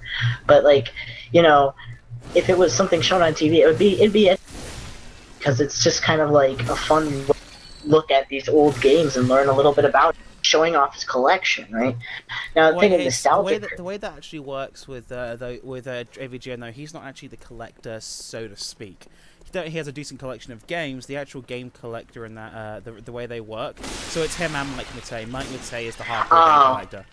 So he works as a collector, but still, I mean, it's still a cool concept. I mean, within the realm of the actual lore, he is the collector, and that's the thing. Like, that's the thing I like about AVGN, that he's basically in the lore. He's a guy who's explaining through his collection like how these things work. It's a cool concept, and it's really nice and personable. The thing with the Nostalgia Critic is that he's kind of trying to do the same thing with movies, but he doesn't really have that kind of gimmick with the whole collection. He's just sitting, like, his videos are really boring, let's be real here. And his only gimmick is that he talks really funny, and he has nothing really insightful to say. Well, he's also got these really great forced memes. God. The next time I hear big-lipped alligator moment, I'm actually going to murder somebody. Well, it's like, you don't need to put a whole segment in your show for that, and it's like I liked the was it? I like the black guy, but that was it. Like the rest of them were terrible, Andre? awful. I don't remember his name. He was the devil. He was the devil, I think, wasn't he? I have no idea. I've never. But there was like the devil. There's the devil's. And then there was the dad, who was this black guy, and he was actually really attractive. He was also he just seemed like he was all right at doing. But yeah, it was like this really nice looking guy who probably could get a, probably could learn how to act. Is among these people who are just the worst actors. And no, Doug is not a good actor either. I think his the most I ever tolerated him was the 10 seconds he appeared in Angry Video Game Nerd the movie. But the thing is though, him screaming as Atari, a Atari copy of E.T. leaves the building, that works, but that's literally his only fucking redeeming thing, and that's not a good look. Yeah, and it's just like, I look back at those videos. It's like I can still watch AVGN because again his gimmick is nice and friendly and he's not screaming in your face. Yeah, and the thing is that he might swear a lot, but that's whatever, that's his gimmick. But he's not like so in your screaming in your face like to entertain like a young child or something. He's not like yelling all the time as well. Yeah. That's the thing, like he's mostly he's kind of actually grumpy, quite, you know what I mean? He's just very grumpy and he's just like quite quiet. He's quite quiet when you actually pay attention to it. He only yells like when he's really pissed off at a game or something. He usually starts off actually quite friendly. He's just like, yeah, let's check this thing out, but then it fucks you! Hey, what the fuck is this? That's what makes it funny. That's the whole gimmick. He's also got the perfect face for comedy, because, even the, yeah, and he acts the role well, too. Yeah, like, and he's a genuinely nice guy. When I met him the other weekend as well, and once again, Too Many Games, Pennsylvania, come on down, I'll probably be there next year. He does that face in pictures. That's the face he does in pictures. Like he may as well patent that face. It's perfect. It is like the best angry face. Like, well, the scream thing. It's the look of disbelief. The what the fuck is this? What the fuck? And it's just like that's the thing. He had. That's like, I haven't seen his other work, and I don't really care, but like, James Rolfe stuff, nice. His short films are pretty good as well. Okay, I'll have to check it out sometime. He comes from the same sort of background as me. Oh, okay. Alright. You got me this time. I'll have to check it. But, no, I actually really like, his series, though, because it's just like, it's like the educational show done right. If more educational shows were like this, minus maybe a little shown on TV, I think a lot of people would be really interested in watching it, because then they'd be like, oh wow, this is actually interesting. Who cares about a fucking movie game tie-in for fucking Bill and Ted's Excellent Adventure? But we care because Angry Video Game Nerd is talking about it. See, that's kind of the thing as well about these guys is, which kind of sucks at this YouTube game, this thing I'm discovering, is that to get noticed, you really have to, like, kind of fight on really big, well-known shitfests. Like I said, for me, I noticed I do really well when I rag on a Sonic game, or recently, when I ragged on Mighty Number 9. And as much fun as it was to kind of shit on Mighty Number 9, I was just like, I'd rather talk about these weird NES games I found. Or who wants me to talk about ripping riders on Dreamcast? Because I would love to. Who the fuck cares, though? I would love to make a whole awesome, that Frogger game was, and how much I liked it, and why everything, and blah blah blah, right? And like, I could say the same thing for several other games. And it's like, but that nobody's gonna give a shit because nobody cares about this fucking random ass game that was like when I was like 5. I think if I was to really go back there, and I'm looking at games like, you kind of get your brand established first. Like, I'm kind of lucky at the point, almost at 400 subscribers, doing my thing. I can have a little bit of leeway. Like a year ago when we were just past 200, right? And we did Animaniacs. I'm so happy I kind of got to do that because that was right at the time the show came back to Netflix. So people were kind of looking into it again, and we were just like, let's do it again. That's kind of smart. But I don't know, like a lot of it is annoying at the beginning as you kind of have to capitalize on trends. Like the cool part is when you're big enough like James Rolfe, you can make your own trends because he just did an entire season where he just reviewed the Planet of the Apes films as James Rolfe, and then he caps it off by doing a Planet of the Apes PS1 game as Angry Video Game Nerd. You know, he's kind of Oh yeah, I watched that. That was funny. But if you look before that, he did all the films, and you know it was kind of really good. But yeah, nobody would have cared about that, you know. But he's really in. Like, one of the things I kind of want to do with my game is to kind of just, like, get people interested in things that they may not have been interested in before. Like, there's a lot of jokes about different, like, references and stuff, but they're not, like, stupid references, like, oh, look, it's a dragon from that game that we all know. Like, it's not... It's a blue dragon, for example. Yeah, it's not like that. It's more like there's an actual joke with most of these. Like, I think my favorite one is that blue doll named Hedgen, and then if you flip him over, you saw us, yeah, edging and hedging, edging the hedge. And he's and every time you attack him, he flips over. That's too funny. And then like there is a seal who goes to clubs. But tish. Like that one's just meant to piss people off. I was just like, this is, people are gonna be like, you can't make fun of that. I'm like, okay, whatever. I know, it's kind of, maybe they're not like that anymore. Now they're like, okay, yeah, whatever, club all the seals you want. Nobody cares anymore. Depends on what they're being pissed off at the current day. But, man, like, it's just like me, like, when I'm writing jokes, particularly for this next one, I'm gonna probably start writing after the stream ends, actually. I've basically kind of got to put together in my head ways to make it so string together properly, ways to make it funny, that's a good way of putting at it, but also ways of making it so that it makes sense. Because I can make all these references I want and these you want, like, particularly like your game, you know, where you're kind of really going at it with, hi cat, really kind of going at it from every angle, but you're also kind of keeping it tied to kind of a jokes about game design and jokes about music. You know, you can get away with the edge and the hedge and joke. How the fuck would I fit an edge and the hedge and joke into Conker's Bad Fur Day? As much as I think that's funny as fuck, you know. See, like I try to educate people with how I design. You know, learn how to kind of put their own spin on it themselves. You know, like I think in your scenario, scope of your episode, right?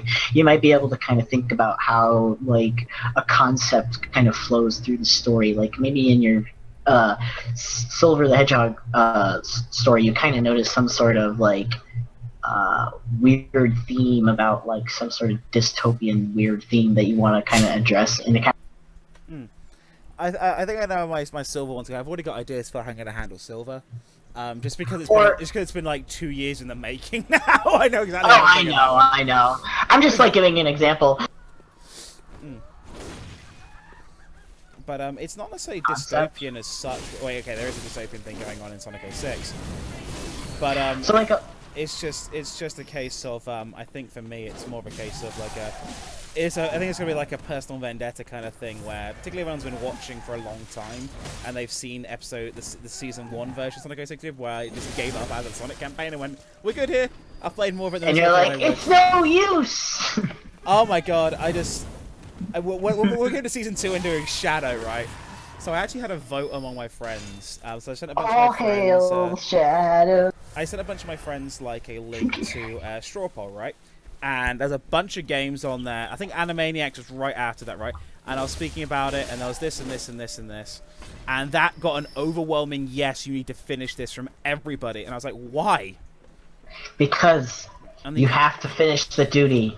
Well, besides, are you going to obliterate every...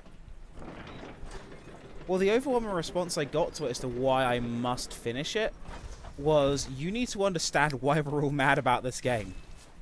Oh yeah, that's a big part of it.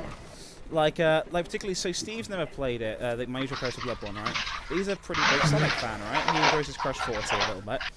And he was saying the reason why it stings for a lot of these... Hey! No! No, you do not push me down the cliff! Get fucking off my building, you cunt whore! Sorry. The reason why it stings so much for these guys is that it was supposed to be like the 20th anniversary game. Mm-hmm. Or something That's like that, true. like a 15th Oh, anniversary they game. had the terrible, terrible 20th anniversary. Terrible. They released another game that was completely Yes, was it that. Sonic and the Secret Rings on Wii? No, it was the re-release of his Sega Genesis. Oh, that was right, on Game Boy Advance. They somehow fucked it up.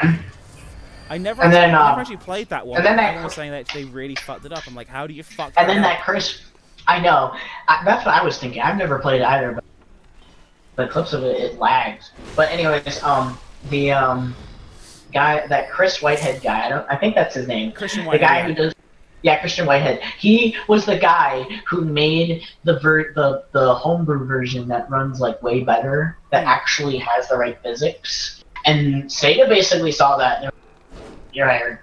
Yeah, he's like a Sonic Mania, which that's part of the reason why we're doing Sonic 06 again after this video, because you know, hey, I like SEO, I like SEO boost. You know, I want to kind of catch on to it. Sonic Mania, I am there on day one. By the way, I am gonna be right there on day one. I believe it's already up for pre-order. The only thing I've really got to decide on is what platform I get it on. I'm probably... So, I'm going to sound like a real tool when I say this. I much prefer the Xbox One controller to the PlayStation 4 controller, so that's my temptation. That said, if I happen to own a Switch by then, I will probably get it on Switch. Alright. Actually, I'll be right back.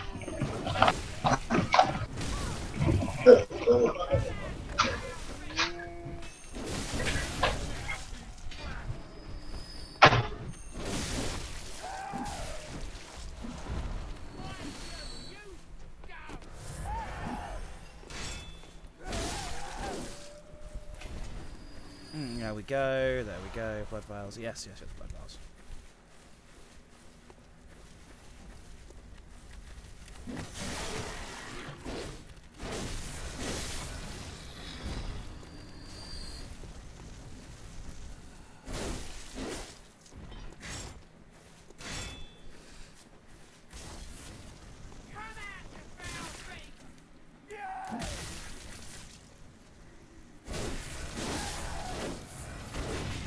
Okay, there we go.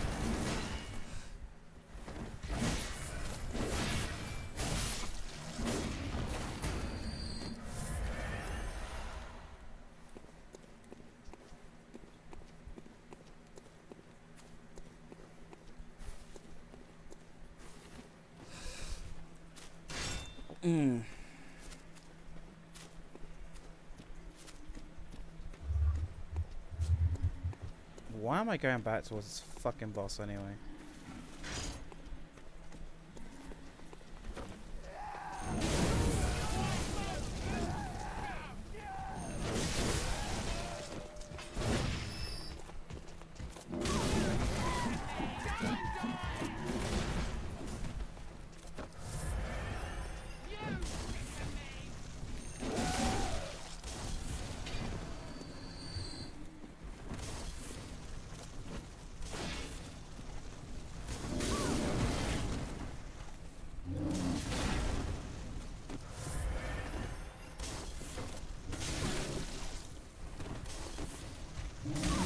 Shit!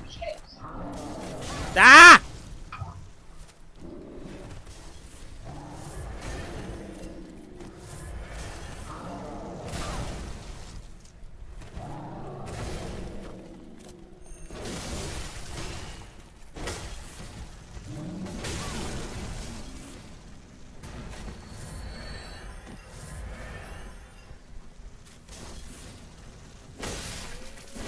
God damn it, that was annoying.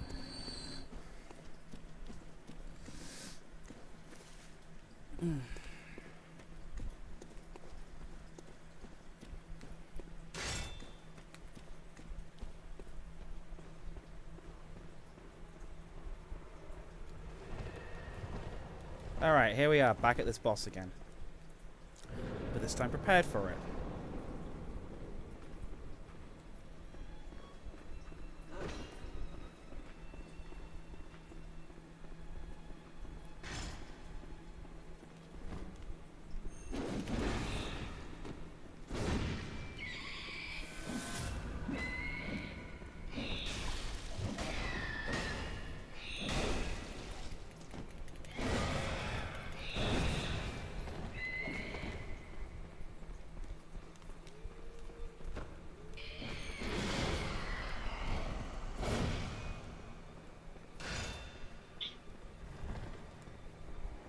Where is she?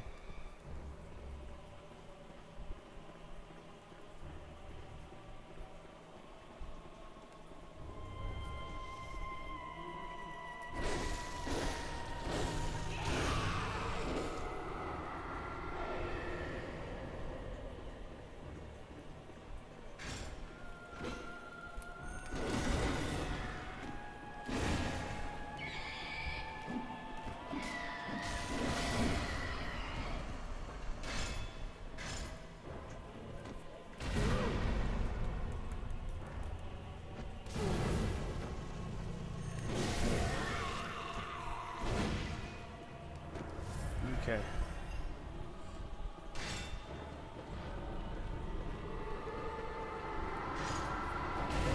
Damn it!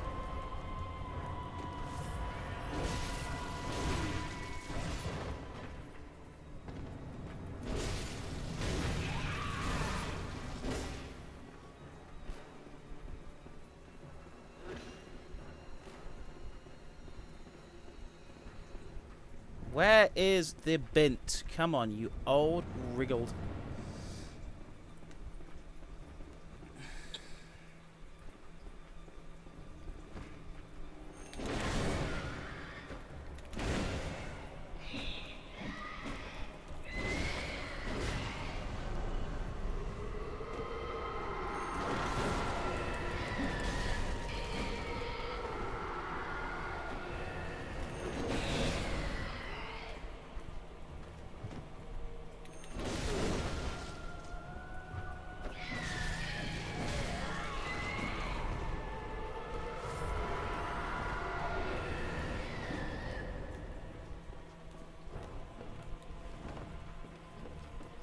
God damn it, she's so annoying.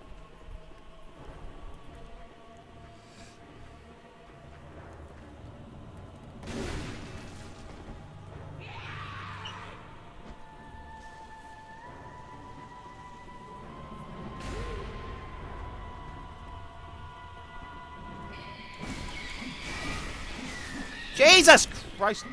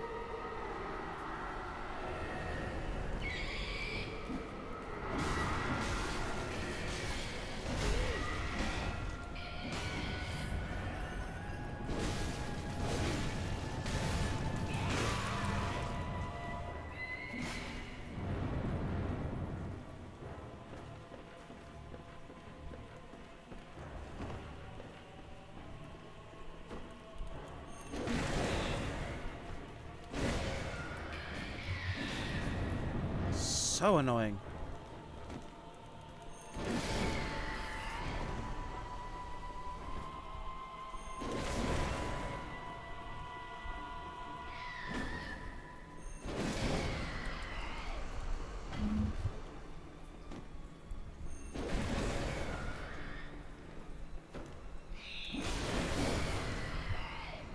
Come on.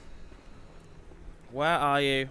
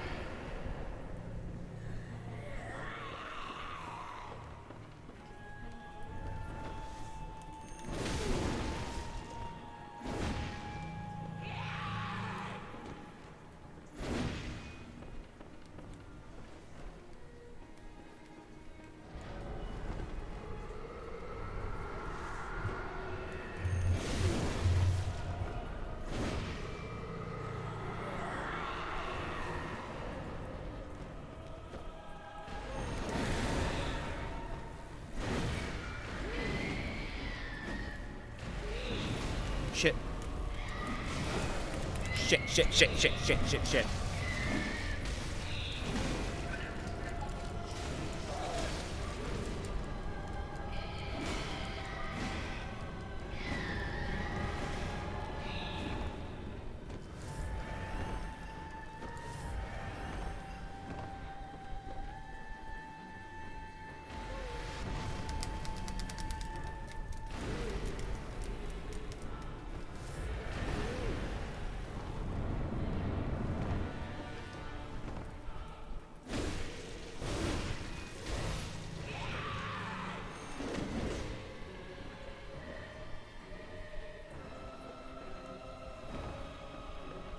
What?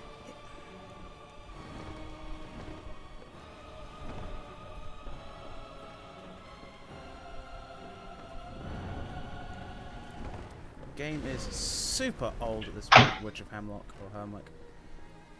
I don't care what your name is. Annoying. You're wasting my goddamn time. I'm sat on 35,000 souls.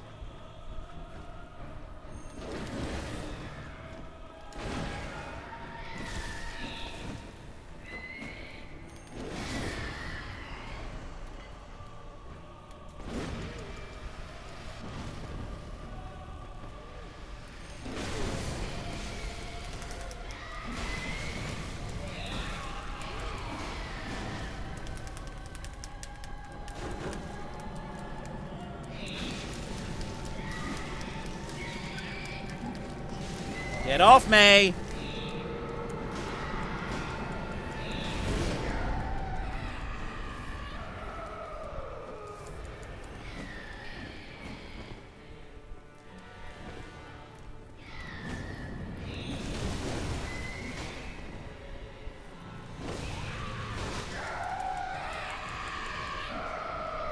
Thank you. Stay down now.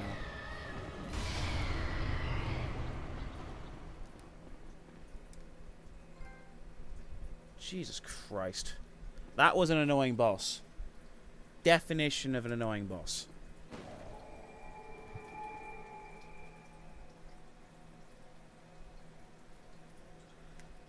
Yeesh. 47,000 souls to spend though. How am I going to spend 47,000 souls? Jesus Christ.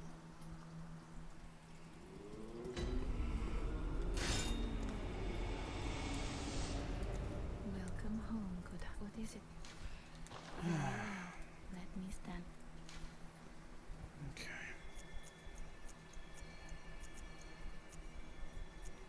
Yep.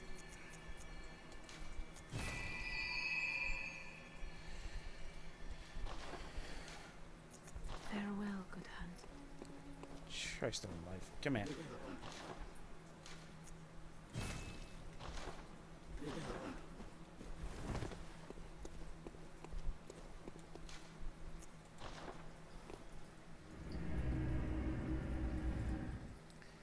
Yeah.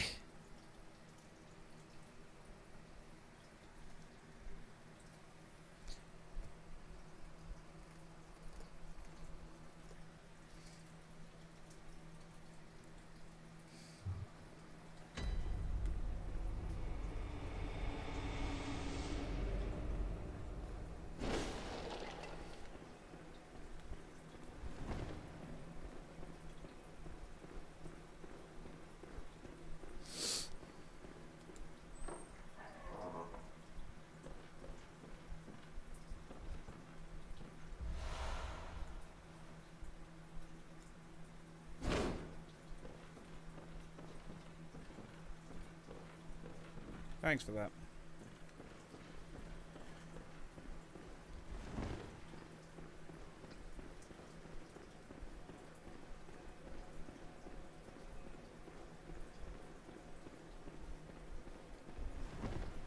Ah.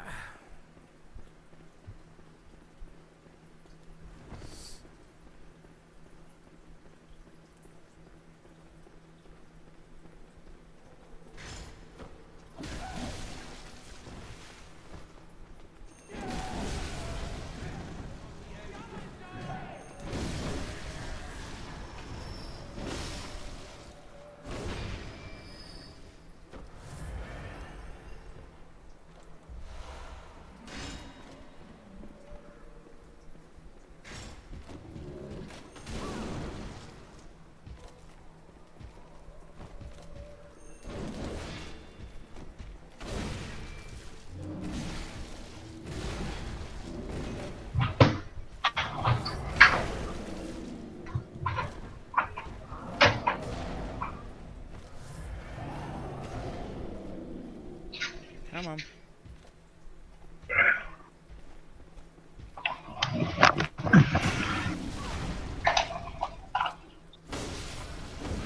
There we go. Hello. Hey, the good news is the witch is dead. Yay! The bad news you missed it. It wasn't even that hard of a boss fight. It was just irritating because she kept summoning these things. It was basically where's she gone? Then she summons a clone which just has a binding spell on you. As long as you're on enough health files, you can get around her. It was just really annoying. Really, really fucking annoying. She's gone now, so who gives a shit? I care. You know, we need to writing. They're dead or they're dead now. Is that what they are? Deader than dead? Yeah. Well, she was summoning things anyway, so it wasn't exactly alive. But it was just really, the fight there wasn't particularly hard. It was just annoying. Like I said, I did it on the second attempt there, just because the first time I didn't have enough health files to slug my way through it.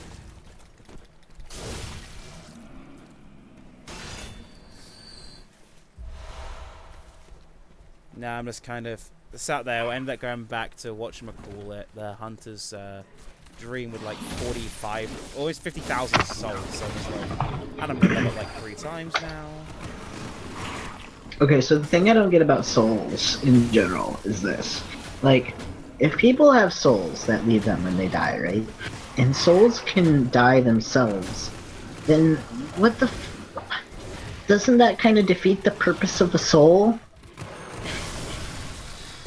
Well, it depends if you believe in reincarnation or not. Well, I mean, also, yeah, you can say in can... Christianity you're immortal soul. Yeah, I guess so. But then you just get sent to hell forever. I guess Punishing somebody for all eternity will definitely make them repent. I guess it really depends on which religion you follow and what they say about souls. Yeah. Yeah. They have all sorts of different ideas, and I'm just like... Oh no, it's the dragon deer. What dickheads. Oh, they're like dogs. Oh yeah, they're really annoying. Dragon dogs. More like annoying bitches. The dogs are always more irritating in this game than anything else, though. The dogs and the birds. So the birds probably are just more annoying because they're loud. The birds are just... Lake? Okay. The birds are definitely more just like because they're loud. The dogs definitely do more damage and can really, when there's groups of them, it would become a huge fucking problem. It's all about how you just deal with the pressure, though, and it's all about how you kind of deal with the situation. Also, where the fuck am I supposed to go? Like, I was back this way thinking I was still in this way, but no, just a lake, it says. Go back up here through all these dead bodies because I get fucked. Oh man, I might rather stream up soon actually. I'm going for 3.5 hours. Did we kill Amelia? Amelia is dead and the Witch of Hemwick is dead. The Witch of Hemwick, you just missed about 10 minutes ago maybe. So yes, welcome back Jeebus. We really wrecked a lot of people. Oh man. But yeah, Steve should be back next week by the way.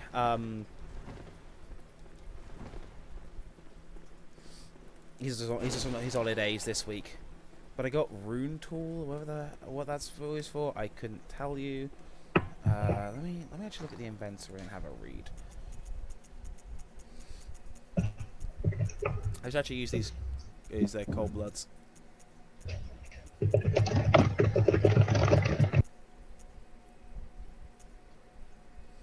Okay. Found my blood echoes, nice. Oh, I forgot about even looking at this challenge, hunter's hat and gloves and shit. What was it called? Rune something tool. Silencing blank. Ah, shit. I thought I grabbed it.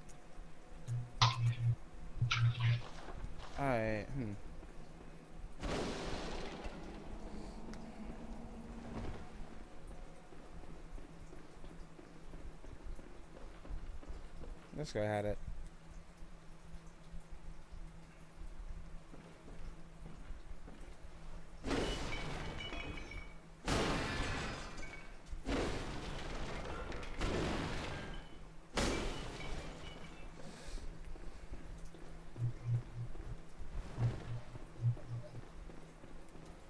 There we go.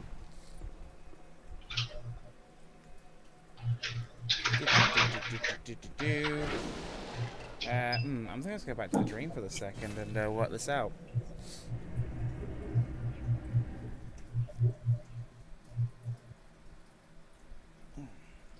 Excuse me.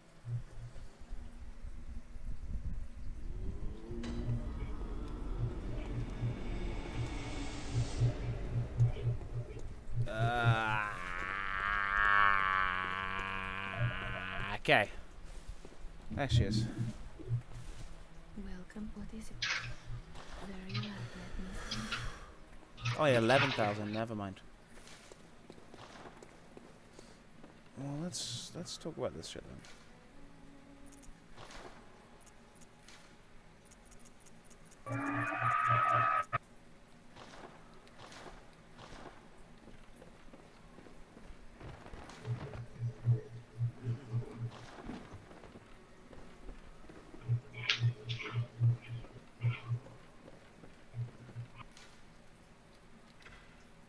We go in here.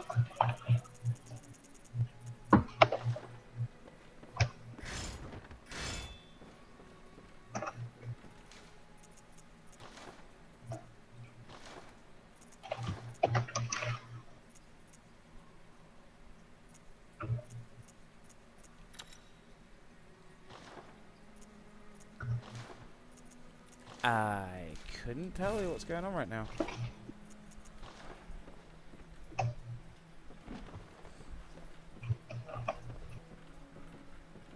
This was once a safe haven for hunters, the workshop.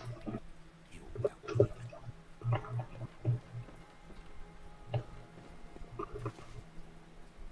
Buy with insight? I have not. Oh. Oh, cool.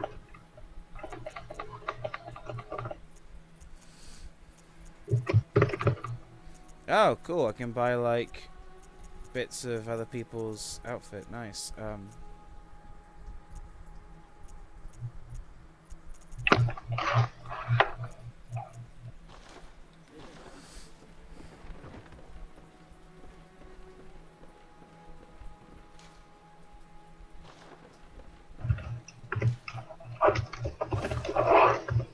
Oh, sweet.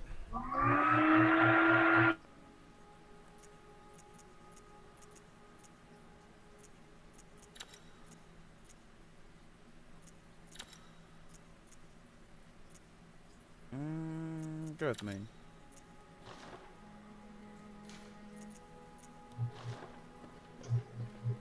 Sweet. That should be useful.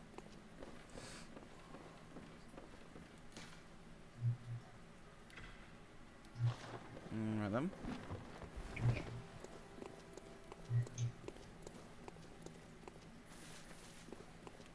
I think that's what I unlocked it. Yeah, fuck it. Yeah, how many can I hold on to now? 21. Oh yeah, I get one extra. Thanks to that rune. You bought a PS4 just for this game? I bought a PS4 for Street Fighter 5. Yeah, joke's on me. I guess I gotta work out where the flaming shitty balls to go. Go the witch's boat, I guess. Oh yeah, you can hear Rich from the back room vacuuming hilariously.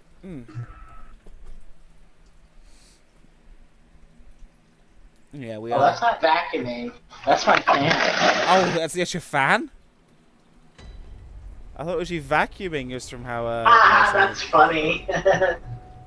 No, I'm not vacuuming. It's like it's late here. I'm probably gonna try to live. Although the people who live underneath me.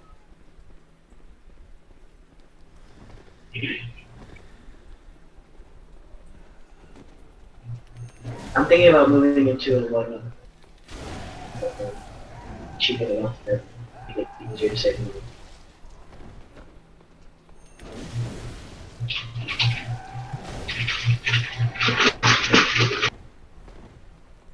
Do you think it'd get your cost of living down, or?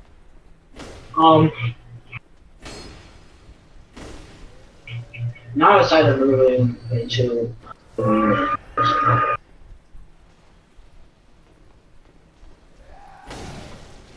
I would have to eventual one that goes against.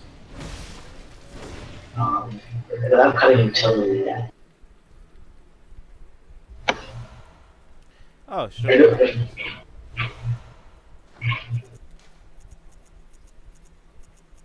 I also get discounts on stuff, because...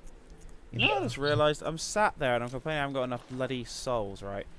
But then I could have gone in there and I could have used my fucking cold bloods and just leveled up there. But no, I had to be a dickhead. God damn it.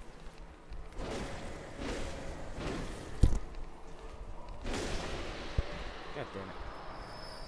Why am I so stupid sometimes? So where does big fucker come from? Up there?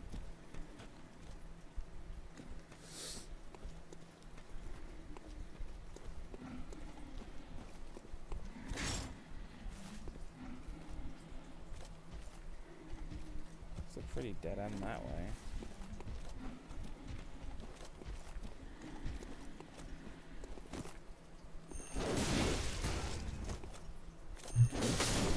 And he's down. Right. So you try and wipe this shit out, huh?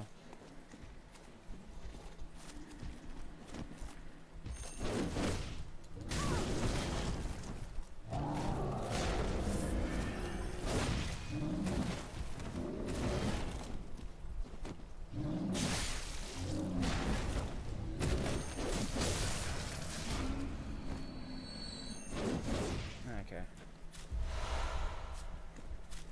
think there's one more. There he is, there's big boy. I guess I could go back that way and see the big field over there, but... Oh, I thought I pushed you back.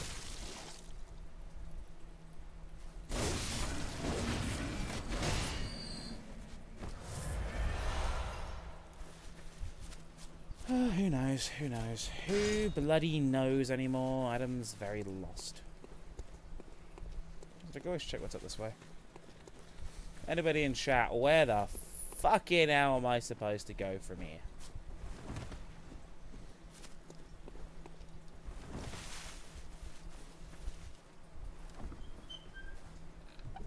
Oh, it's a chest. What's in it? Tempering blood gemstone. Nice. Glitchy.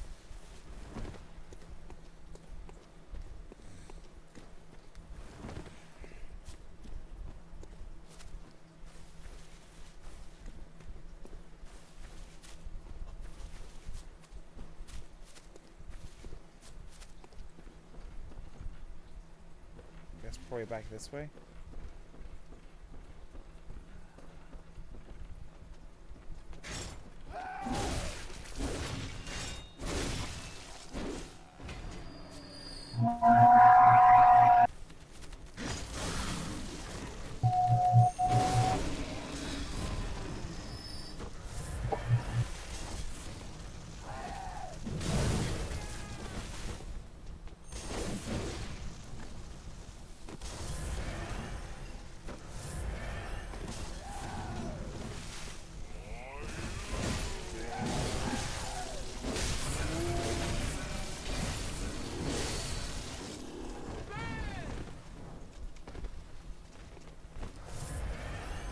Well, I mean, I was going to end it down here anyway.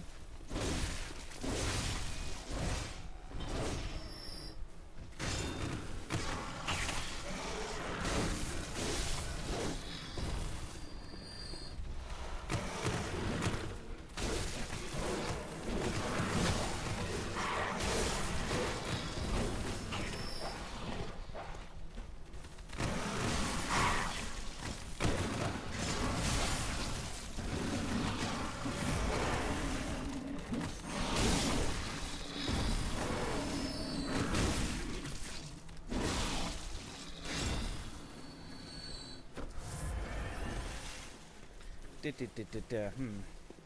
kind of funny, 'cause literally 5 minutes ago I was talking about how annoying it was to get ganged up by the dogs.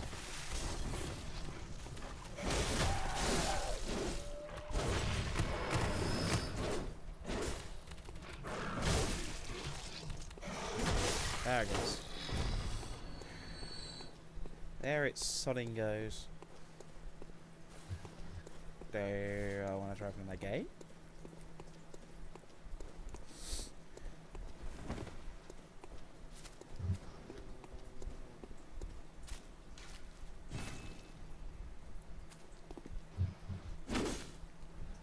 Close by. I swear, wasn't I around there a minute ago with bloody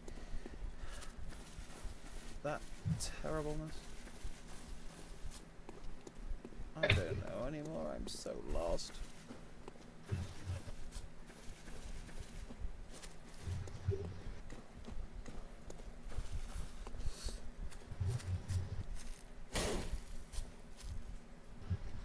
This is not how you organize a goddamn graveyard, people. Jesus Christ.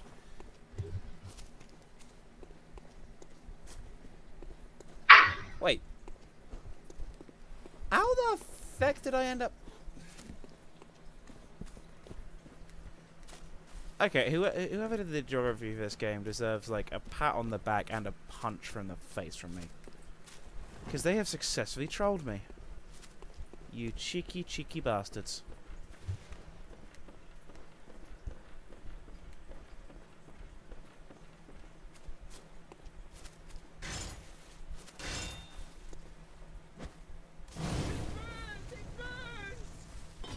Yeah, I hope it bloody burns.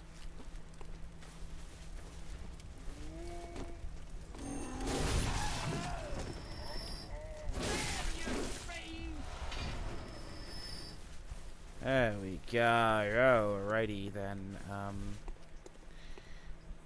Sodding hell.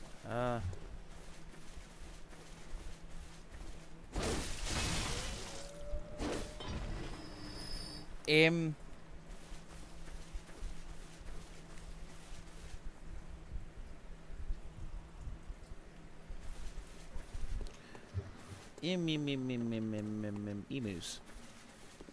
Emus are a wonderful source of protein and a fun feast for all the family.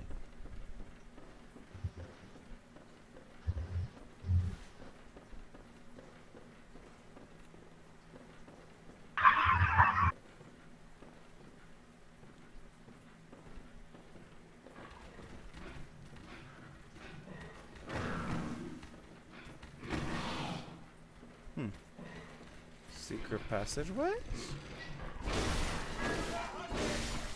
Keep your blunderbuss the fuck out of here.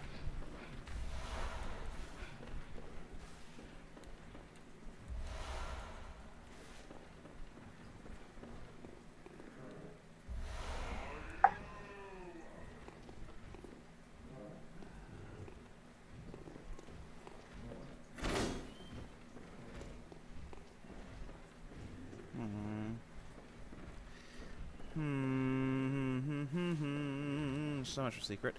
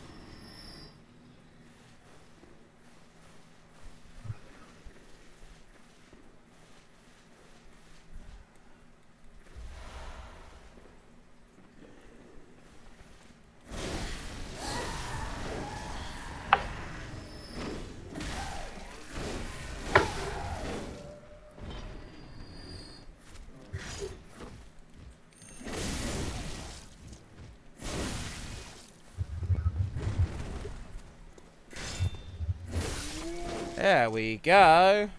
But yeah, this is my first ever playthrough of Bloodborne, so we are doing it blind. So I am just lost in finding bosses by accident, and then getting blood grudges against those bosses.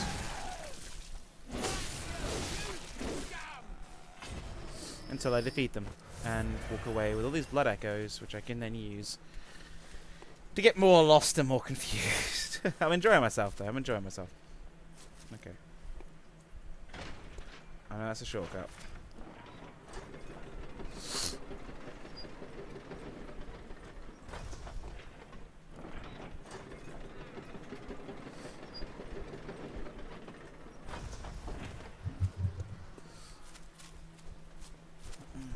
Okay. But we have done 2 bosses in the stream. We beat Vicar Amelia earlier, and we beat the Witch of Hemwick.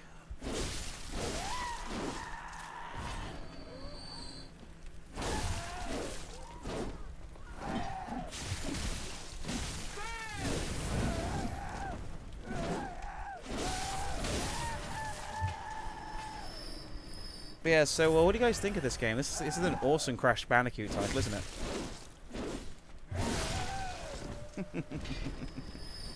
Ah, dearie me. Where the pissing shit am I supposed to be bloody going? Ah, well, there's a fucking lantern. Isn't that grand? Isn't that grand? Ay, ay, ay, ay, ay, ay, ay.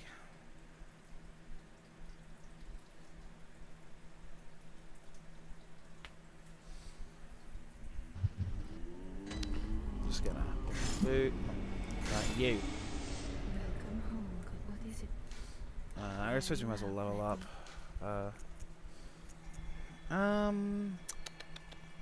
9,000 to work out. Oh, right, I guess, let's do insurance.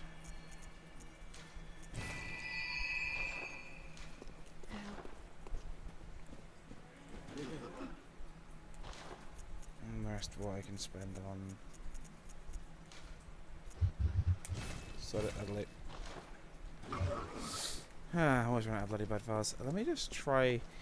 I don't know. Let's go back to the Grand Cathedral, see if anything pops up this direction.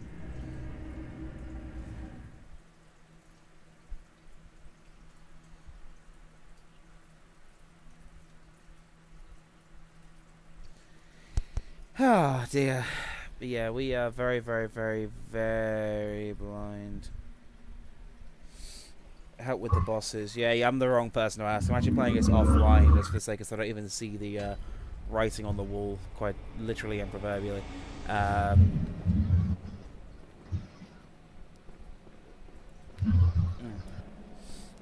Let's see. Bosses we've beaten. We did...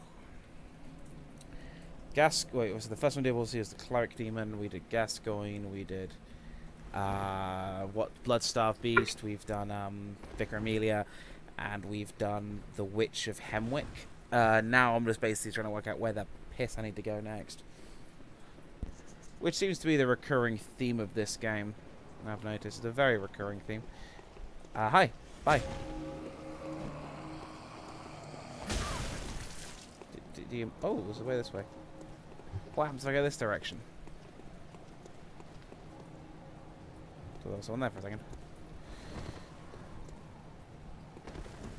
Is it a whole other path? It is a whole other path that I missed earlier.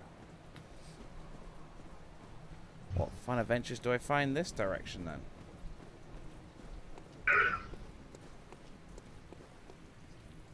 Yeah, I get the feeling just from how easy she was, the Witch of Hemwick might have been an optional boss.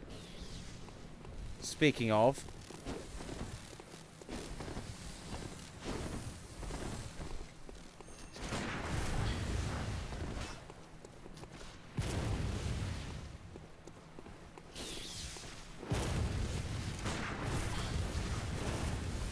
Never mind.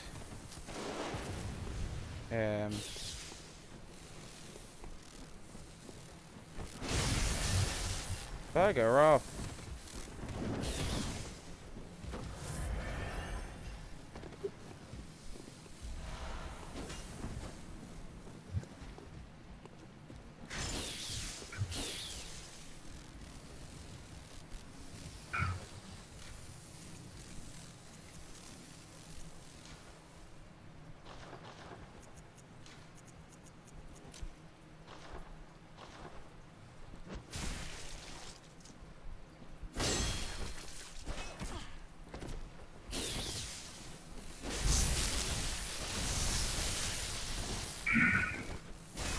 Oh, fucking hell. 186 bloody souls at least, but...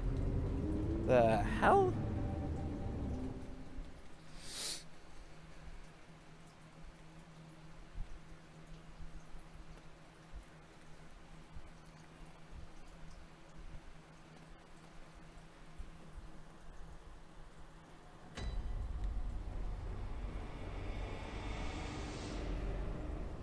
There we go.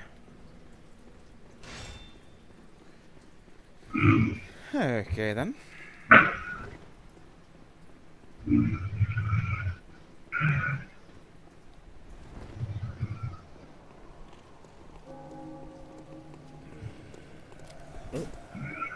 Putting on my PS4 cord there. So I've learned to leave the controller plugged in and charging during these games. I think that's just the smart thing to do, really. Let's be honest.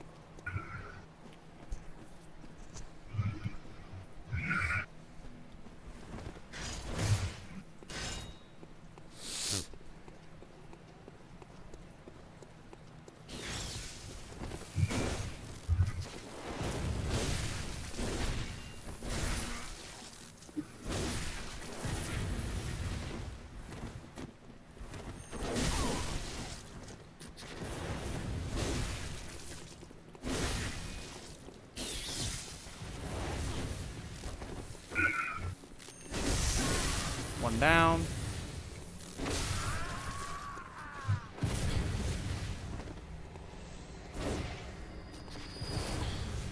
Dude, stop it.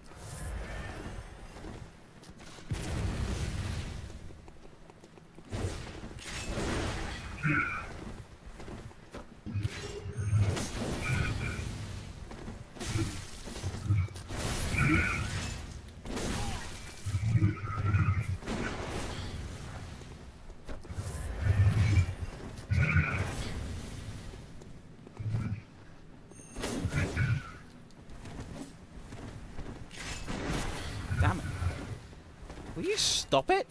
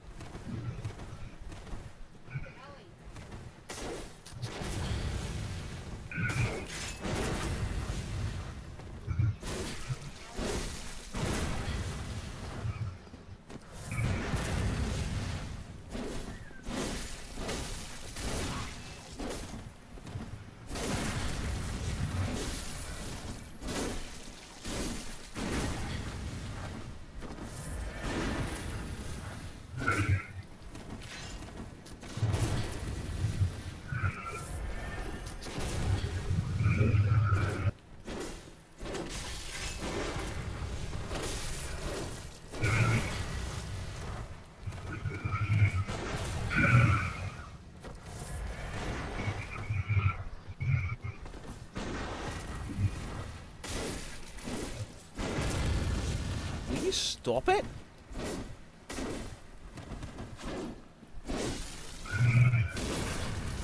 Go down, will you? Jesus Christ.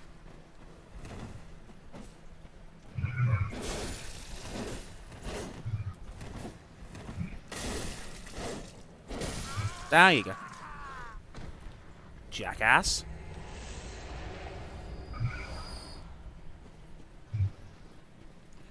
He wants to direct me asshole. He probably does, but he was a little jerk about it.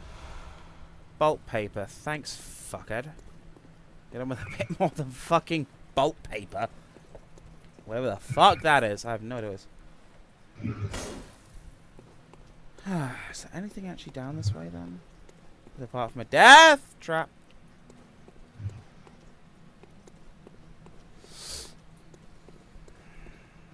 Yeah.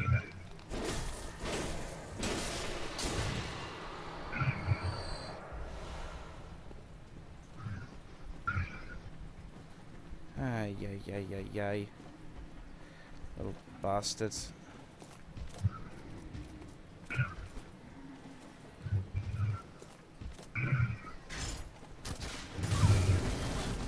Of course. Of course. Of course. Of course. Welcome to Dark Souls. God damn. Oh dear. Oh dear. Oh bloody dear. Please tell me those two fuckers are at least still dead.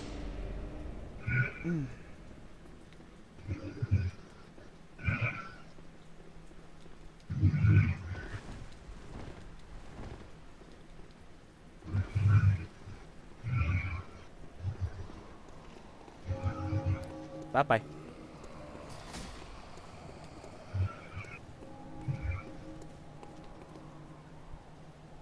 You still coming over?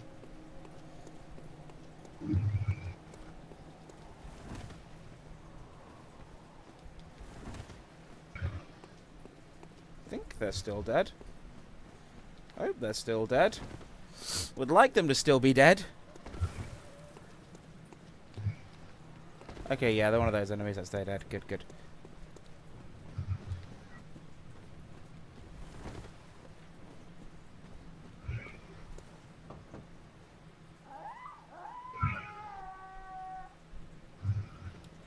Okay, then you enjoy your evening. Just make sure you use protection with that. Wrong way, wrong way, wrong way, wrong way, wrong way, wrong way, wrong way, wrong way, wrong way.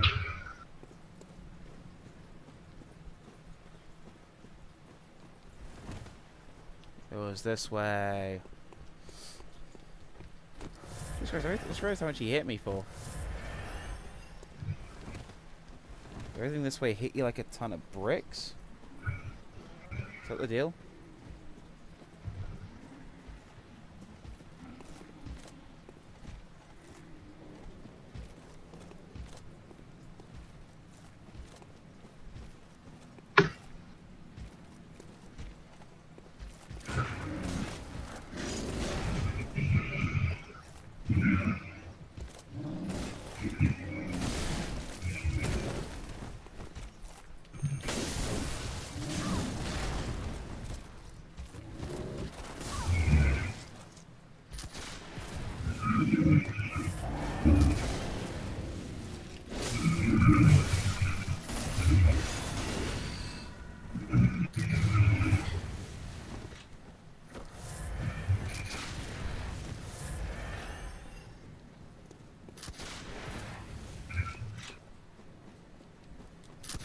Alright, fuckers. Enough is enough. Stop it!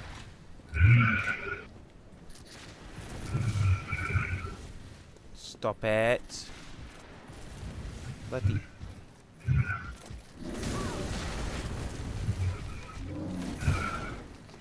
You, come on in here. Why does it look like another boss?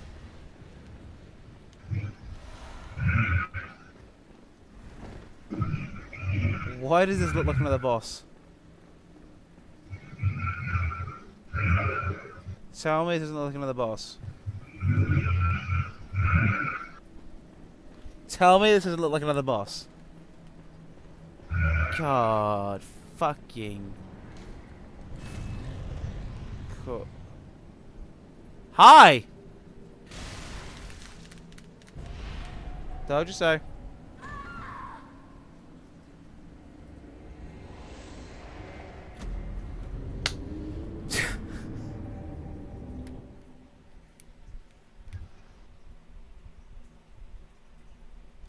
Why am I even surprised? Why am I even surprised at this point? God fucking... God fucking... It's not yet. Yeah, a little late. Goddamn minute and a half of delay. God fucking damn it.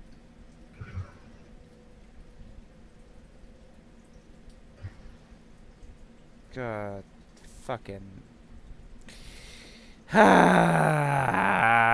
What the... Shitting dick nipples was that whole mess. I'm gonna get on there, get my souls, get the fuck out.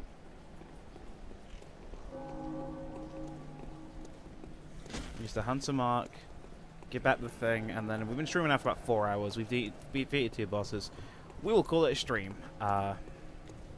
Pop in there. We will... God fucking...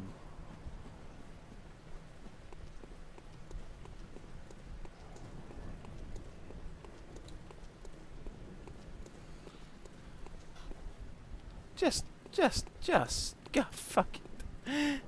Go through there, get squeezed to death. Go through there, get squeezed to death. Oh my god. So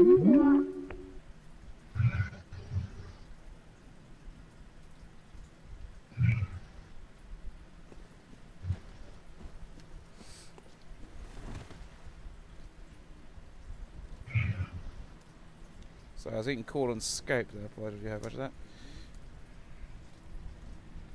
Don't feel bad. My dog leaves the room and hides behind the couch when I play. No. I'm just like, I'm not even sure what to expect at this point. I'm just like, oh, okay. I'm going to die. What else do I expect? It's this fucking game.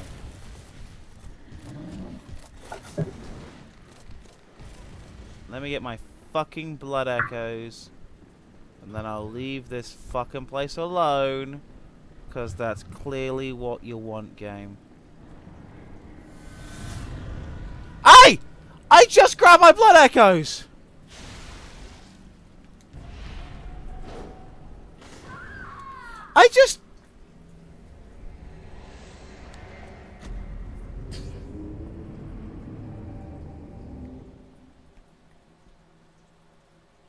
Are you shitting me?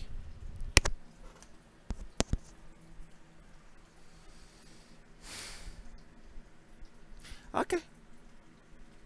Okay. Okay. Okay.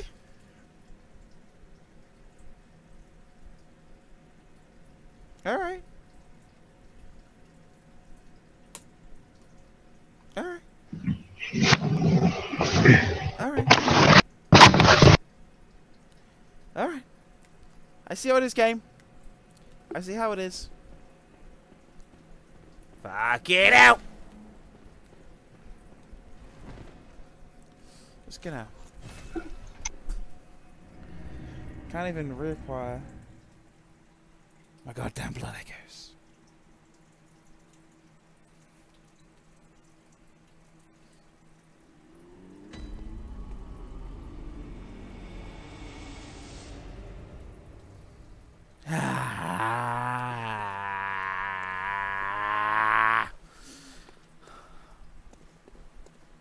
At least on the stream is pretty. Quite a nice little garden. Of course, the gate's sodding closed in my dreams.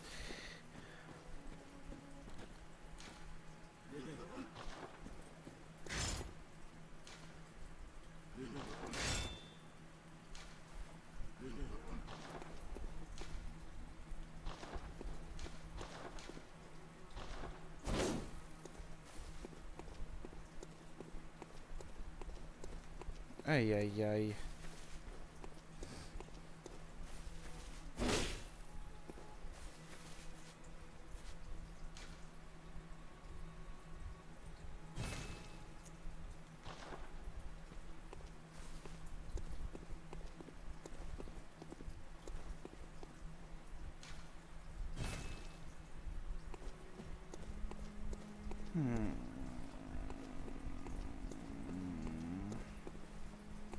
It's just you feel like you literally just got slapped in the face.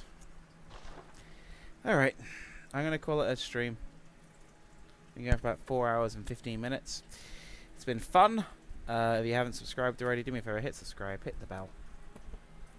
I'm going to call it a night there. Alright, bye-bye, people.